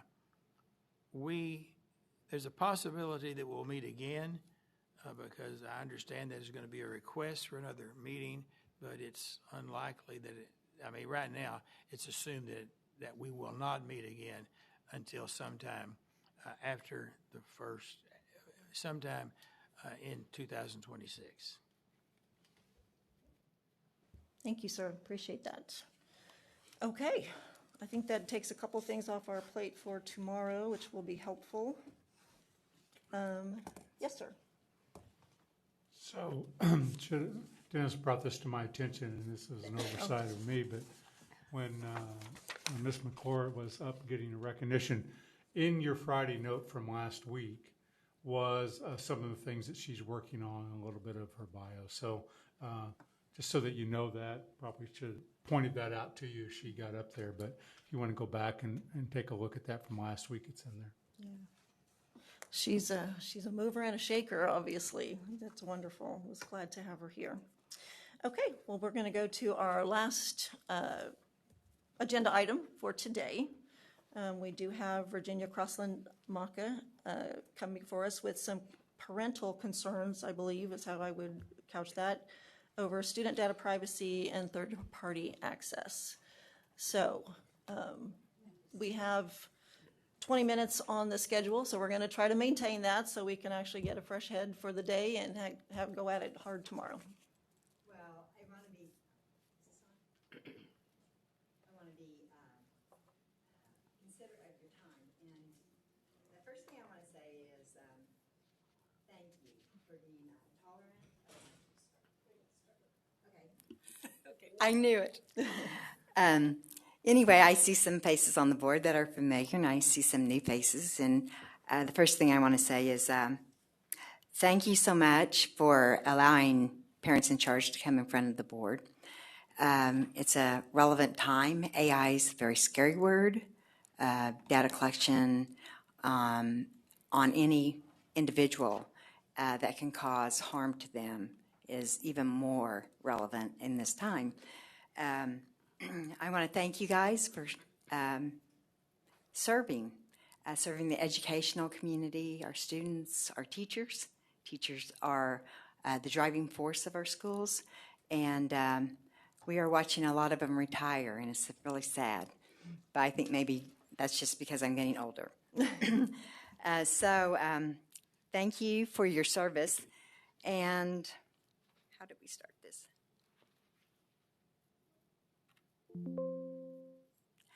So the project that I've been working on, I didn't really plan on it, but I actually got dragged into it in an Austin lawsuit.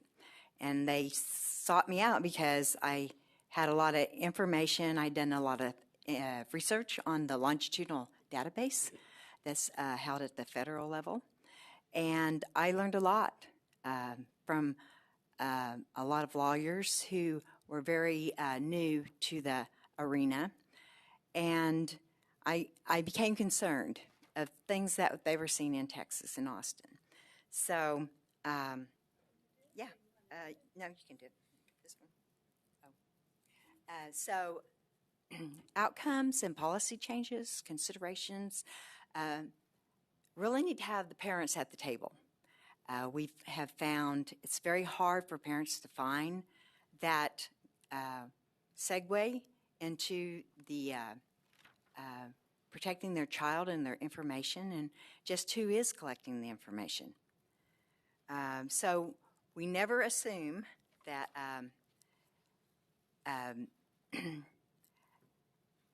people know what they know. We don't assume they know more until you explain it to them, until you educate them. So that's how Parents in Charge became a group. We're not a nonprofit. We're not a lobbyist. We are a group of about 1,800 parents that just collectively got together across the state of Kansas, and in their communities, we are a networker for these parents to connect with each other. They bring their talents to the table.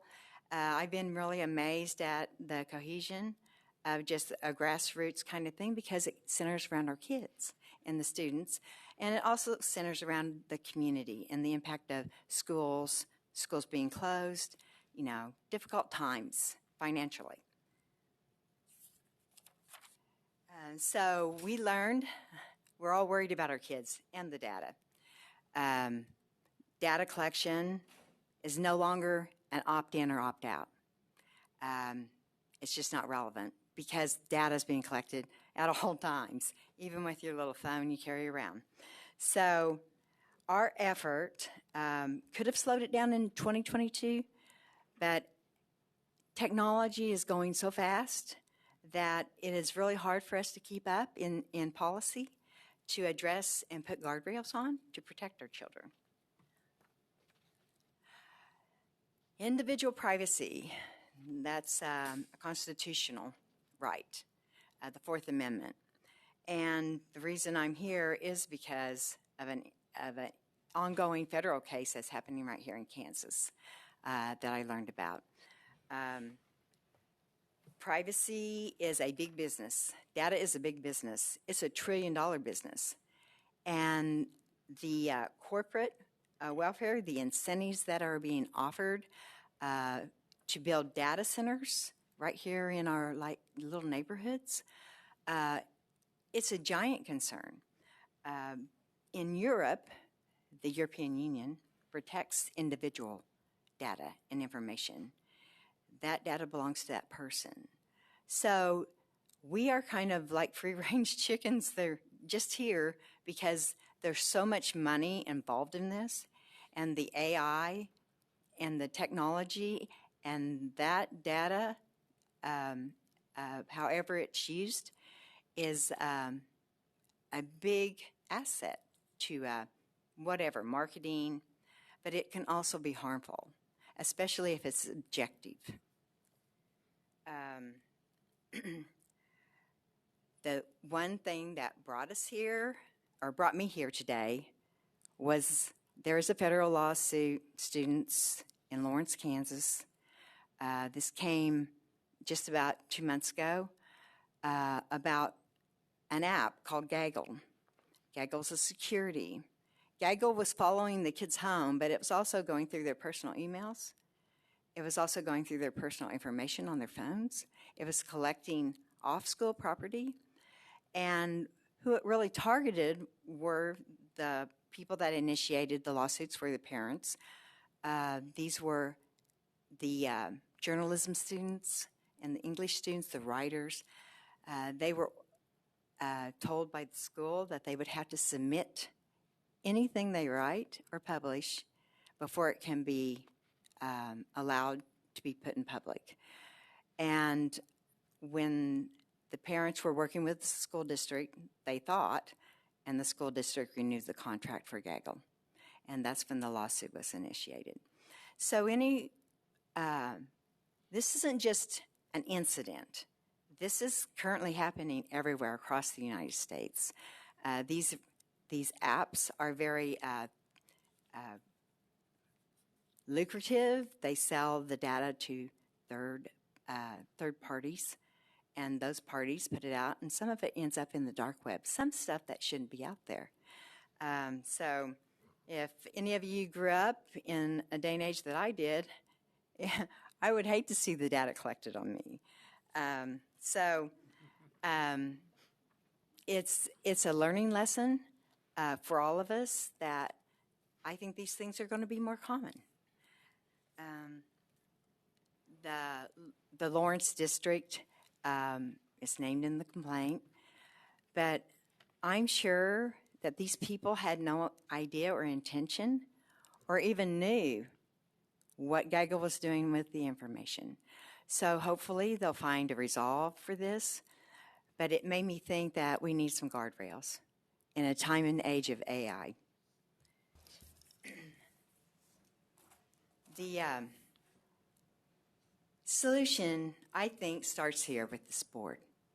You guys are like probably the best presence to realize how much data goes out there, because when I watch your meetings, there's just a lot.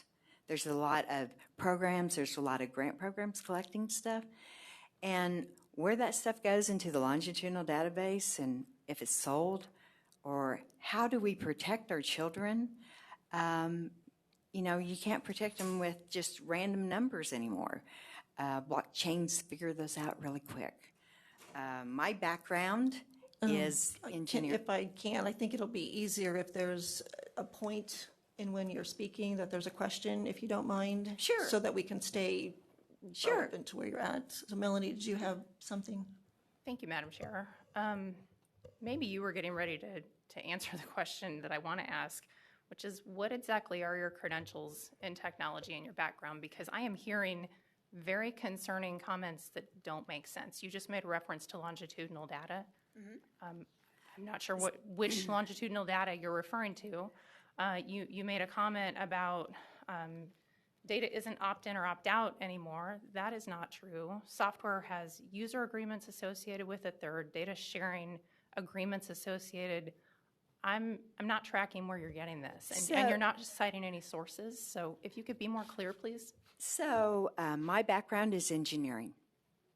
I love data. That's what drives engineering. But you have to have the background and the knowledge to know if that's a sensible answer, or is something broken? Let's fix it. The longitudinal database is a student longitudinal database, and we'll talk about it later on in the presentation. If you look at your green notebooks, I have marked probably 5 extra information articles, and actually there's a House bill that addresses the student longitudinal database. I know that I was with probably 2022, Melanie, I thought the same thing. When I heard longitudinal as an engineer, I was involved in longitudinal projects. That means my piece of the project was hooked to other engineering firms across the nation, and we worked together collaboratively by exchanging data. And so that's when I became concerned about where's this data go? Who can actually take this data and put it into a language? Because all 50 states should have different, say different surveys, different this, but when you see the same survey going to 50 states, the same data is being generated. The same answers, the same multiple choices are being made. So you can take that and put it into AI, and it will tell you whatever you want, whatever the project is, or whatever the subject matter they want to generate. So I think that in 3 years I've learned a lot, but I don't totally have all the answers. But what I do have is that there are guardrails, but there are also problems with those guardrails because they're not keeping up with the way that third parties are getting data from our students. So are you trained in data compliance? Pardon me? You don't have any credentials in this area, is that correct? I have 30 years in engineering and technology as a full stack developer, and I've been managing software teams for decades. So that's why I'm here today, because I think we need a gold standard to add guardrails. I'm just trying to get clear on some of these statements that are being made, and you're not providing data to back them up. So I will wait until you're finished. Okay, okay. And I appreciate your concern, because I would too. You know, I would be questioning people. If this is a very new area, because we all think that these guardrails are there, but they're not. Technology's moving so fast that you don't even know who's actually tracking you in your own home. So the great thing about it is being here in front of you, I'm here today to request a initiative to put a gold standard together so that our kids are protected and the data doesn't harm them in any way.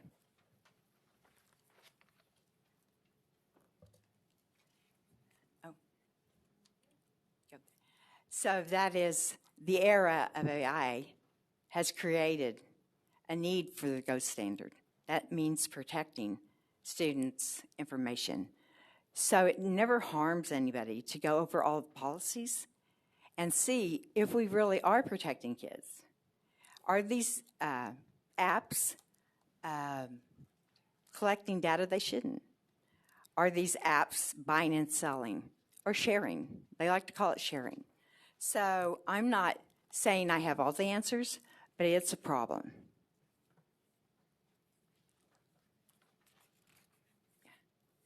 So every day, the average person is being tracked and photographed 700 times a day, over 700 times a day. That means cameras are everywhere.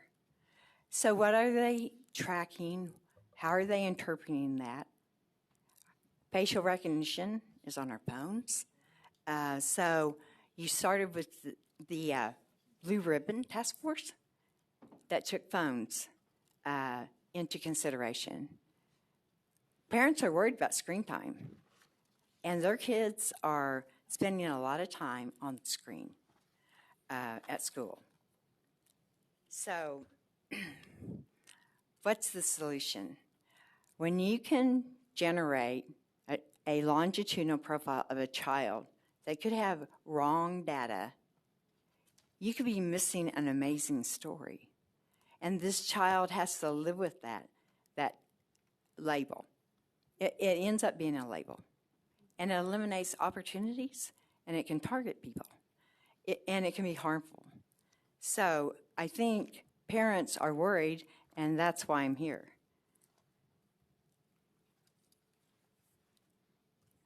So this is just the facts. The student privacy is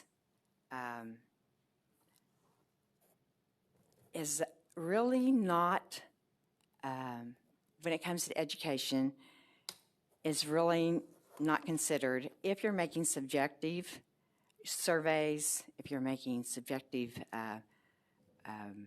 decisions for a child, or you're using AI to drive career tech apps, that the child sees a screen all day, the parent doesn't.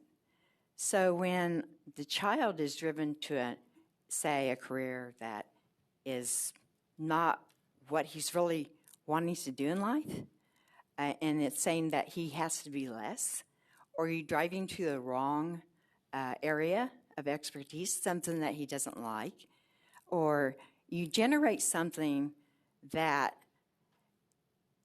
the teacher has no input because the app is actually taking that information and creating a profile of the child, it becomes a problem. And that privacy, the student privacy, how much is too much information? How much is too much data? And that's what parents are really concerned about. In 2022, we did a survey. Over 10,000 people, parents across Kansas, answered our survey. The survey is very generic. It was very non-biased. And what came out of that survey, they're worried about screen time. And they still are.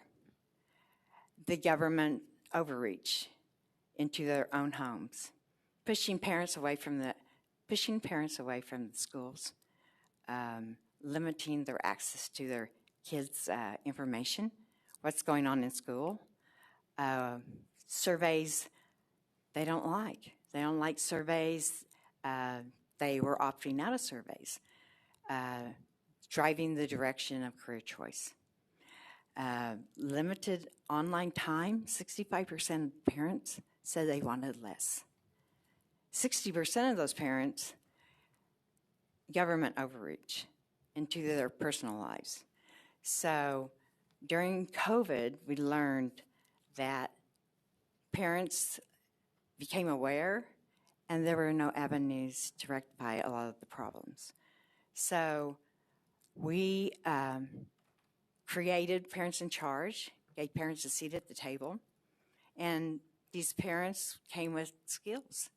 Our Johnson County kitchen table were software designers. They worked in the software industry. They came from human rights lawyers, joined us. It was a great conversation, but it brought a lot of different perspectives into all of our areas of expertise. And what we learned was if we work together, we come up with solutions.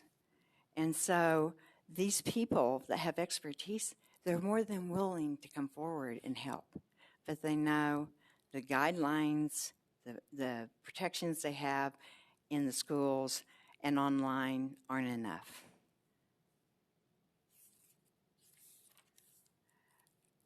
So in 2021, the Legislative Post Audit did a post audit on cybersecurity and IT security of our local school districts. 51% of the 286 districts that responded, 18% of them in 2021 had 18% increase in cyber attacks. 59% of those districts did not encrypt the data. That's personal information of the child. Local school districts in Kansas failed to provide adequate protection for student information. Now we're looking at preschool. We're looking at preschool programs that collect the same data.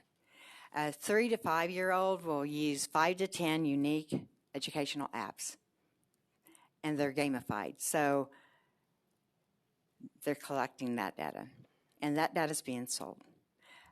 Those are some of the apps that they use in the schools: Canva,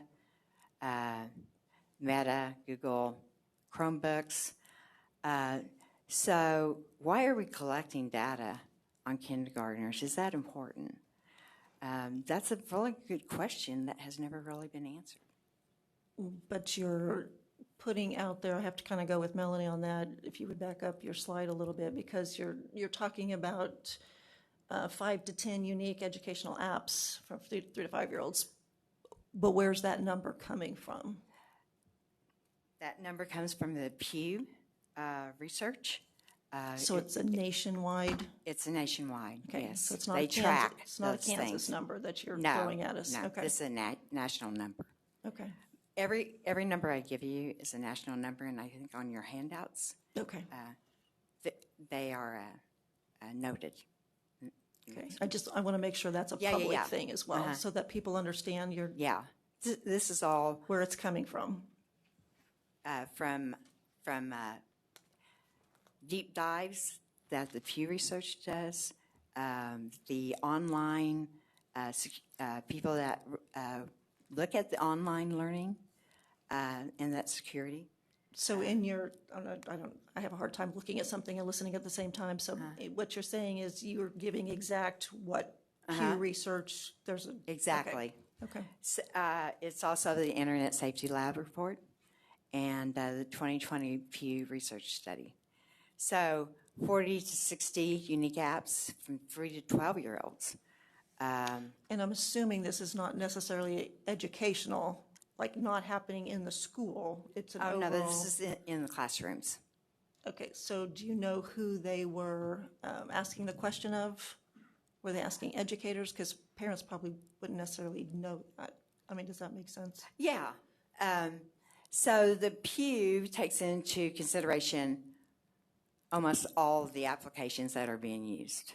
Not all of them, but most of them. And they have been great at doing studies. They haven't done any studies recently, but the 2020 Pew Research Study was very telling during COVID. It's harder to get that information from now, but 67% of our students under the age of 12 are using digital tablets, probably even more than that now. I would say that was a lot higher now. Educational apps in middle school, that's 6th to 8th grade. The exposure to those apps are as high as 15 to 20, even higher now, because most of them have gone to career tech apps. The indicated amount in their career and those in middle school will be anywhere from 40 to 60 unique instructional apps will be collecting their data.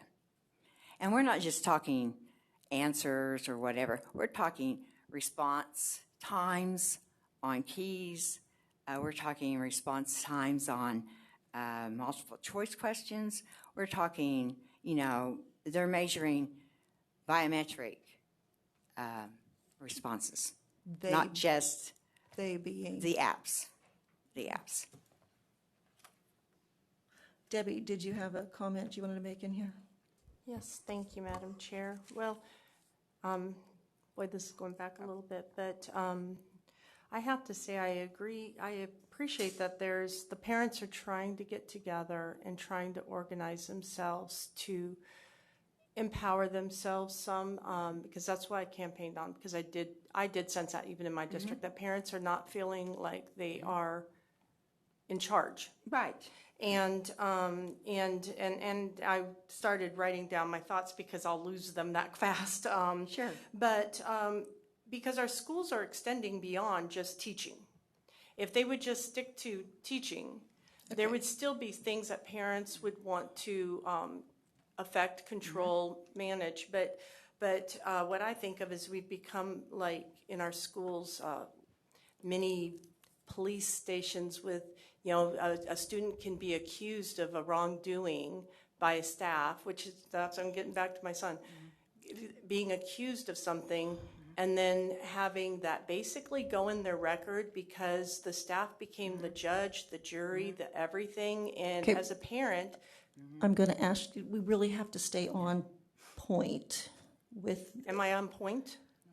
Well, I'm sorry, I feel With like you're going student- places, so I want to make sure we can keep With the. student data, my son had, it cost me $1,000 to add into his student record that he was innocent. So I think I'm on point that that's in his school record. And we're very blessed because one, it was a very tough time in our life because our other son had just died and I was not functioning very highly, but I did function enough to go get him tested, my son, and was able to put that into his record, pay $1,000 to a lawyer to do this. Not every parent is going to have that wherewithal, that resource, and that ability to do that. And I think of all the kids, it couldn't just be my son who was being, ding-dong in a situation that he was innocent, but he was wrongly accused. There have to be other kids. And what's the out for them? How are they going to, like you said, have that on their record for the rest of their lives from a school experience? And I think there is a need for addressing how can we protect the kids from basically misinformation or empowering parents to be able to go in and say, no, this isn't going to follow my kid for the rest of their life. I've had grandkids who were misdiagnosed with ADD, didn't have ADD. There's things like this. So I think I'm on topic.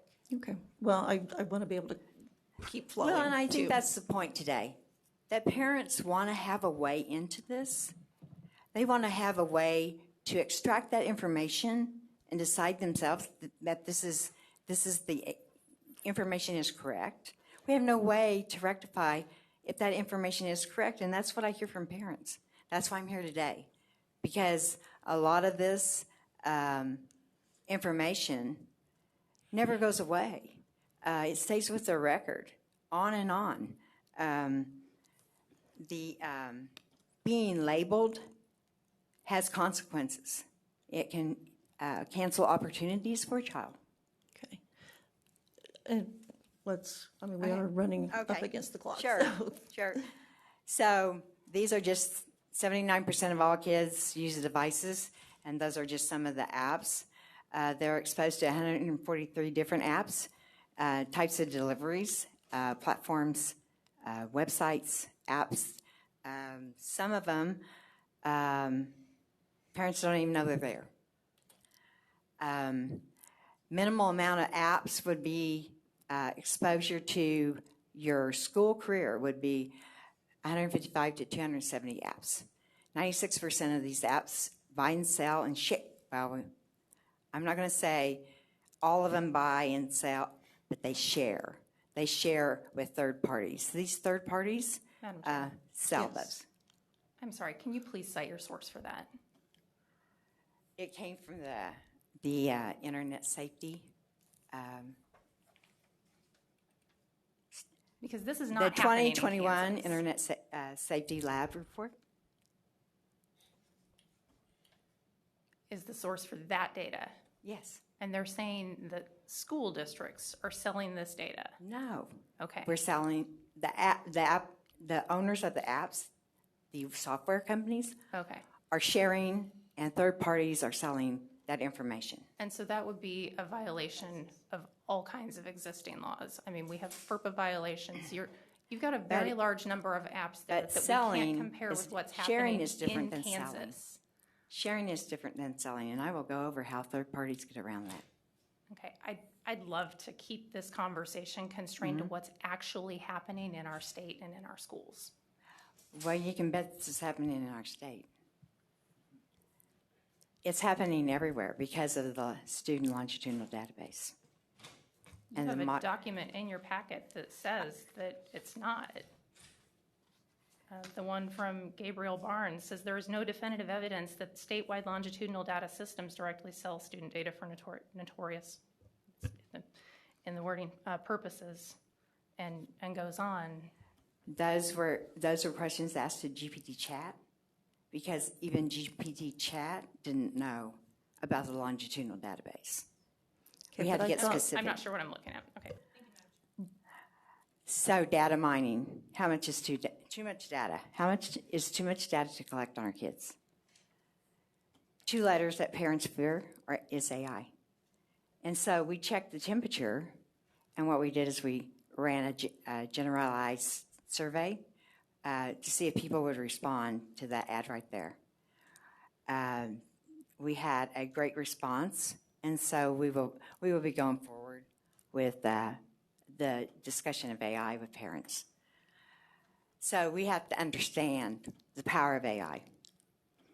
I don't even know the power of AI. The blockchains, the cybersecurity, how it's all cohesively put together and used. Artificial intelligence is a very new area for anybody to have any kind of guidelines on safety of information.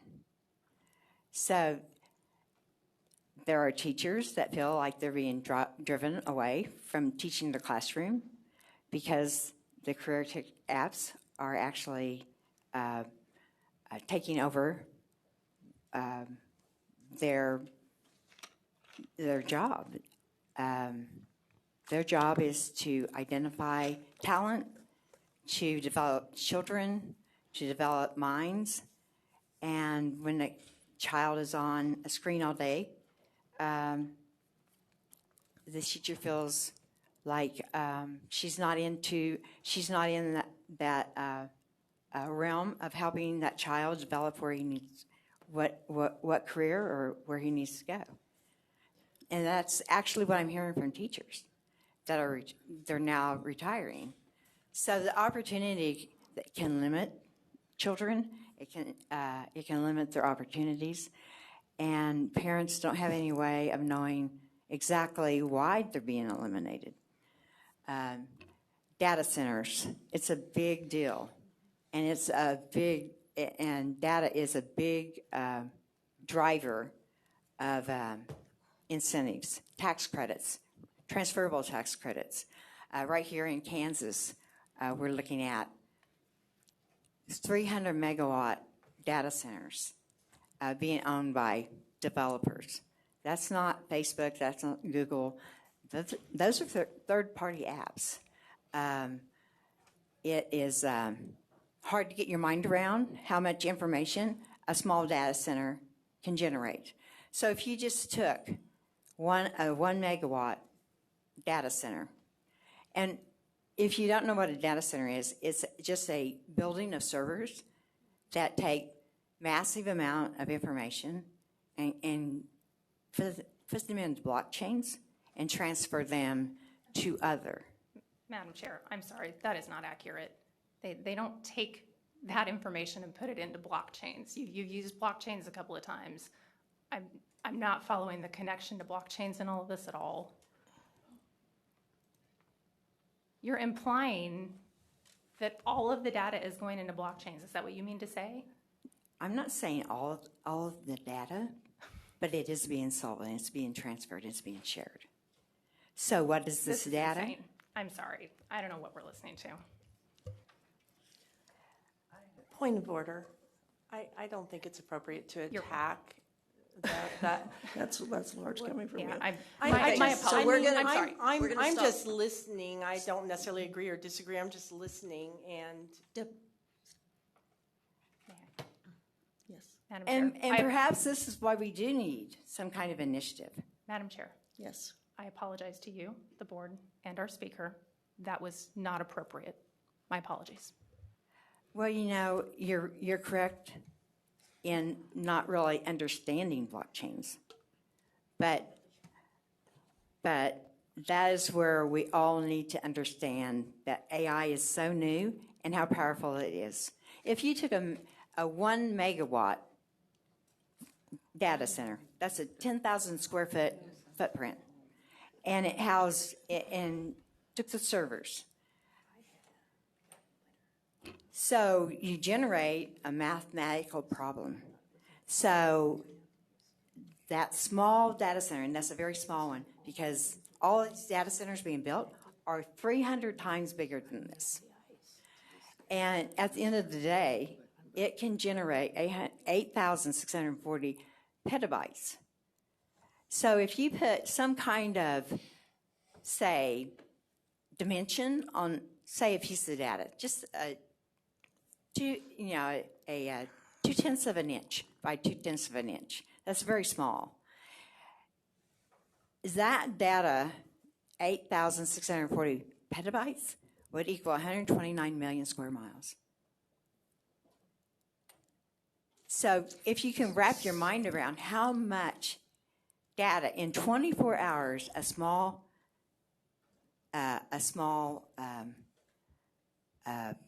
processor can do, imagine what 300 megawatts can do. Approximately 129,000 or million square miles, 65% of the Earth's total surface. That's huge. So where's this data coming from? What kind of data is this? It's coming from us. It's coming from our kids. It's coming from whatever is generated. And that's the one thing we don't know. We don't have guidelines on that.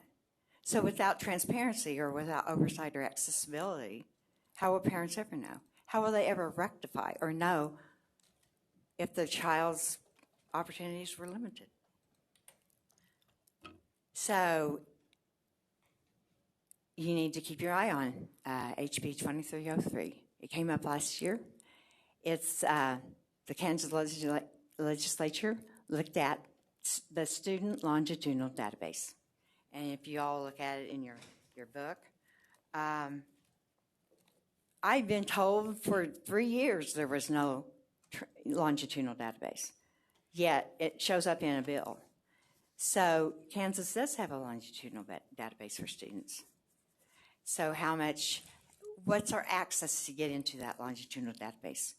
What access do parents have to get into it? And what guidelines and protections does that database have? The legislature certainly thinks it's important. The LCC took it off the floor and is protecting it. People that control data, they have a lot of power, and they can make a lot of decisions with that data.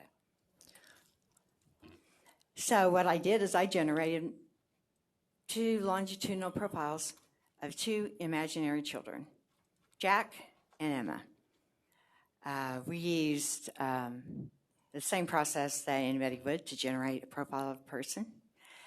And you look at those ads, and it tells you that it can be harmful if the data's wrong.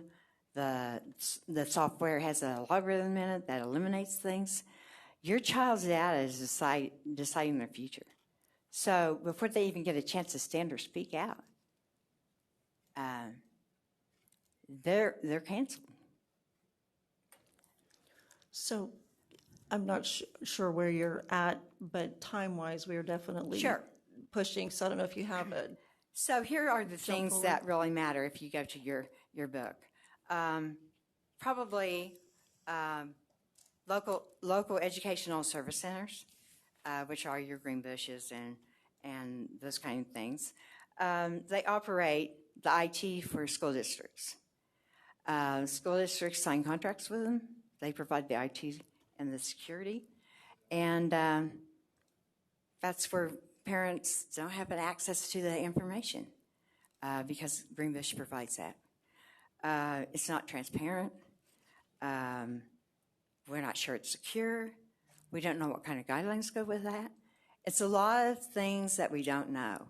When you take it out of the school district and put it in another, quasi-government agency, they share that information. They sign contracts with the tech apps. So the school uses that app. What are the guidelines for protecting that data? We don't know.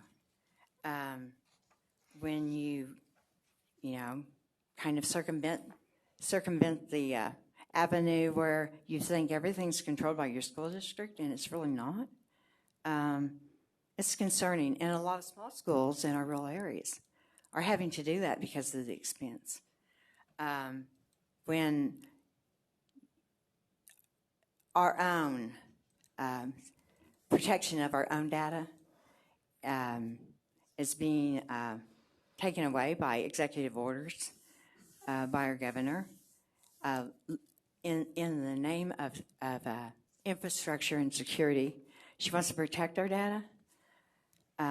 It becomes kind of a problem because we don't even know what our data is. So we don't even know what the laws have changed and what really is going on with what kind of privacy we have.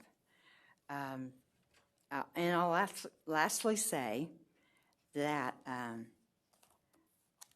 we will launch our initiative on the AI beginning tomorrow. We're going to launch a survey and see just how big a topic or concern it is for parents.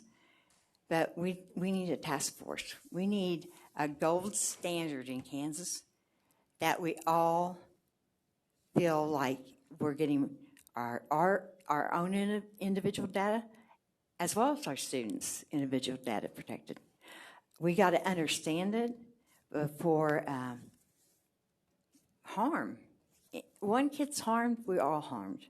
So let's get some best practices. New York has a task force that looks at best practices in the industry to protect your data. Give parents a way to recover civil damages. That's what New York did. So now they have access to go into court. These things are new. So let's get ahead of the game. Every state is looking at this. New York isn't the only one. It's California. It's Colorado. It's Texas. There's big cases. And they got standing. And it looks like some of them will go to the Supreme Court on the Fourth Amendment. So I'm here to ask that the board joins in force with the parents. But I can see that there's a lot of doubt and there's a lot of information, but why don't we find that information together? That's all I'm asking is that we go to the local school district and they say, well, that's not us. Or we come here, go to the state board, Department of Education, that's not us. So let's understand what the roadmap is together. That's all I am asking this board to do is to find a way to work together so that we can establish some guardrails and protect our kids. Because when one kid's harmed or one kid's lost an opportunity, we all do. You never judge a book by cover, but best practices, there's a lot of suggestions out there and there's a lot of states looking at it, but I think parents are that concerned. I hear it every day, just about. And I have too, and I appreciate that. And that's one of the reasons I know Vice Chair Zek was pushing for this, because we do want to hear what parents are saying. We absolutely do. As a state board, we are definitely looking at technology. It is high on the list, and the AI, which is obviously being pushed from every level. So my hope in this is to come away with hearing all voices, truly, doing what we can do at this level, understanding more. I do think there's a lot of things said that, and we'll have to look in your stuff, but trying to make sure we have good information, obviously, so that, which is again, and what the commissioner was saying this morning, that is where we're going. It is the conversations we're having. It sure is. We need to continue that. So I do appreciate that you are trying to be a voice for parents, adults in the process of protecting kids. And that's very important here as well. So again, I know why Danny was pushing to say just, let's hear the information. Betty, do you want to go ahead and have a comment in the midst? I know there's a lot floating in this, and I know that there's a lot of information. And it is about education. I can tell you, I don't probably scratch the surface of what's really going on. But if you can connect the dots, and everybody brings their information to the table, you can paint the picture and give parents an idea. Is it safe? Is it not?